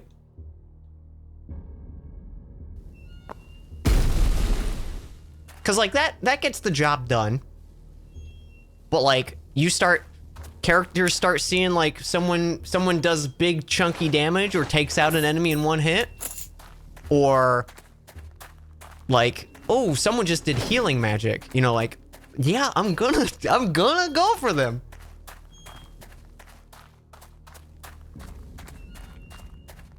Like, ooh, that giant Warforged dog with the giant fucking sword, they probably don't have good wisdom or intelligence saving throws, I bet. You know, like, I get to start playing that, and that makes me happy. That's very fun.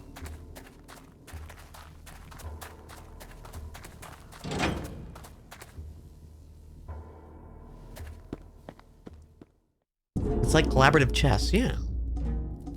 400 coins. Well, let's spend one there. I'm not gonna be able to get two because I'm at $3.99. That's stupid.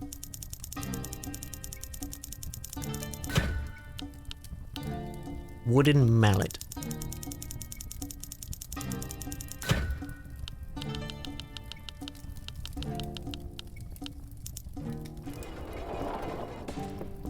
Collaborative chest, but I get a stab berry.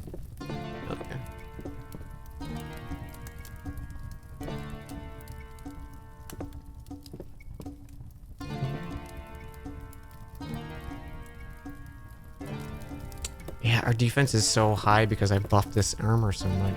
Armor. That's one of the things you like about high-level monks, proficient in all saving throws. It's so nice.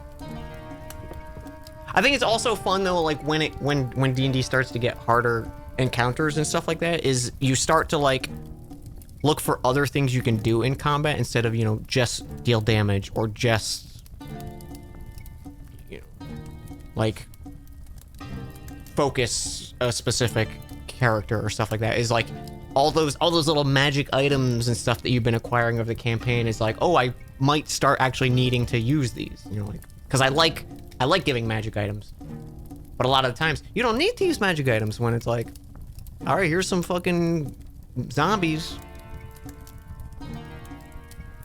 Getting level 10 rogue was like, I could just throw how many d6? Yeah.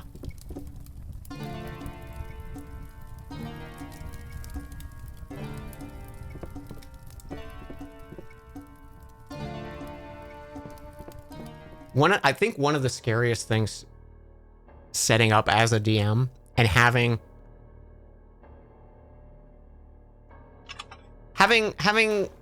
one, trying to make it clear to the player and setting up an encounter is like, okay, the characters are going to do something that they are in over their head.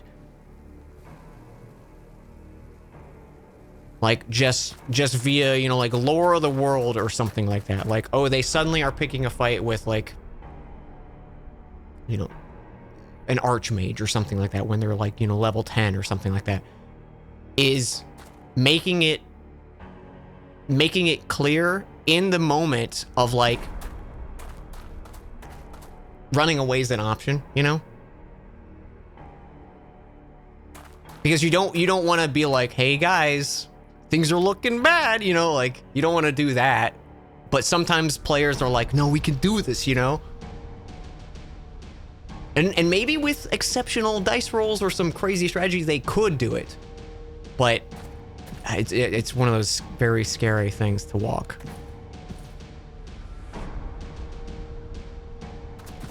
Oh, you bitch.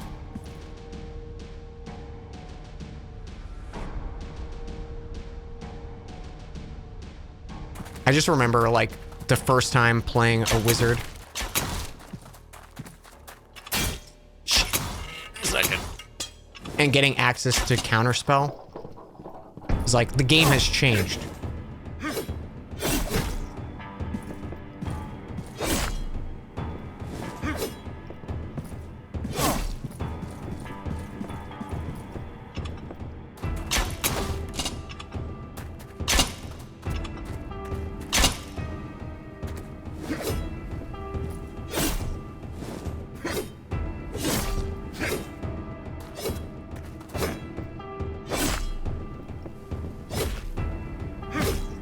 Oh, what was that? Oh, I had no stamina.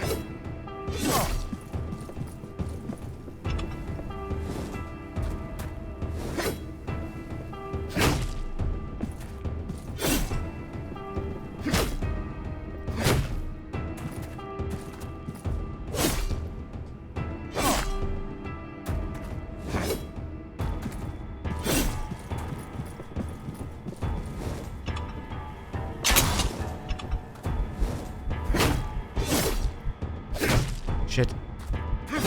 Not good.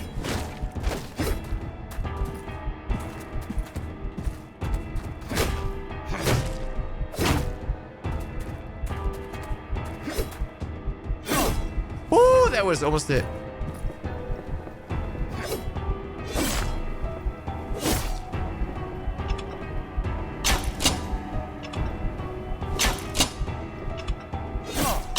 No, come on. Why would he keep shooting? That's some bullshit, dude.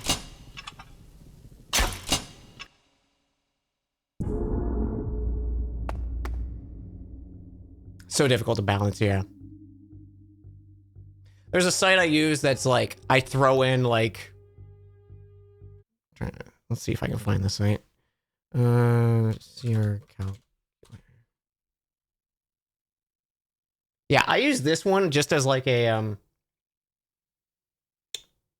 general vibe once I design an encounter.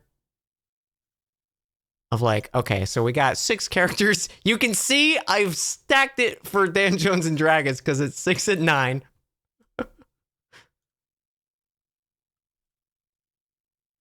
Okay, thank God it didn't show anything good. So it'd be like, okay, there's 5 CR5s. Let's see. Okay, it's a hard encounter.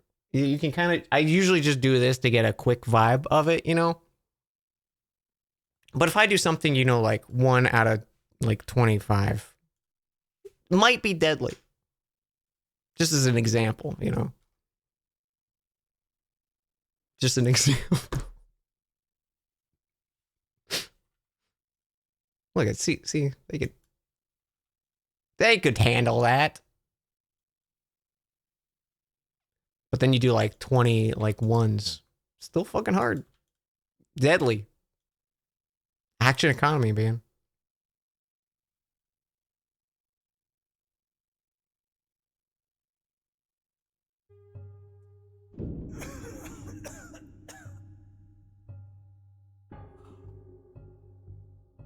You insisted on facing down a big bad a little earlier than our DM was hoping, so you TPK'd and was very sad. DM twisted it, so we ended up all waking up in an inn somewhere, beaten up and bruised. There was a mystery healer that brought you back. Then we had a fun story thing going along with it. DM was crazy. Oh, that's awesome. I do like moments like that. Like, I think there are moments for a TPK that needs to just be a TPK. But then I think there's a lot of moments you can use it to create an interesting moment.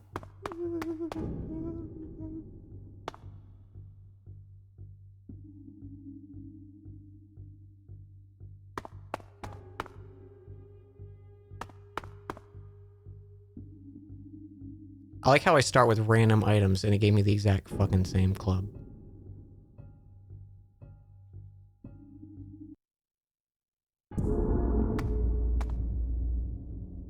Same. Oh, it puts it over here. Skullfish, skullfish, skullfish.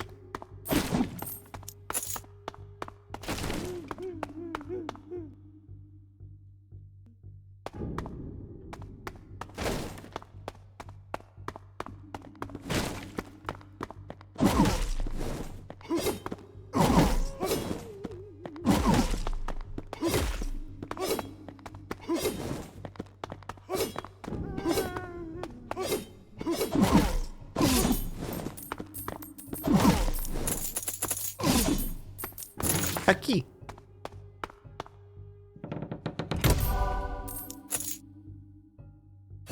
Yeah, that shield is busted good. Basically, can deplete my mana or my stamina by attacking and then still get a free roll away. Like,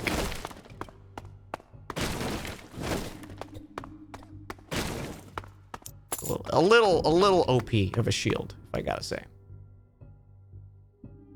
It was cool and we never went into a battle without being 180% prepared.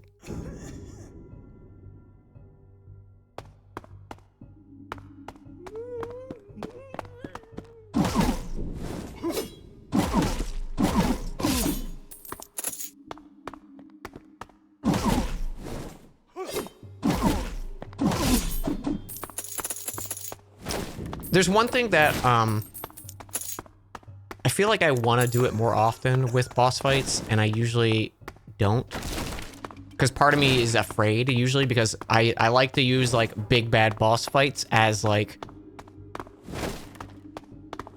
It's gonna be rough, you know, like...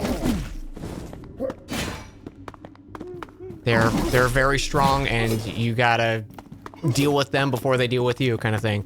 But I like doing kind of, like, puzzly combat encounters too. I just don't really do them that often. But I feel like they can be really fun of like figuring out.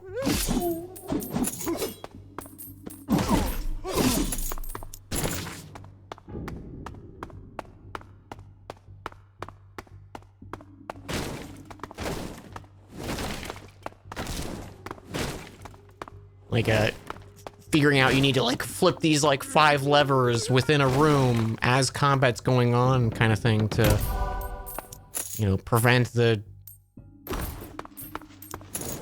enemy from being able to regenerate or something like that, you know?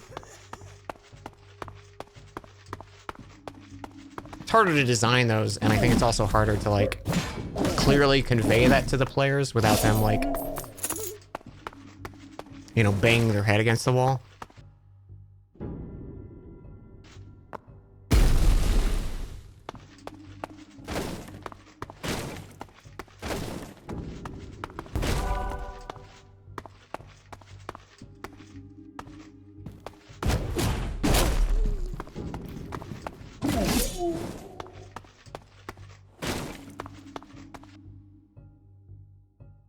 Thinking a few good ones they did in Baldur's Gate 3, yeah.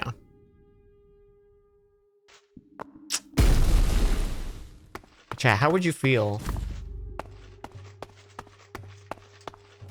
if I just loaded up Baldur's Gate 3? I don't want to be bested by fucking gnolls.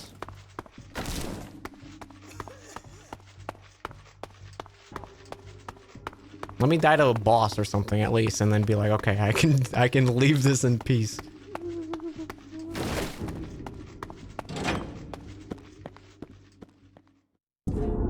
Do it, you won't. Shit. It's my weakness. I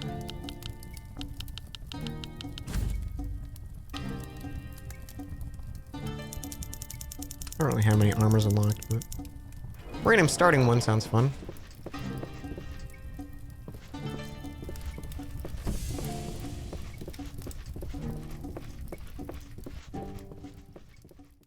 Triple dog dairy. All right. Next time I die, we're gonna load up a.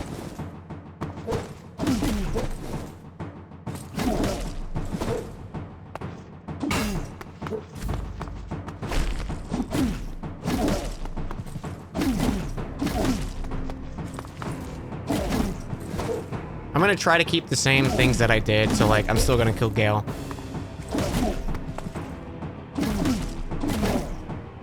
Just because I want it to be my Dark Urge playthrough, and I want it to count as like, you know, this was how things went.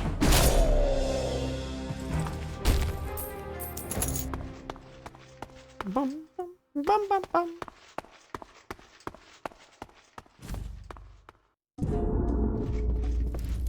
This is a fun little game though. I'm actually enjoying the loop of it.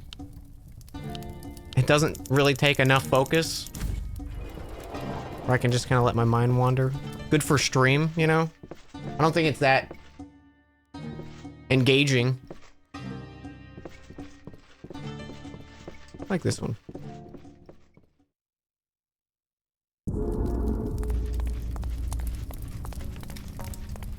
Forbidden Tomb.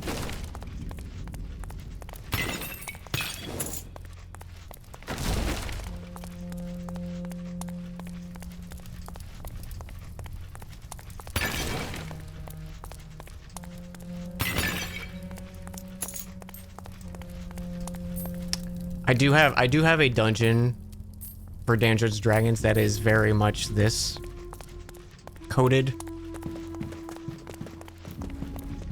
Very excited for it. I feel like you know, a nice like a tomb, you know, I think is a fun dungeon.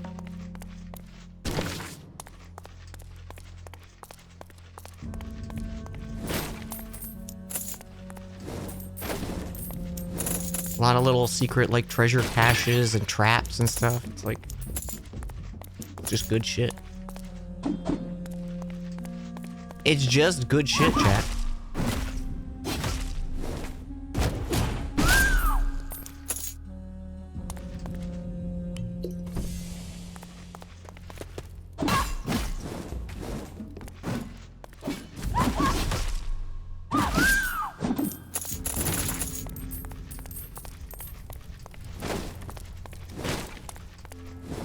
You know what I weirdly was thinking about playing again recently? Is Neo 2.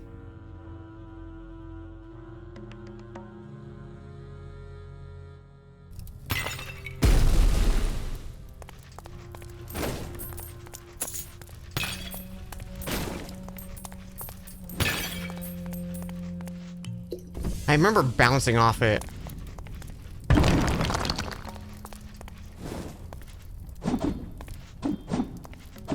But I don't remember exactly why. I think I was just frustrated with it.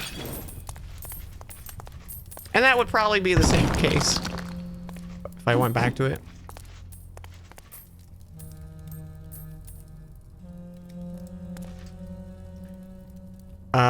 You had a hard time getting over the fact that all the companions but Karlach were so immediately dislikable when you meet them? What? I mean, Shadowheart's a bitch, but I feel like everyone else is pretty fucking welcoming as an NPC or as a party member in Baldur's Gate. I did not get that feeling at all.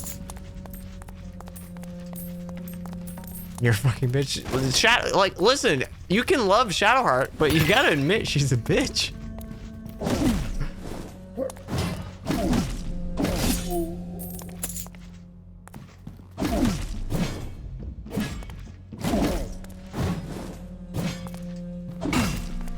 It's a huge bitch.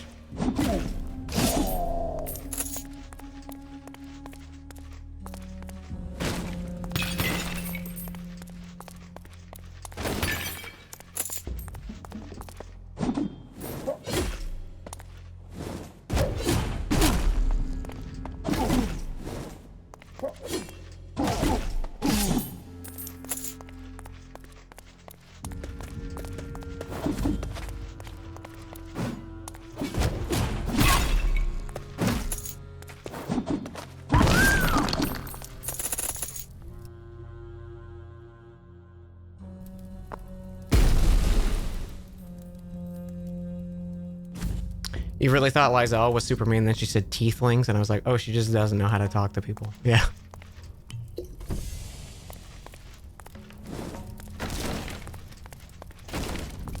Yeah, knowing, like, Lizelle is just kind of, like, young and doesn't really know anything other than her culture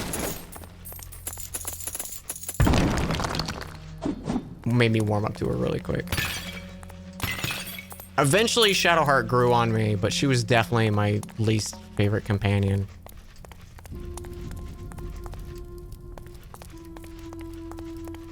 But I mean, like, how do you not immediately love Gale when you walk up to him?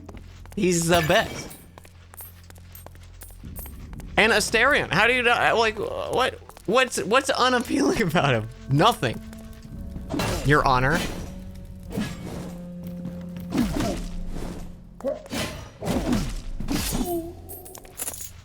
Or Will. Will is super polite. He might be generic Mr. Fantasy Man, but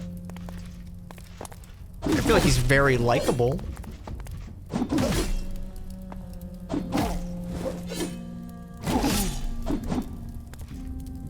You meet Gale and he says, "Take my hand." When you free Gale and he says, like, I can't remember what he says, but he just goes like, he says like some little pun or just the way he talks, and I was like, I love this character. He immediately was like my favorite. Gale's an arrogant ass to stare in his toxic relationship. Yeah, but what's not? I'm asking what's not likable.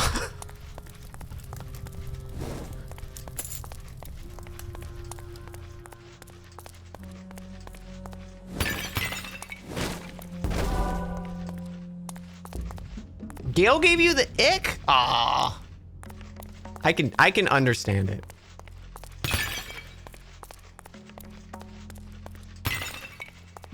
I feel like maybe when you're like 10 hours in and you've kind of talked with the characters more and like learned other than initial approaches, maybe I could see you like not vibing with characters. But initially, they're all very approachable, except Shadowheart and Lizelle. Like, they are all pretty kind and welcoming to you. That's just my opinion. Unless you're actively like just not wanting to interact with the characters, then I guess I see why you don't like the characters. I don't know.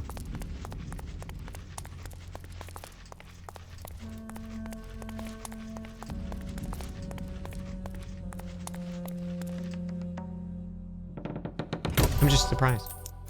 It just seems odd to me.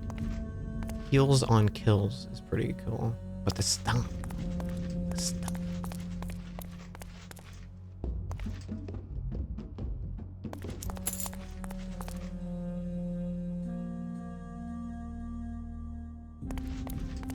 Double Vike Spear.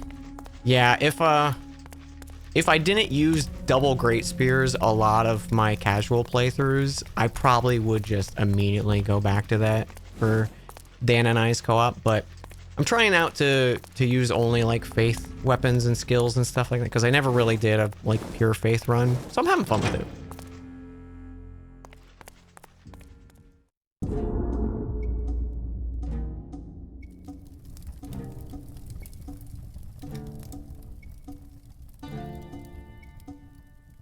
You had the bug where Gale acted like an insult to me, and I was like, man, calm down.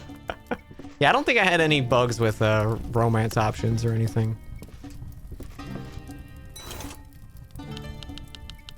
That would definitely change my opinion on certain characters. Being like, whoa! Easy, fella.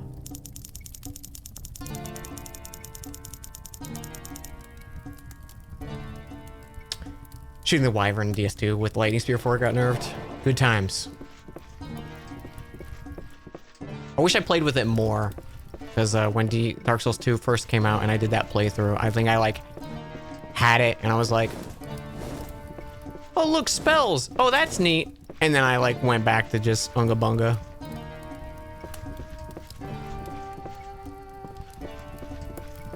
Yeah, you only get one fire rest.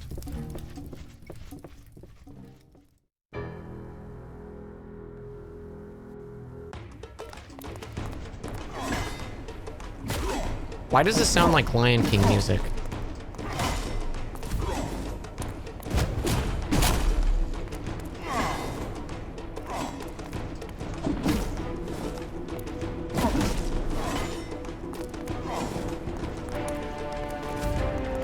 Okay, now it's different.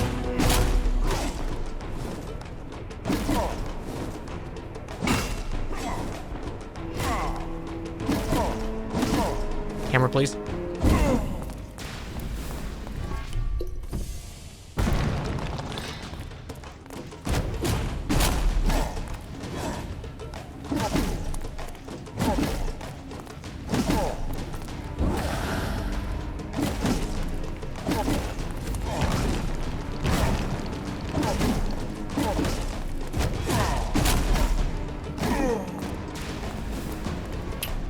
Gotta be a little more careful.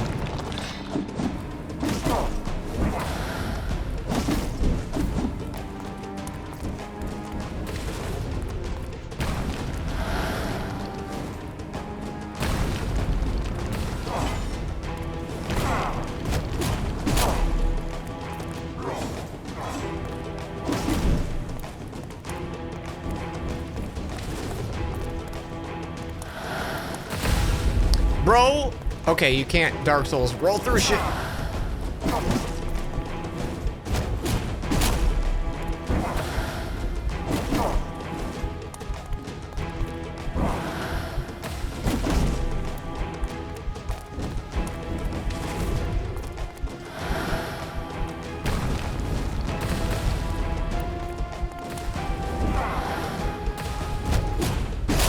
Let's go!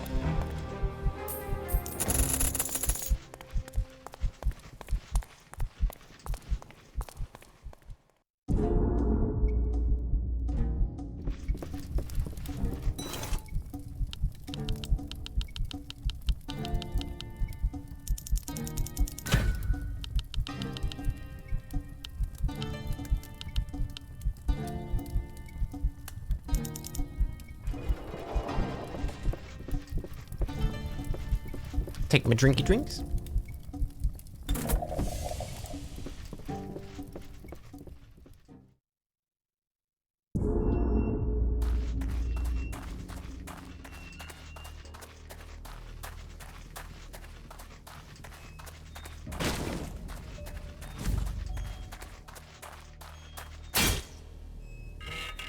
Ow.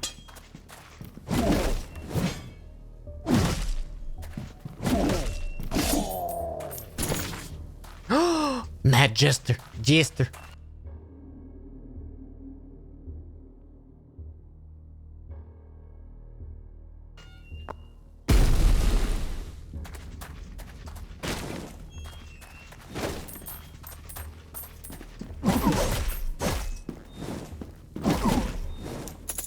Don't need a fish.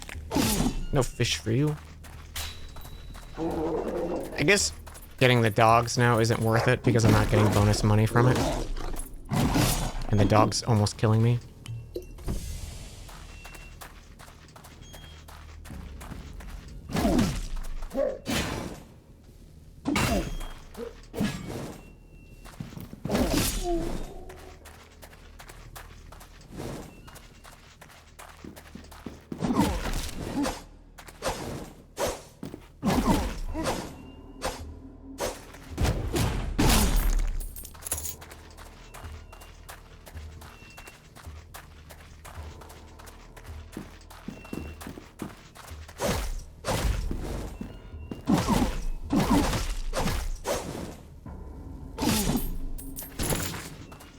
Shield blueprint found. I should have not healed.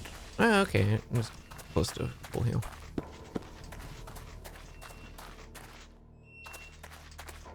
Where is the key?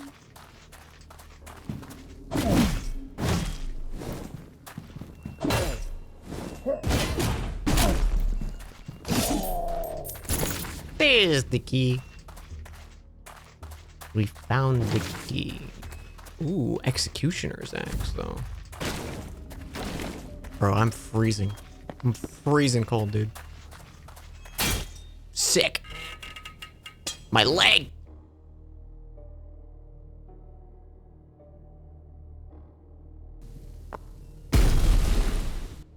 I gotta pee. And turn on the heater.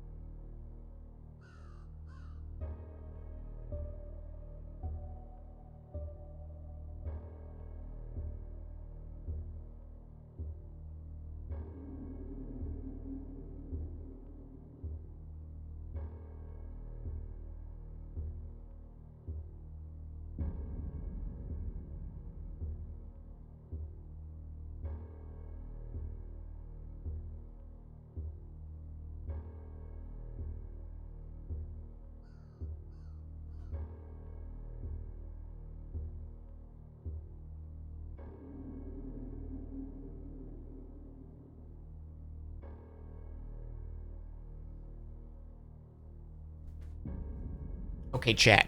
I had a brain blast. Brain blast time. What if we simply keep Gale alive for the end of the game? Hmm?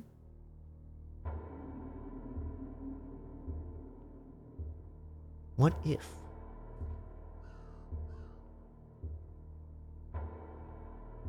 I do like that I accidentally killed him, but it might be worth it. I'm not gonna use him in my party that much because I guess I could always class him into something else, but like make Gale like a fucking barbarian.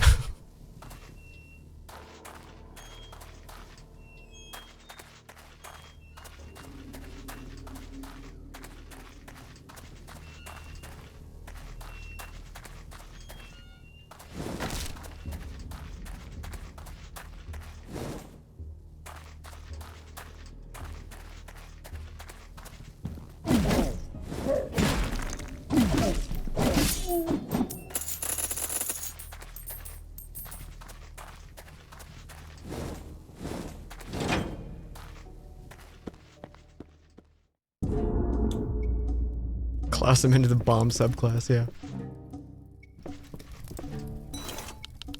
Where's that jester? Small chance to dodge enemy attacks. That's pretty fun. I didn't really gather that many coins that time. It was just like, get me through. Alright. I will save.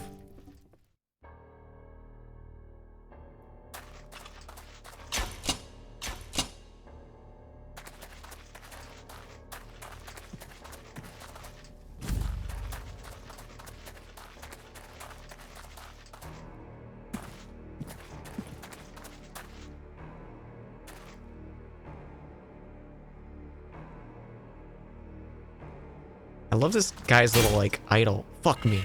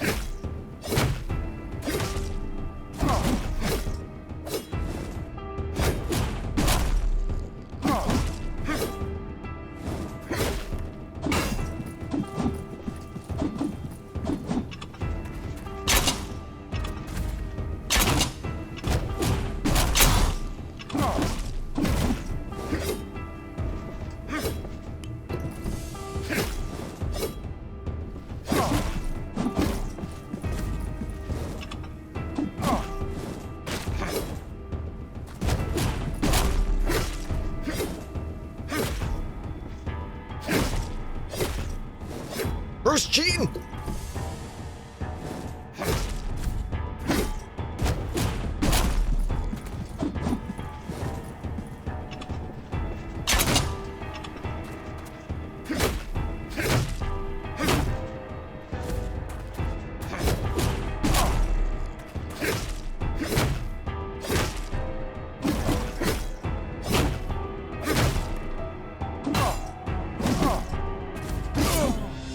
He staggered right at the frickin' end.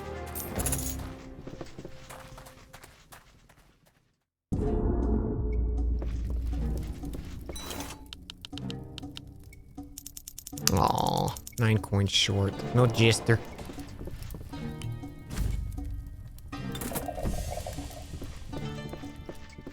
Alright, we did fire last time, so let's do diseased sewers. Sounds lovely. This is a lovely room of death. Holy shit. He's cheating.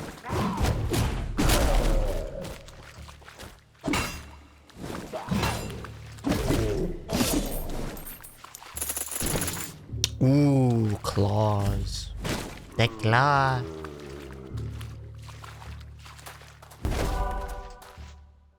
No.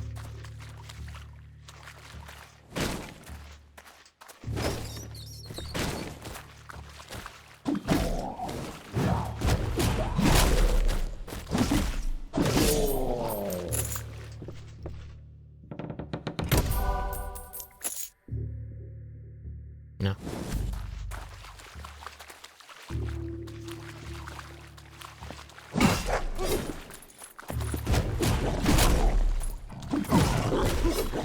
Oh god. Oh my god. That was not good. 2 elites and one of them was a dog.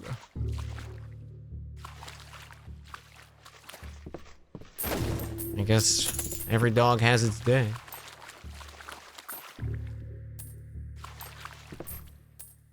To be an elite.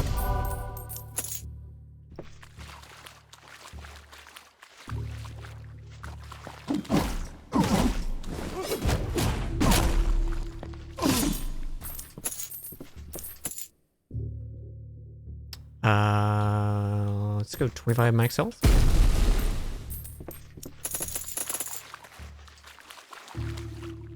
Slappers only.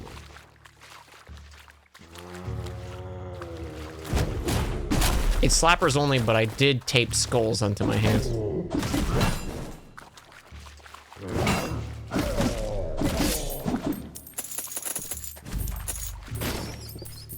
Beep, beep, beep, beep.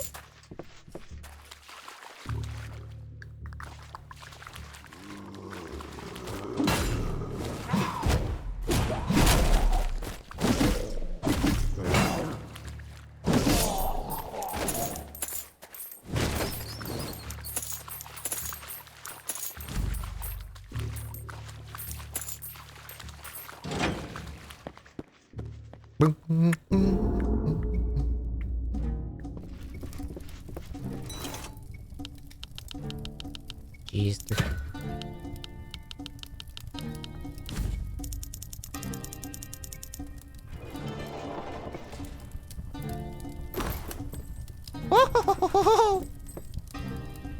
Dude, the defense though, I think I gotta keep it, right?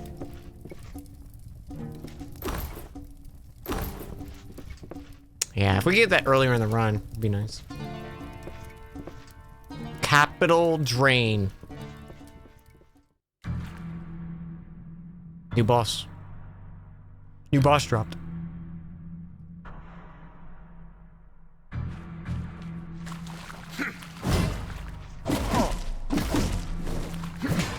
When do you turn into like a giant flesh monster or something? Is it just a disheveled vagabond?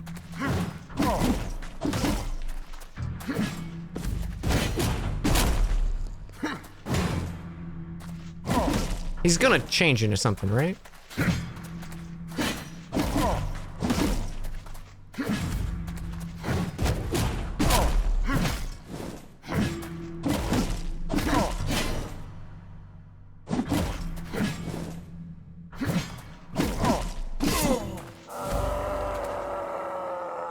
He's a rat man!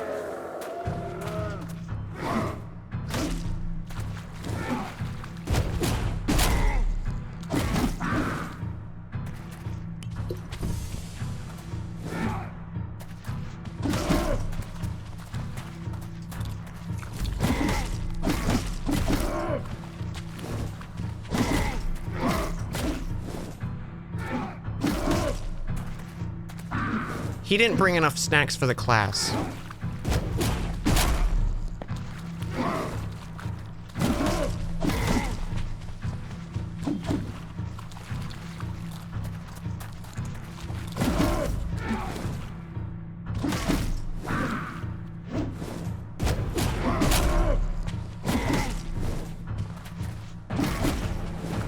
Go eat your meat.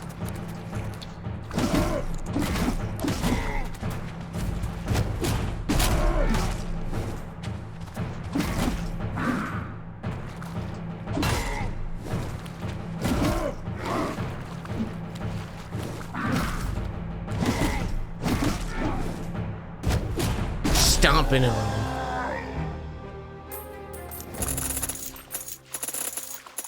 Rat.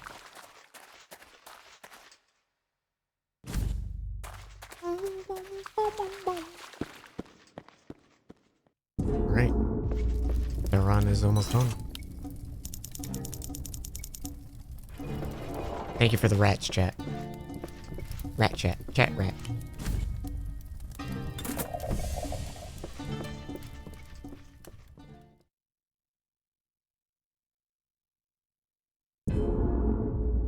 The Tyrant's Realm. Why did they not call it Tyrant's Realm? Like, they missed a huge opportunity there.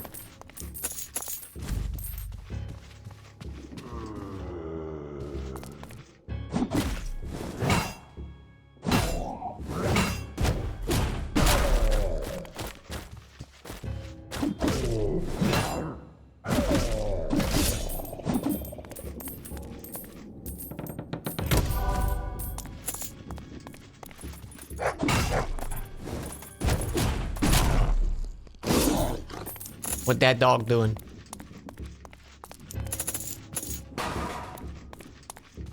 Guess the whole thing's a realm. Yeah, I guess. I suppose.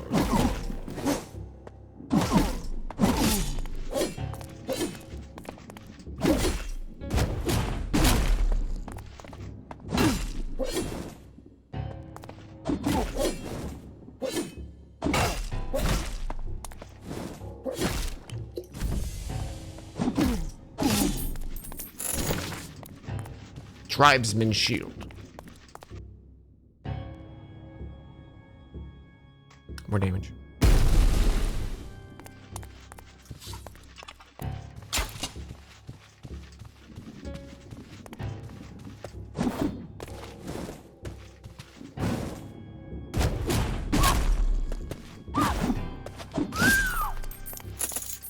Oh?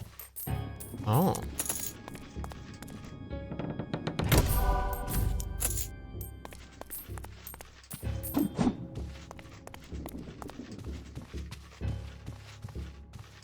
Someone shot at me.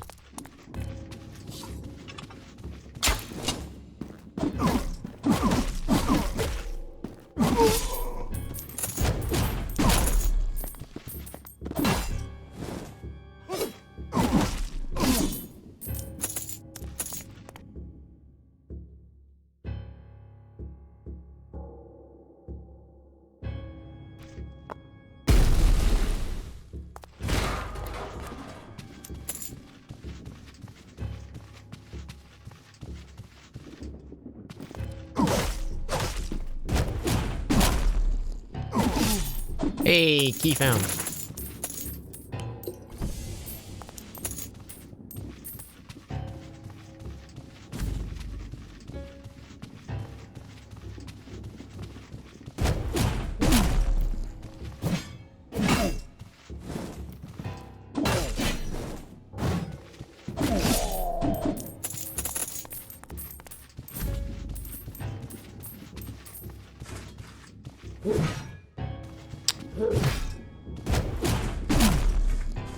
Guys, do you think Captain Crunch is ever gonna get put in jail for all those missing kids he crunchitized?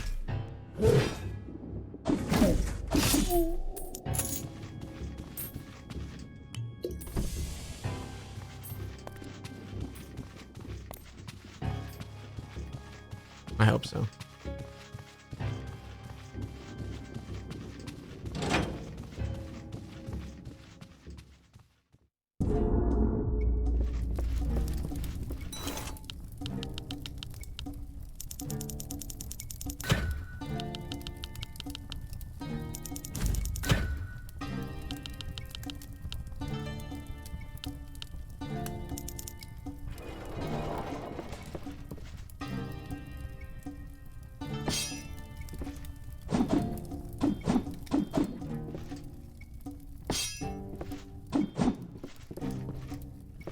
Do you think Captain Crunch is a dark Pokemon because he knows Crunch? Yeah, absolutely.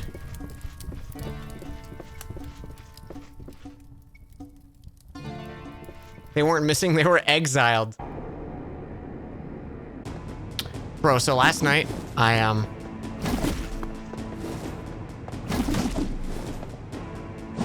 had burritos for dinner. Just a fuck ton of burritos. No, I just had like microwavable burritos.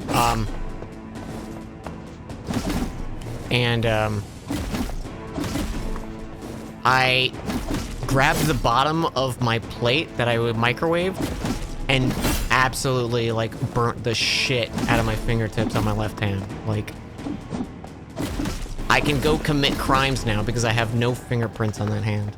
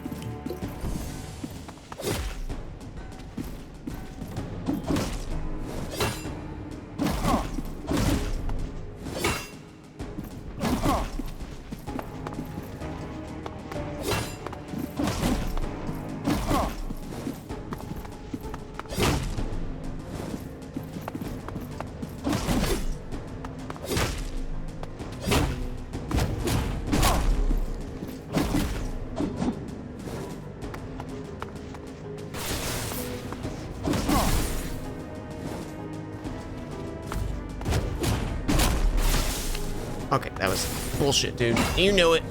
I know it.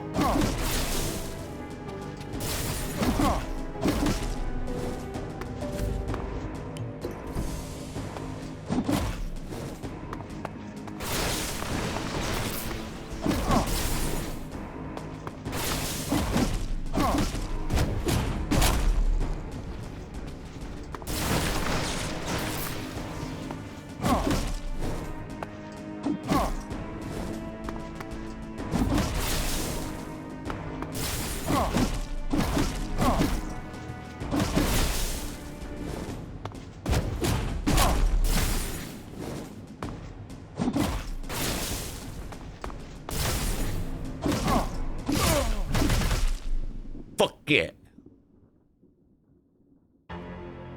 I'll see you again. Bye, bud. I'm a scam. I gotta go to the bathroom. And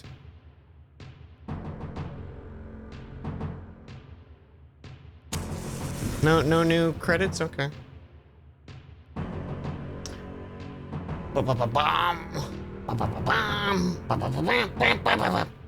Fiendish Auburn. Thank you so much for 17 months at tier 3. Thank you so much. Tyrant Realmed. Resident Realm. Tyrant Evil 2.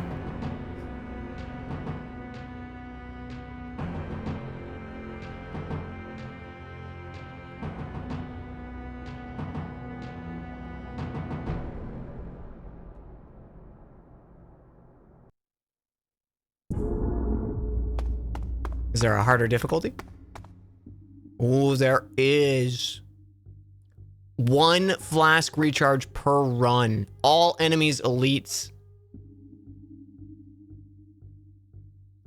Woof.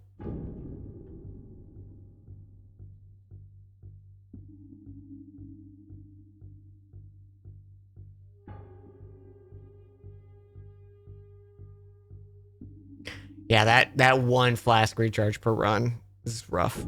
I feel like you just grind and get your flasks up, so you have like 10 flasks instead of 5, and then you'd be fine.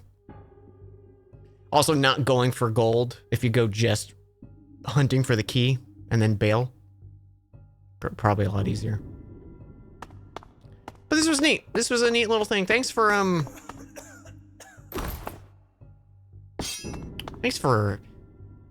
hanging with me, guys.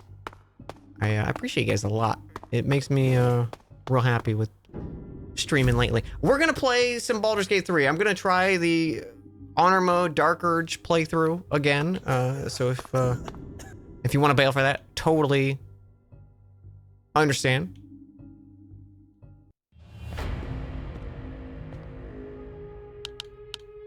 And this was Tyrant's Realm. Thanks to Katie for telling me to play it.